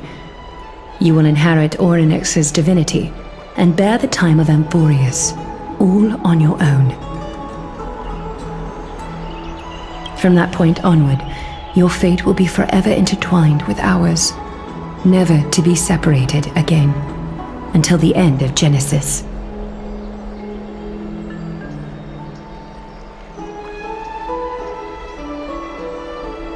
It's exceedingly rare to find a capable Chrysos heir.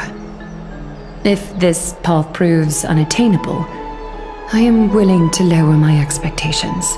There are still many priests of Yanisopolis and their descendants in the city. If I'm left with no other option, I'll try to find someone worthy among them.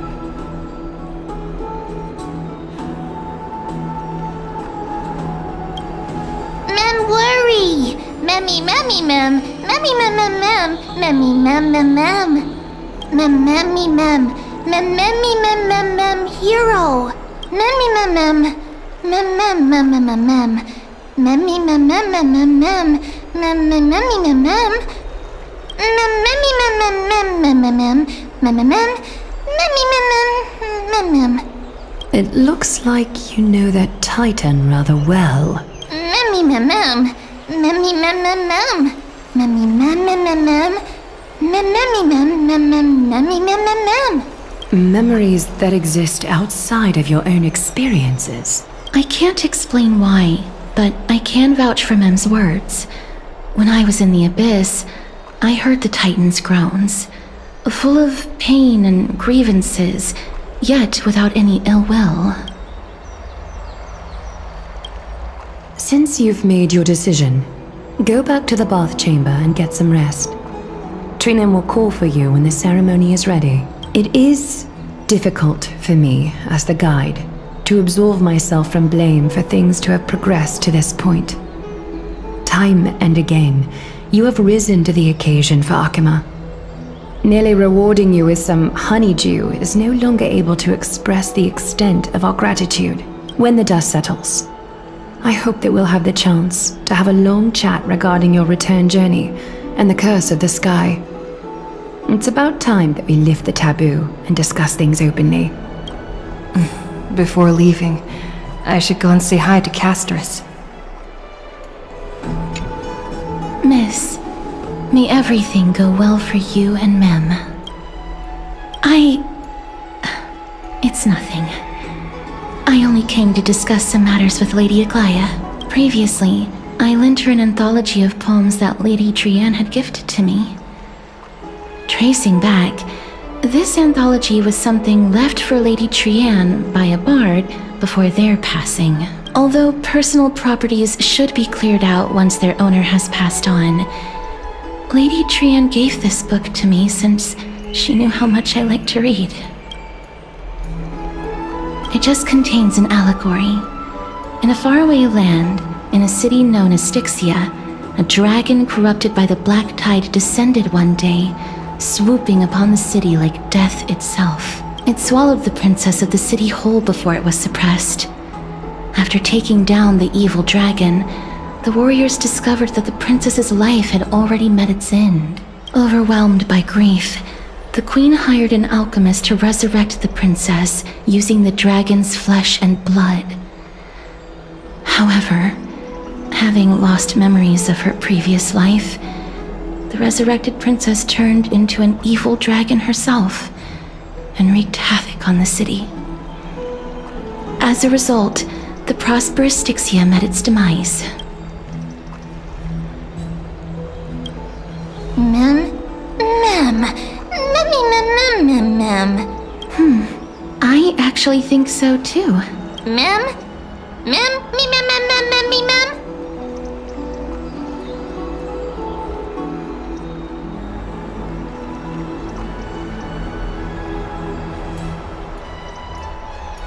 The author of this book is Archepia, a wandering bard who traveled to many cities. Among the things she left behind are poems, dictionaries, and many tragicomedy scripts. She even clearly underlined and took notes in books that covered myths with her elegant handwriting.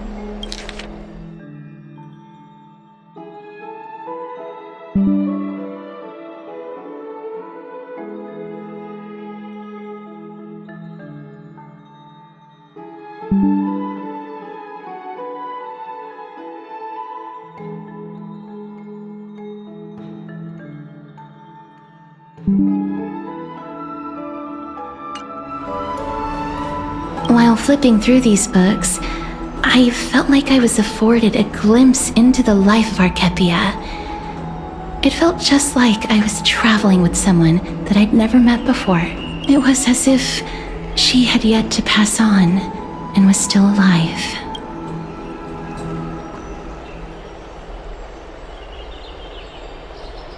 That's right. Writing, drawing, and taking photographs. It seems like human nature to try and leave records of things. Speaking of taking photographs, when I was helping you to take the photo previously, I did not look through the photos in your photo stone out of courtesy. But I'm also very curious about the story of the rosy celestial maiden.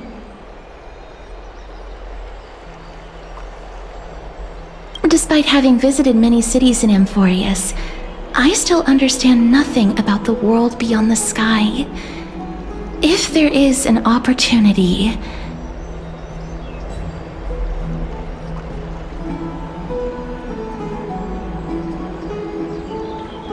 Forget it. Let's talk about this in the future. For now, I only hope that you'll be able to complete the trial safely and obtain Orynyx's blessing. I don't think there's anything else to do here. Time to go back and talk to Don Hung. May you complete the trial safely and obtain Orynyx's blessing.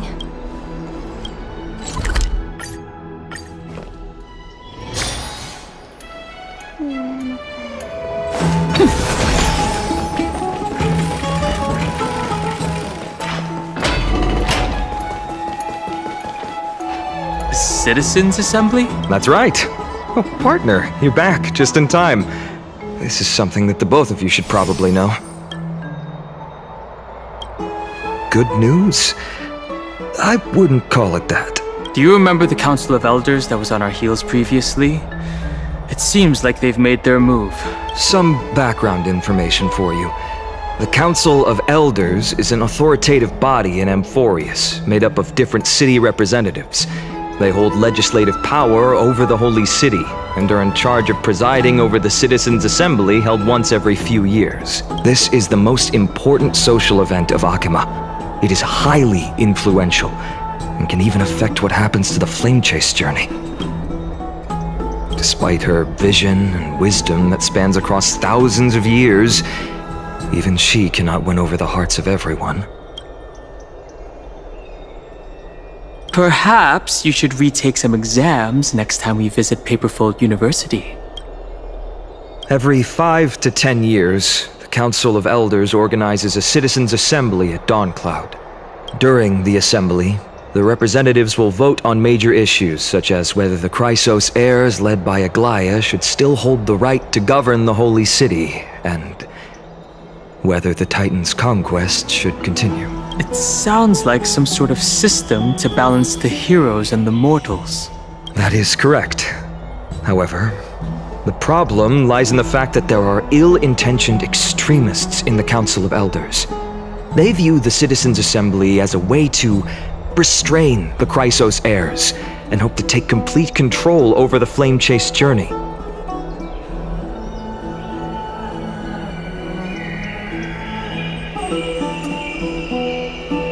We can refer to them as the opposition. During the assemblies held in the past 100 years, the voices supporting the opposition have been growing stronger in the shadows. It's only thanks to Aglaia that the Flame Chase journey has been able to continue to this day. The Citizens' Assembly is just around the corner, but this time, there seems to be a new variable to the situation.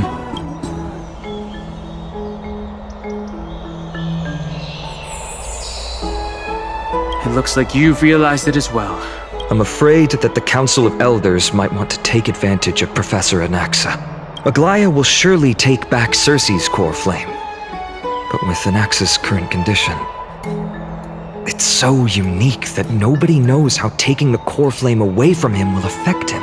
He has always been someone that is only concerned about his own research. I'm certain that he must want to escape from the monitoring of the Golden Thread and protect himself.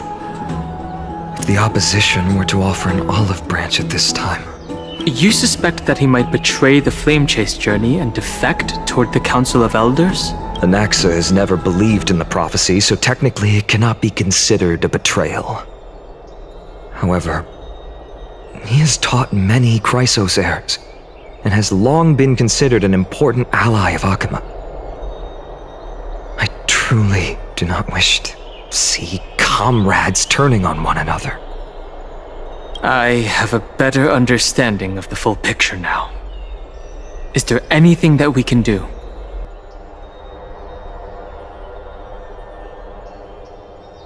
As I believe in his character, I plan to plead with Aglaya and try to buy more time for him. Then, the greatest way in which you can help is for you to know what I am fighting for.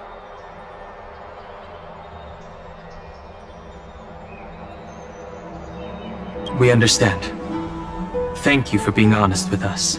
Things are piling up again. You and Mem are tied up with Ornyx's trial, while I'm preparing to visit the Grove to uncover clues about the world beyond the sky.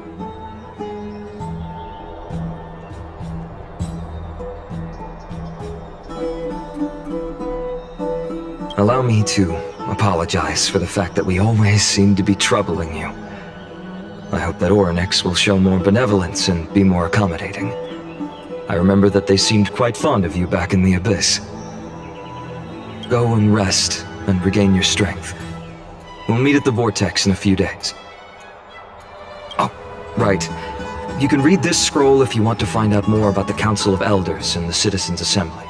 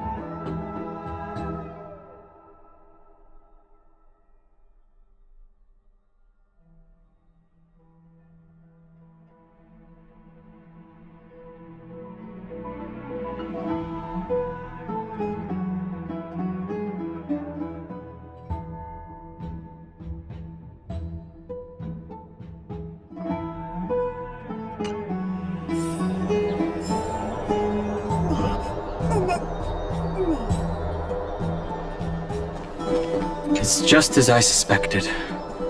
The troubles afflicting the Flame Chase journey aren't just external issues. The complex internal politics and interpersonal relationships are also exacerbating the problem. We can't let our guard down yet. We have to find out where we stand in this large interwoven web.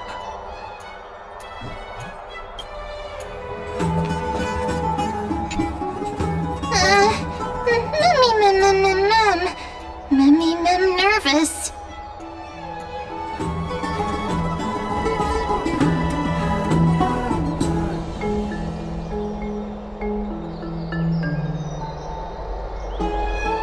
Mem nervous, Mem. Let's just hope that everything goes well. After all, as someone who has earned the gaze of an Eon, you should be able to overcome the trial of a regional god just fine. We've also unknowingly gotten used to sleeping with the midday sun shining brightly above our heads. Get some rest. Perhaps a new phase of our trailblazing expedition in Amphoreus is about to begin.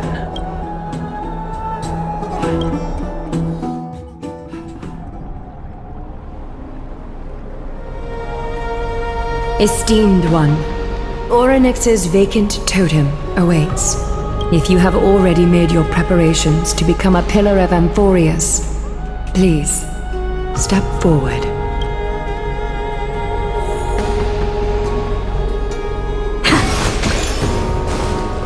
Miss, I'm sorry. I'm not sure what I should say to help calm your nerves. Right. Perhaps something like, as long as you can successfully complete this trial, the rest of the flame chase journey will be smooth sailing? No, that sounds a little strange. Don't worry. It won't take up too much of your time. Don't worry. You'll definitely make it back alive? Oh, sorry. It seems like I've made the mood even heavier. In any case, may everything go your way.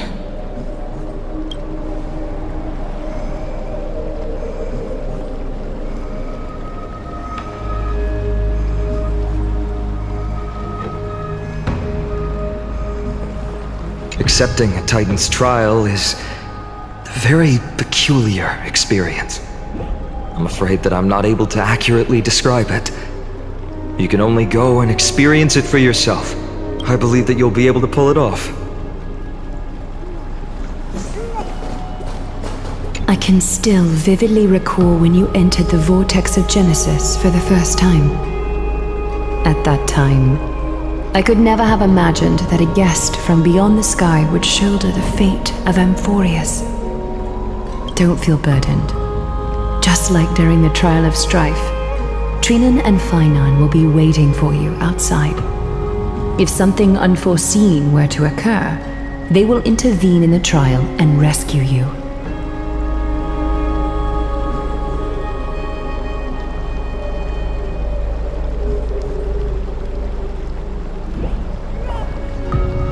May Kefali bless you.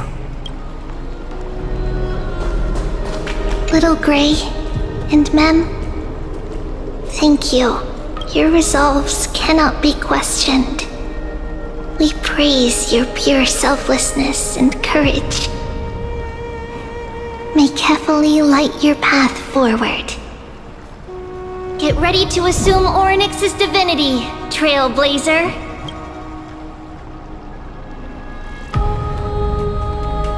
The divine position of Orynyx has already been vacant for some time. We can feel the space of the trial closing. As there isn't much of their soul left, we'll have to complete the ceremony before their soul completely dissipates.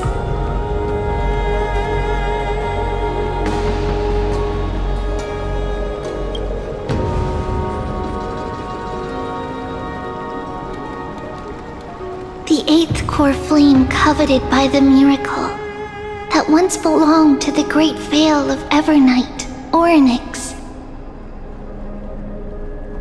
It shall now be returned by the two elected heroes of the Chrysosairs, a traveler who is upright and courageous, and a sacred beast that invokes miracles. Mem-mem-mem-hoo, mem-mem-mem-mem. Both of you, please, come forward. Recite along with us. O Majesty of the 12 Titans, pillars of the world, we seek your divinity to mend the rifts of the world. Fill our bodies with blood of gold, till we wither in willing service to the prophecy. I don't think I have gold blood. These are just words meant to make the prayer seem more solemn. Please, focus.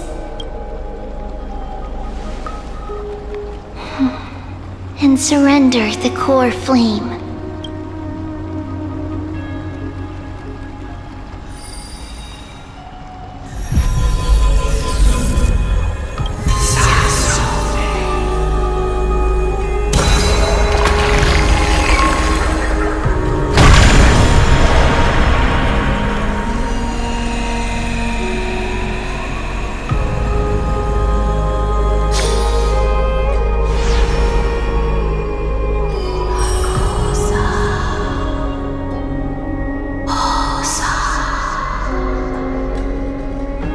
Orynyx.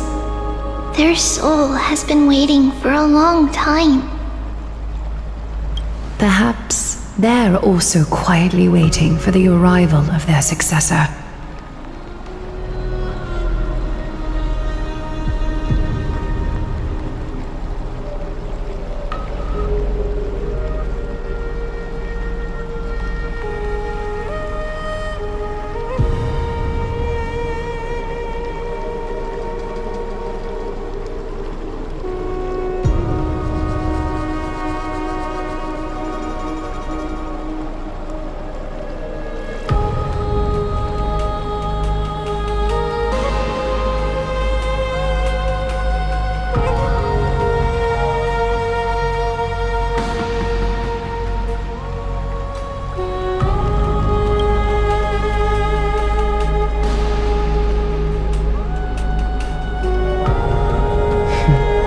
The last time I heard this, things didn't turn out that well.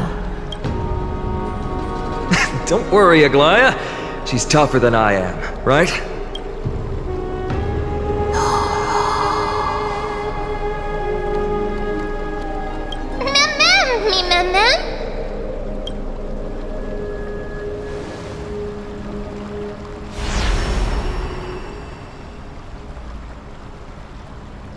Traveler from beyond the sky, let us pray that the Titan acknowledges your worthiness.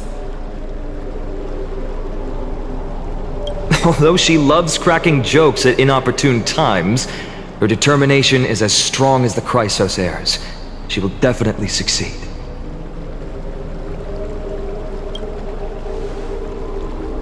While she's away, I would like to have a chat with you, Aglaya.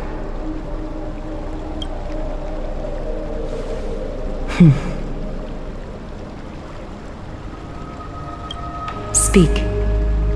I'm listening.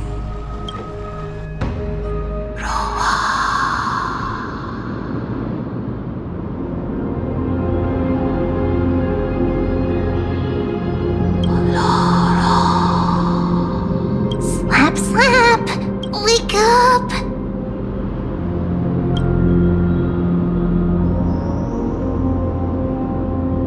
How is it? How do you feel?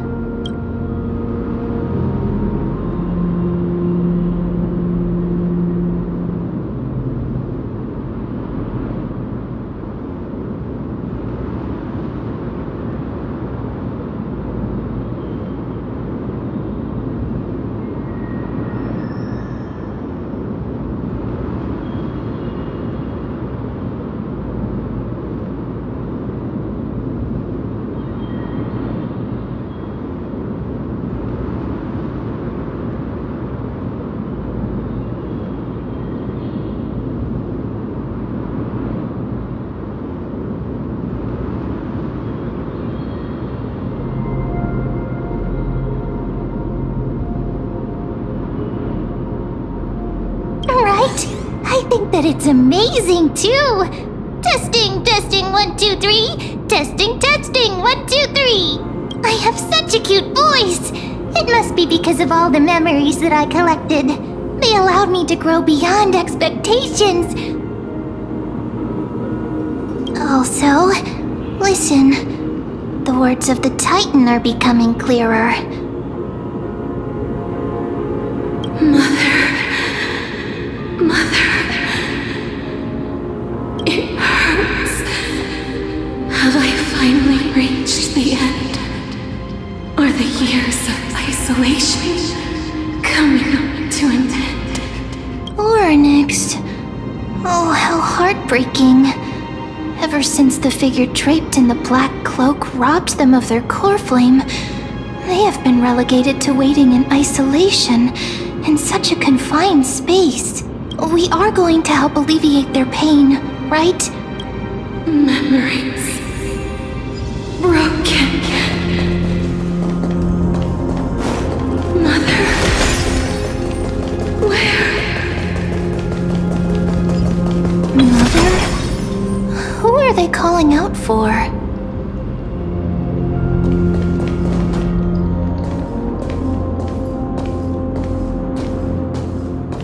You. It's you. I remember you.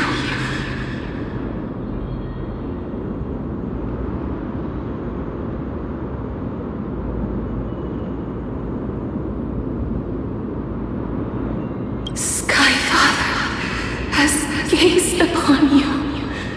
Mother is calling for you.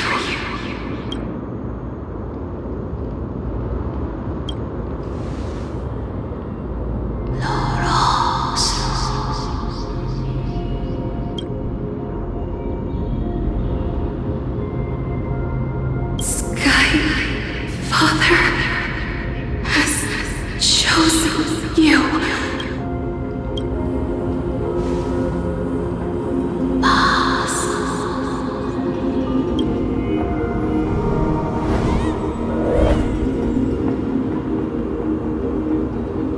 Mother is no longer responding.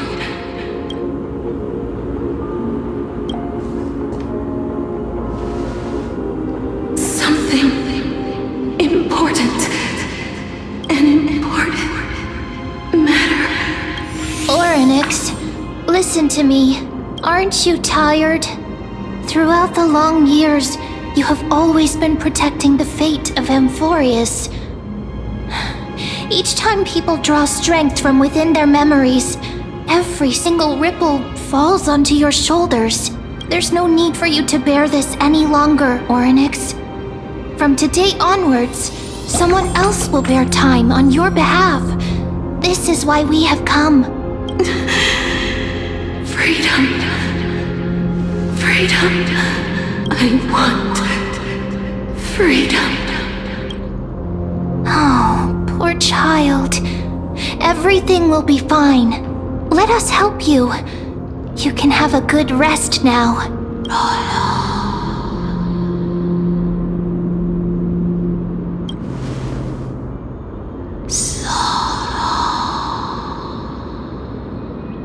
You have potential, strength, willpower, powerful, and tenacious. But you lack something, just one thing. Lacking something? What is it?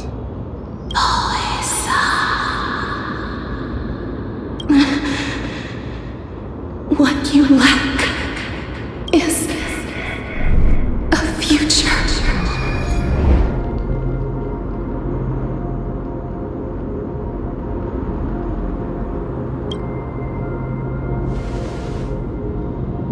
Future? Traveler from the sky, you should have dissipated already. The gaze from Skyfather. Stabilize your form. Because from the moment you crossed the sky, your life was cast away. Right now, you are simply a collection of walking memories.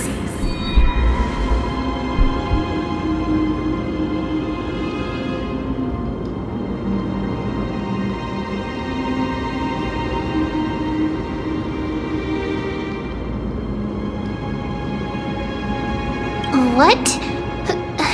How is that possible?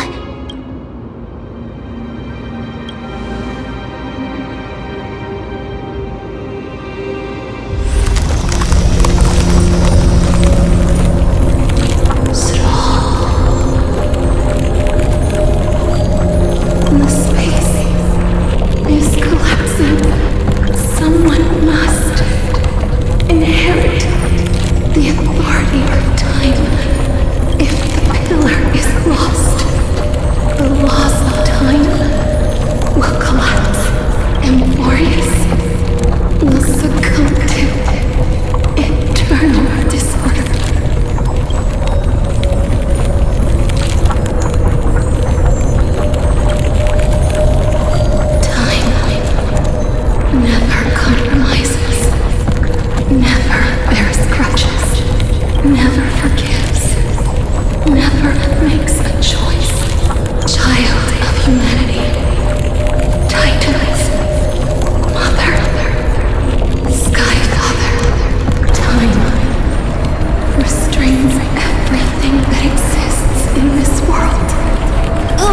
Thanatos' divinity is dissipating? Is the trial coming to an end? Pathstrider of remembrance, my strength, I shall entrust it to you. The fate of the world. If you wish to, save it. Go and find your future that has been stolen. Even if that means you'll have to cheat death. You'll have to challenge that hand of shadow clasped with unyielding fingers.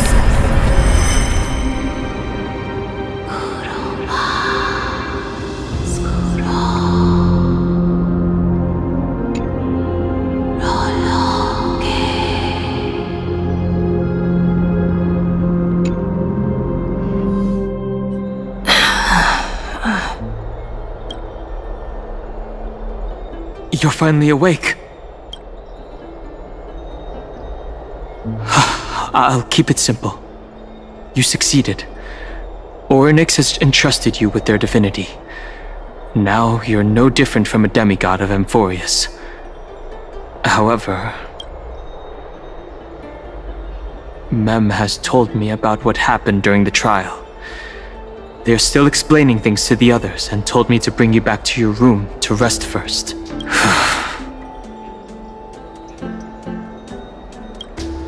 There's something that I've never told you. When we landed on Amphoreus, our car was pierced by Nicodor's lance. Do you remember? Back in the ruins of the Abyss, this is what I said. You passed out when our car got hit. I blacked out too, but not before dragging you out. It's a good thing we were in the car, or we would have been crushed to pieces. Actually, my account kind of made light of the situation. What actually happened was much more complicated. You were severely injured back then, with several wounds still bleeding profusely. I struggled to carry you out and used the last of my strength to stem the bleeding. But then, I was also hit by a falling rock and lost consciousness. The last time I checked, you still weren't breathing. But when I regained consciousness, I saw that you were alive and full of energy. So I never brought this up again.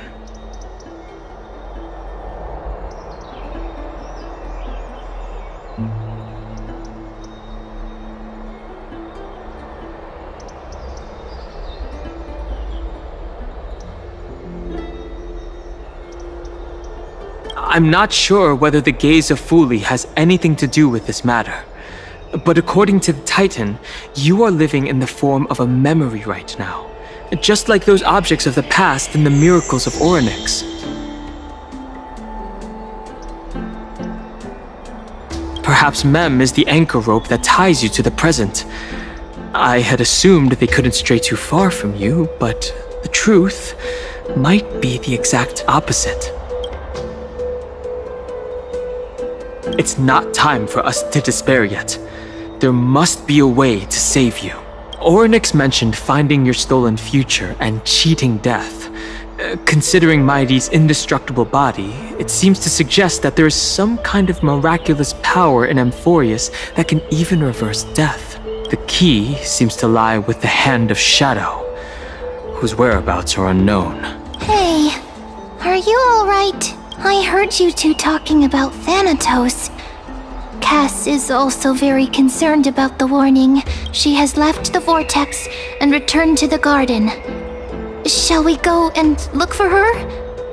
Thanatos is the Titan that Cass has always been looking for. Regardless of whether there are any clues, there's probably no one else that understands death better than her.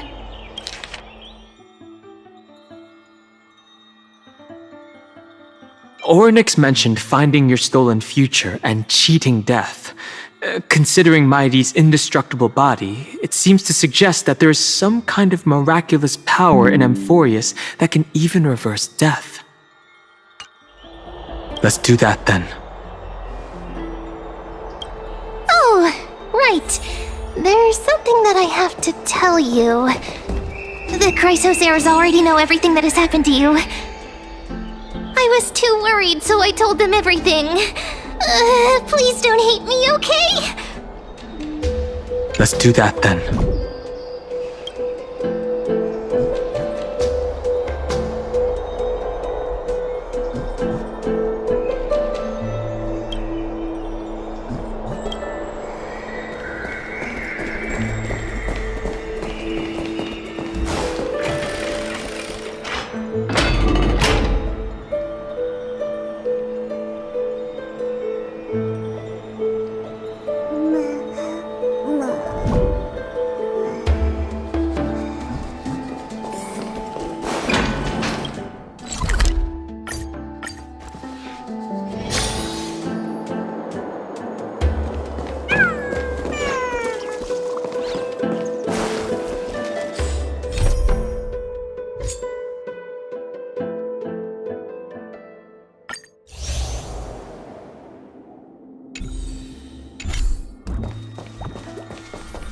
Miss, I'm right here.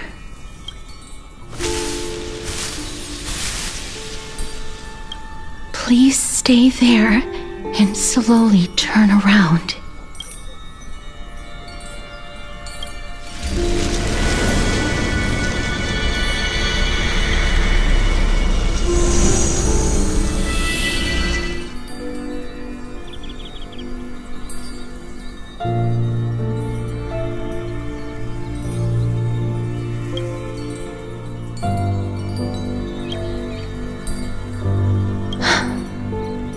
Please pardon me.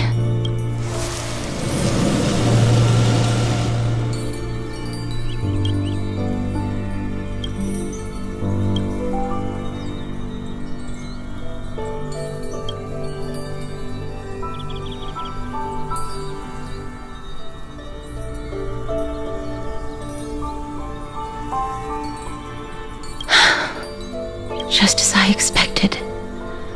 I cannot feel anything. Back at the grove, I was puzzled as to why you were not affected by my curse.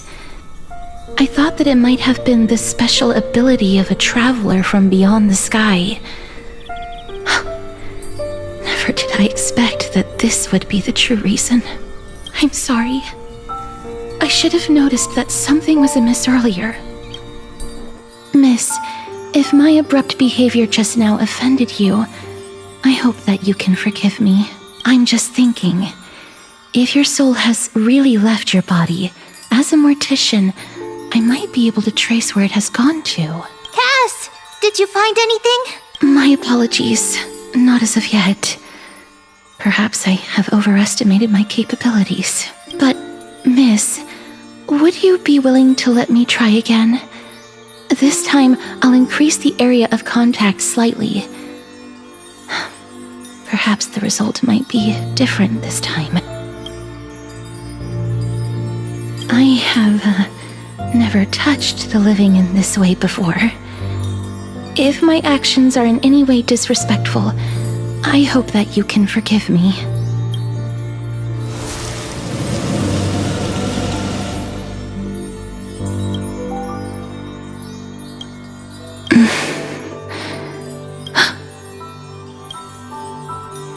I seem to have caught a glimpse of something.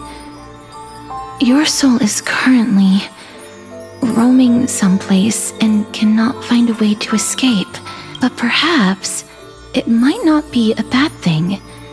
If your soul is still wandering around, it means that we still have time. We have a chance to find it before the fingers of Thanatos sweep everything away. Clues. Just a few more. I need more guidance. The connection has been severed. With my strength, I'm not able to trace it. It was me. I was a little too hasty. Don't worry, miss. Although we currently have no leads, I will do my best to search for the whereabouts of Thanatos, bring back their core flame, and personally return to you the life that you have lost too soon. I know that I'm lacking in confidence, but I hope that you can keep this promise of mine in mind. Before I manage to deliver on this promise, please do your best to hang on. Amphoreus needs you. Lady Aglaya and Lord Finon are currently discussing some matters in the paths. They're worried about you too. If possible, please go there and let them know that you're well. Although, I don't actually know whether your current situation can be described as well. Also, please accept this Styxian fable. Reading can help one to focus and relax. I hope that reading this can help tide you through this difficult period. More species are disappearing.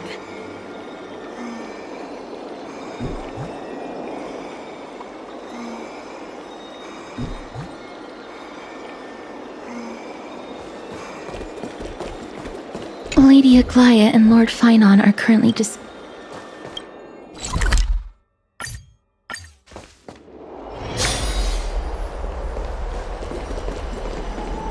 They're here. Partner! Hyacinth said you definitely wake up. How do you feel?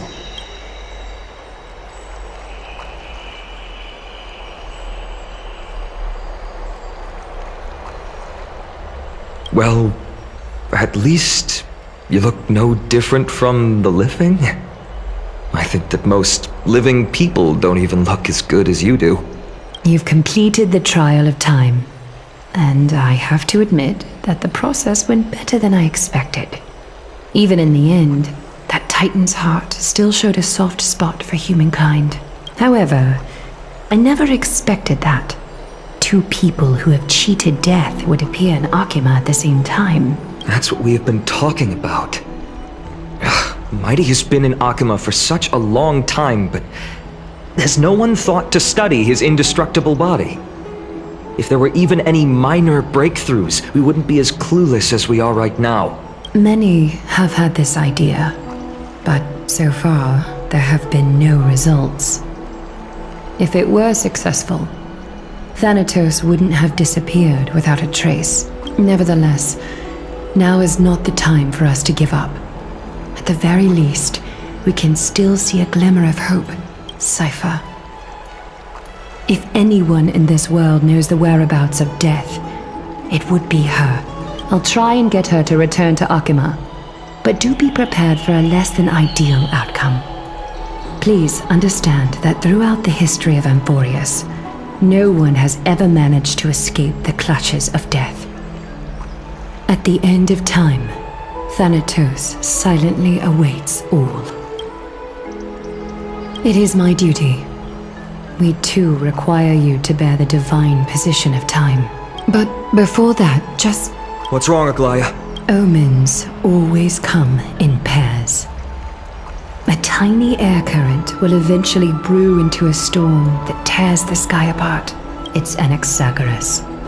He has initiated contact with the Council of Elders. In the end, it has still come down to this. I earnestly hope that your assessment of him is accurate, Finon. Otherwise, the efforts of my teacher and I over the past millennium might be reduced to dust because of that great performer.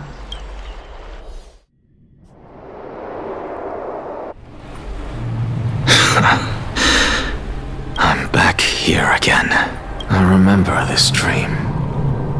This realm is covered in a silk-like fog, and the land is barren and harsh. The crowd of travelers leaves tracks everywhere. Hey! Excuse me! What is this place? Where in Amphoreus are we?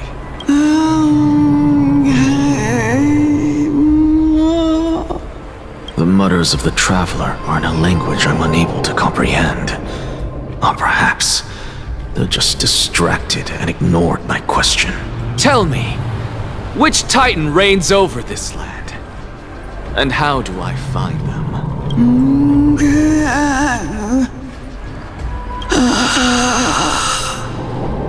Hand of Shadow. Hand of Shadow Thanatos. Could this possibly be the Netherrealm? Not Netherrealm. Then where is this? River of Souls? The outskirts of the Netherrealm? Are you heading downstream toward the Netherrealm? The Netherrealm. Nothing but an illusion. Titan rejects you. Me. Listen. What? The traveler lifts their wrinkled fingers and remains silent. I look in the direction they are pointing and listen closely. There. A massive shadow brought the sound of rushing tides. The sound of tides. I can hear it. I hear it, deep within the tides. Beyond the closed gates of the void world. A voice, about to recount something. Child of humanity, is it death's embrace you yearn for with such urgency? Oh, you have awoken. Welcome back to the mortal realm. Your consciousness is dissipating much faster than I expected. Ultimately, it seems like the Titan's core flame is incompatible with a mortal body. How much longer can my consciousness remain in the mortal realm? In my estimation, at best, you'll see 15 more entry hours. 15 days and nights. What is it? Are you finally starting to become attached to the mortal world now? On the contrary, 15 days feels a little too long for solving a singular problem. Stop giggling. It's time for us to go. The messenger from the Council of Elders is almost here. Let me ask you one more question. Are you really planning to betray Aglaya's will? What betrayal is there to speak of when I was never loyal to her to begin with? What about that white-haired student of yours? Acting so recklessly, do you not care about what might happen to him? There will be a price to pay for blind faith. This is also a lesson for Finan. You truly are a strict teacher.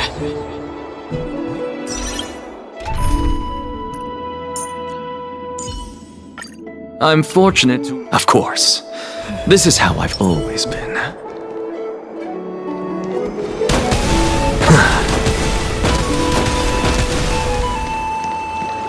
Watch this magic trick.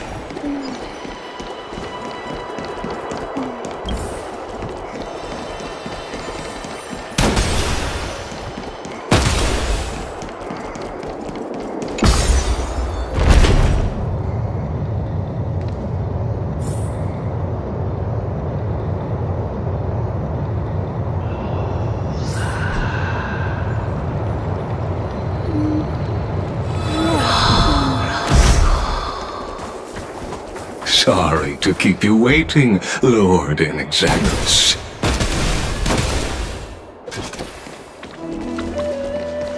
It's been a while, Lord Inexagus. I greet you on behalf of all the citizens of Akima, and express my deepest regret about what happened at the Grove of Epiphany. It's you. I never expected that you would personally come and meet me. By carefully into Lantern above, I have come as a testament to the justice of the Council of Elders. There are Antikytherans here? They have been a rare sight ever since the Chrysos War. I extend to you my utmost respect, revered Titan. I am Lycurgus, though you may call me Lygus, holding an honorary position within the Council of Elders in Akima, and as the Theoros, I stand to protect the right of all upright citizens to express themselves freely. You can see them too? You know about us. We Antikytherans perceive the world through the amplitude and frequency of souls. Just as I am conscious that Lady Aglaya is secretly listening in on our private meeting from afar. If necessary, Lord Anaxagoras. I can sever the golden thread to protect your fundamental rights. The demigod should know better, for such is her station. Spare those poor threads, and just let her listen to my words. They shall serve only to unveil her own folly. May I interpret this as you having a countermeasure? I need not any plan, because she can do nothing other than petty espionage. As the Citizens' Assembly approaches, and with Orynyx's fall, any attempt to capture the core flame within me will only usher chaos and calamity. A truth she undoubtedly comprehends. While I, Anaxagoras, serving as the Grove's special envoy to Akima's Citizens' Assembly, have long known the extent of your abilities. Let's forego the formality of asserting authority, Lord Lygus. Lead the way. Very well. Surely Lady Kindness would appreciate such assertiveness in an ally. She's been waiting. Follow me, please.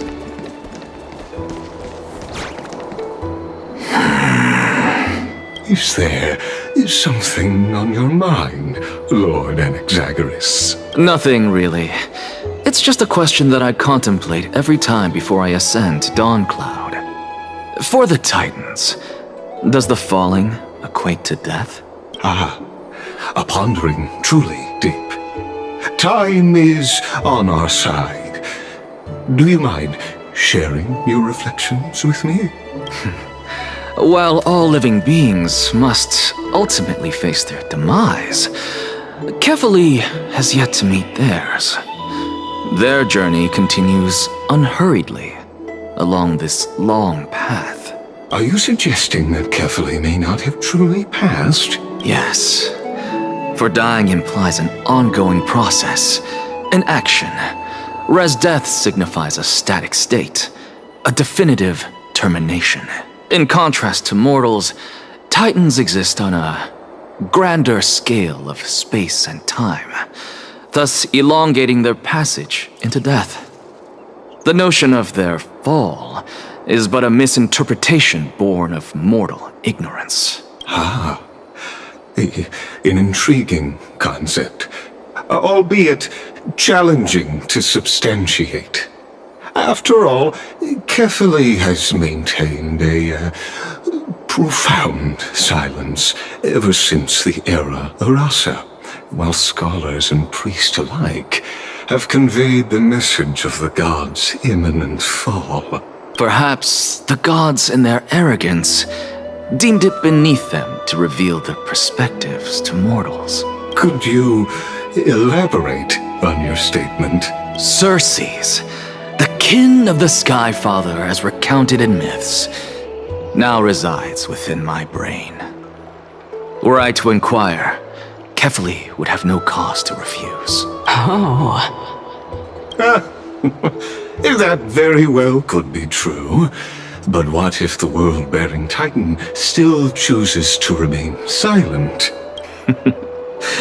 In that case, the myths crafted by the people of Amphoreus are nothing more than pitiful jests. It's worth a try. I believe, and I'd love to witness the fruits of your theory and the change it may bring to this imperiled world. Because I completely concur with you on this aspect. If the Titan has indeed met their end, any response from them would be impossible.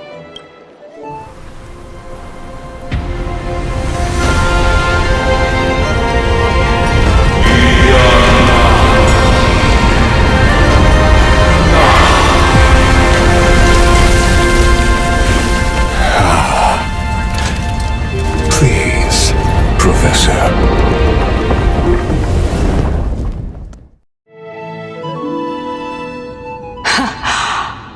Children of humanity have indeed created a spectacle. Welcome to Dawncloud. The atmosphere here carries a greater sense of solemnity than the mundane clamor of the Marmorial Palace, with entry permitted only to the invited. Only esteemed beings grace this place, and among them I've received priests, scholars, warriors, and now we even have the honor to be in the presence of a Titan. Oh, what a joyous occasion. Once deemed a blasphemer, now a surrogate for revered divinity. The honor should rightfully be mine, shouldn't it? I'll notify Kindness and the others of your arrival. Kindly wait for a moment. A soldier will be here to guide you shortly. In the meanwhile, you are welcome to explore the vicinity, but kindly remain within the guard's view. Delaying the crucial meeting is something none of us wish to see, I presume. I'm well aware of Kindness's methods. There's no need to emphasize that.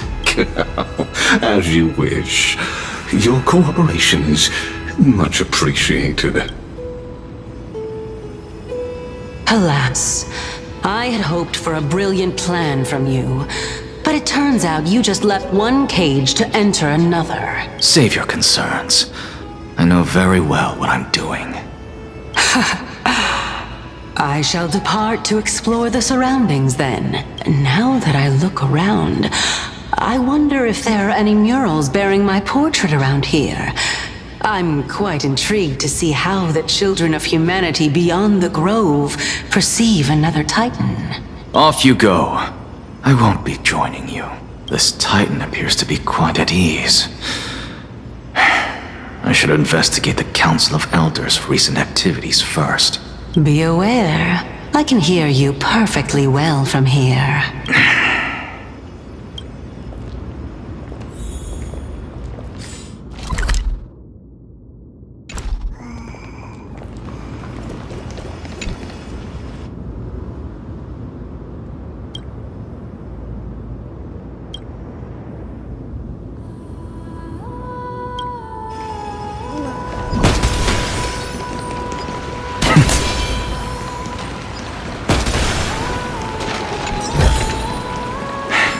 I suppose I can just ignore this.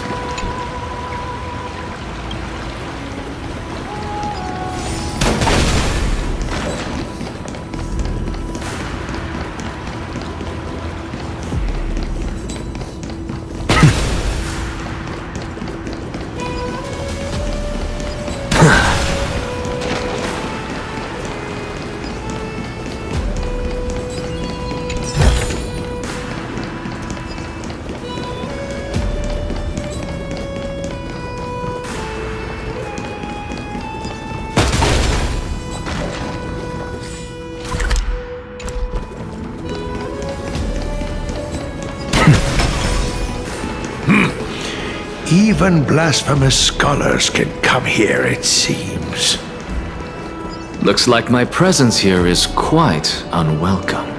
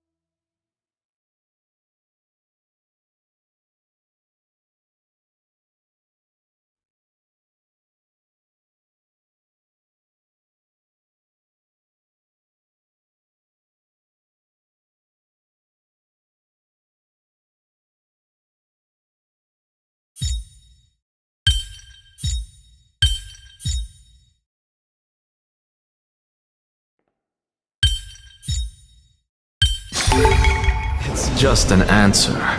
Nothing too difficult.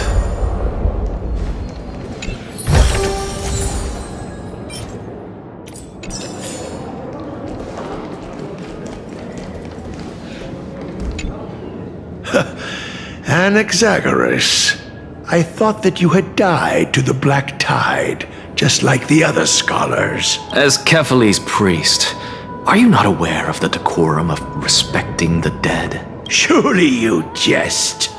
You blasphemous heretics are not worthy of respect from the Supreme Being. Let me remind you that you're currently in Dawn Cloud, so you'd better keep your deranged language to yourself. I am no longer that altar servant from years ago who could only acquiesce to the commands of others. Now, I have plenty of ways to deal with people like you. I'm not sure whether I should laugh or cry right now. I can't believe that a follower such as you could have been made by a creation titan. As I see it, a dead titan can't provide you with this level of confidence, right? Then who is it exactly? Could it be kindness? You. Seeing how fond of you Elder Kindness is, I shall let that slide for now. Leave immediately, and don't impede us from receiving the Supreme Being's blessings. Seeing as we were able to hear of this matter from the mouths of others, it seems that kindness is indeed quite sincere toward us. Perhaps this affair will proceed smoother than I had anticipated. Oh my, what a thrilling confrontation. As expected of one of Kephales's followers. Are you praising or insulting him? Praising him, of course. As a believer of the God of Deliverance, it is only natural that he detests evil. Didn't you hear me? I asked you to leave. Go as far away from here as possible. Don't mutter to yourself like some sort of madman and disturb my meditation.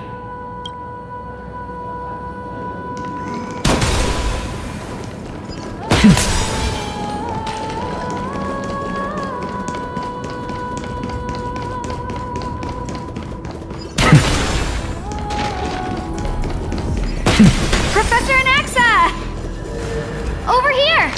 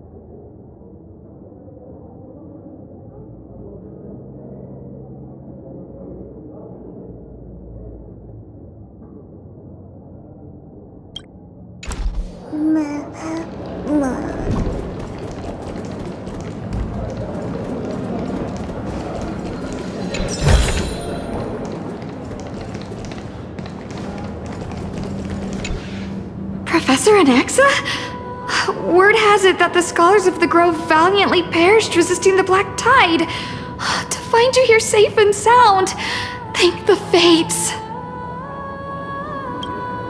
You could say it's the Fates toying with us. It's only the Crimnoans and Idonians who chase glory through death. But your survival is a victory in itself. I'd settle for that gladly. So, are you here to report the incident to the Council? I heard that after the Black Tide devoured the Grove, Akama would be next in line.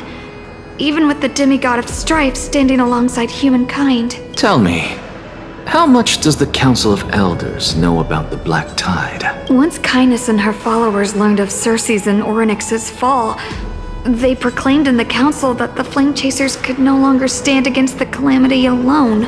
Yet, when the Crown Prince ascended to godhood and repelled the Black Tide, she immediately altered her tune, declaring that all was resolved beyond Akama, with the only remaining menace now being Aglaya and her adherents. They might well make their move at the upcoming Citizens' Assembly.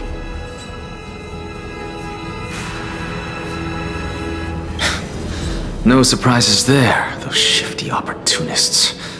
Thank you for your honesty, virtuous student. Being an opportunist could very well be a facet of wisdom. Shouldn't you be searching for murals of yourself? I've had enough of your prattling. I was really curious to see how you would find the middle ground between both factions, so I came to listen in. But it seems as though this Kindness is much more ruthless than Aglaya. If so, why do you want to work with her? Could it be that perhaps you've decided to readily surrender this hollow shell of yours, just because you feel like death is fast approaching? I'm afraid you'll be sorely disappointed if that's what you truly think. I've had enough of this. Could the 15th entry hour arrive any faster?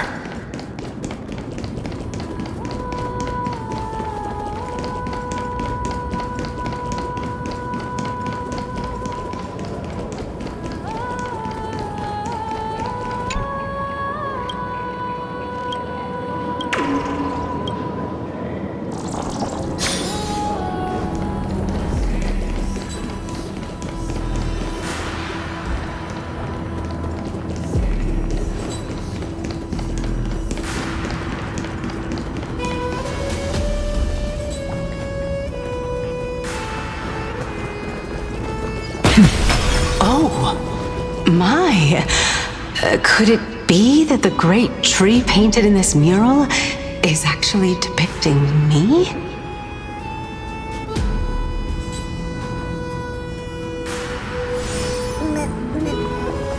Every plant, every tendril, no, even every leaf could be the embodiment of Circe's. As a result, mere mortals who did not know what the Titan actually looked like chose to paint them as a giant tree instead. Their wisdom was portrayed as fruit, to symbolize how they shared their knowledge equally among the masses. Such exquisiteness indeed. This mural is quite abstract. I really can't tell whether you are praising or demeaning yourself. Now I'm quite curious whether the Reason Titan has studied figures of speech before. Of course I find such stylistic devices interesting. For all we know, this could be the answer to the question, what exactly are we? I, for one, am not willing to admit that I could look this ugly. Was this the reason why you failed in your attempt to refine my soul when you were ambushed at the Grove? Since you are aware of this, why did you save me back then? From my perspective, this point alone was enough to separate you from the average person. How do two lunatics coexist in the same brain? Therefore, it seems that your journey to Dawn-Cloud this time is not just to seek protection. What, then, is the intention behind your actions? The entire plan is stored in my memory. So why don't you look there? Then don't mind if I do. 1 year old? 2 years old? Oh my! Even a member of the preeminent Seven Sages must hug his Dromastal to sleep? How interesting. That's enough. How unusual. Your soul is actually trembling. This must mean that behind this toy hides a secret that nobody knows, right? Since our days are both numbered, I don't mind telling you more about it. This is a present that my sister gave to me. It's a doll that was made to look like our family pet. So there are other members in your family, eh? Are they also living in Akama? Don't you just love to pick through my brain? Go on, continue flipping through my memories. It won't take long. You'll discover the answer when you reach the memories of when I was 5. Oh, the black tide is everywhere. I can't bear to look. When I was young, I couldn't accept this outcome either. Georios, Aquila, Kefali, and you, of course. Although I prayed to every titan that I could think of for help, my efforts were ultimately futile. This...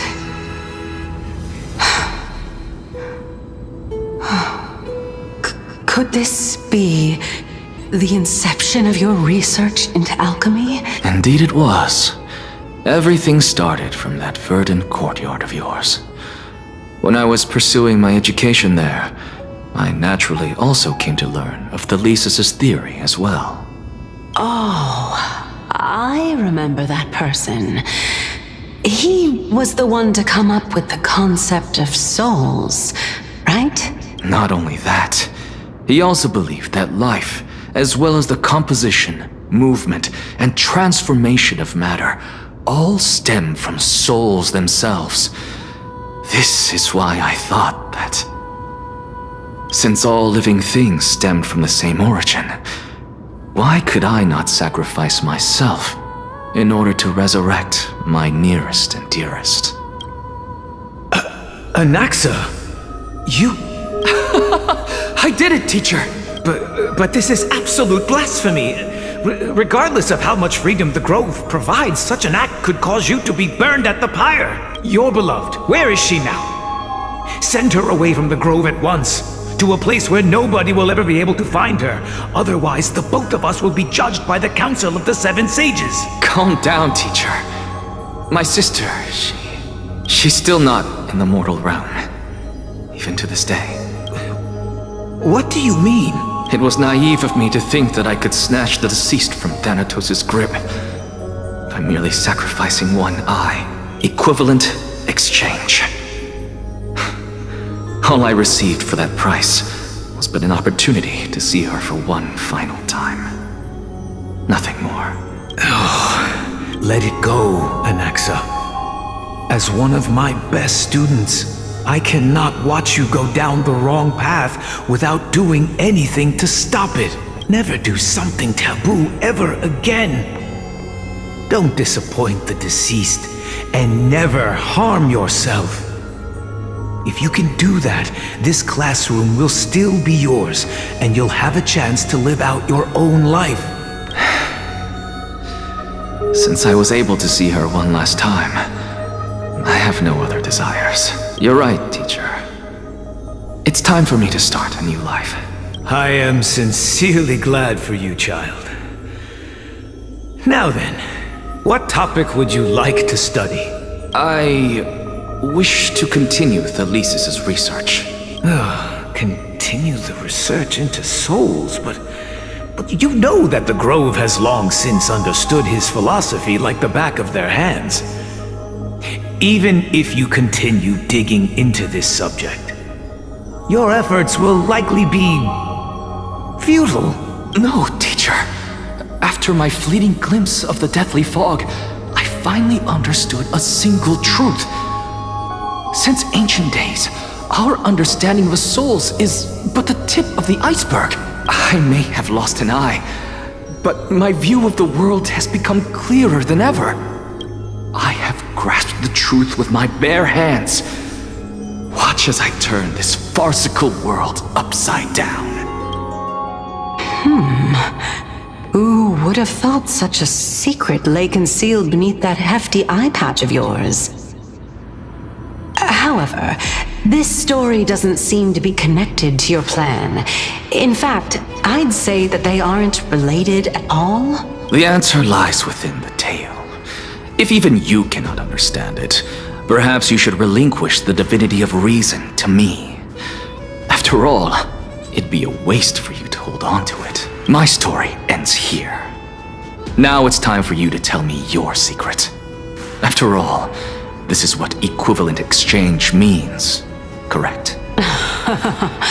As expected, you laid a trap for me to step into, unfortunately. Even if I was willing to talk about my past, I may not know more about it than you do. Oh? Are you saying that the renowned Reason Titan is now admitting a lack of wisdom? Your followers are going to be sorely disappointed by this. Child of humanity, remember this. Being cognizant of one's ignorance is the greatest wisdom of all. Now I understand. No wonder you asked me to answer your random, nonsensical questions. Not only that, you're the only one who can shed light on my query. As the saying goes, onlookers see most clearly. Is that so? Lord Anaxa. I saw you muttering to yourself and was wondering whether you were caught in a delirium of reflective thought.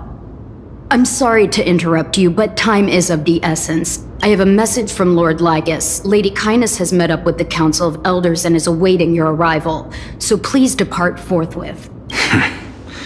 It's finally time. Carefully.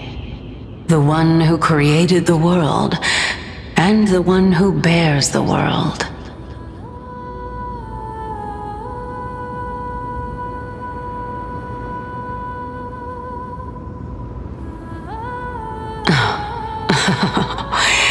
If you truly have not met your end, how will you answer the challenges of those who defy you?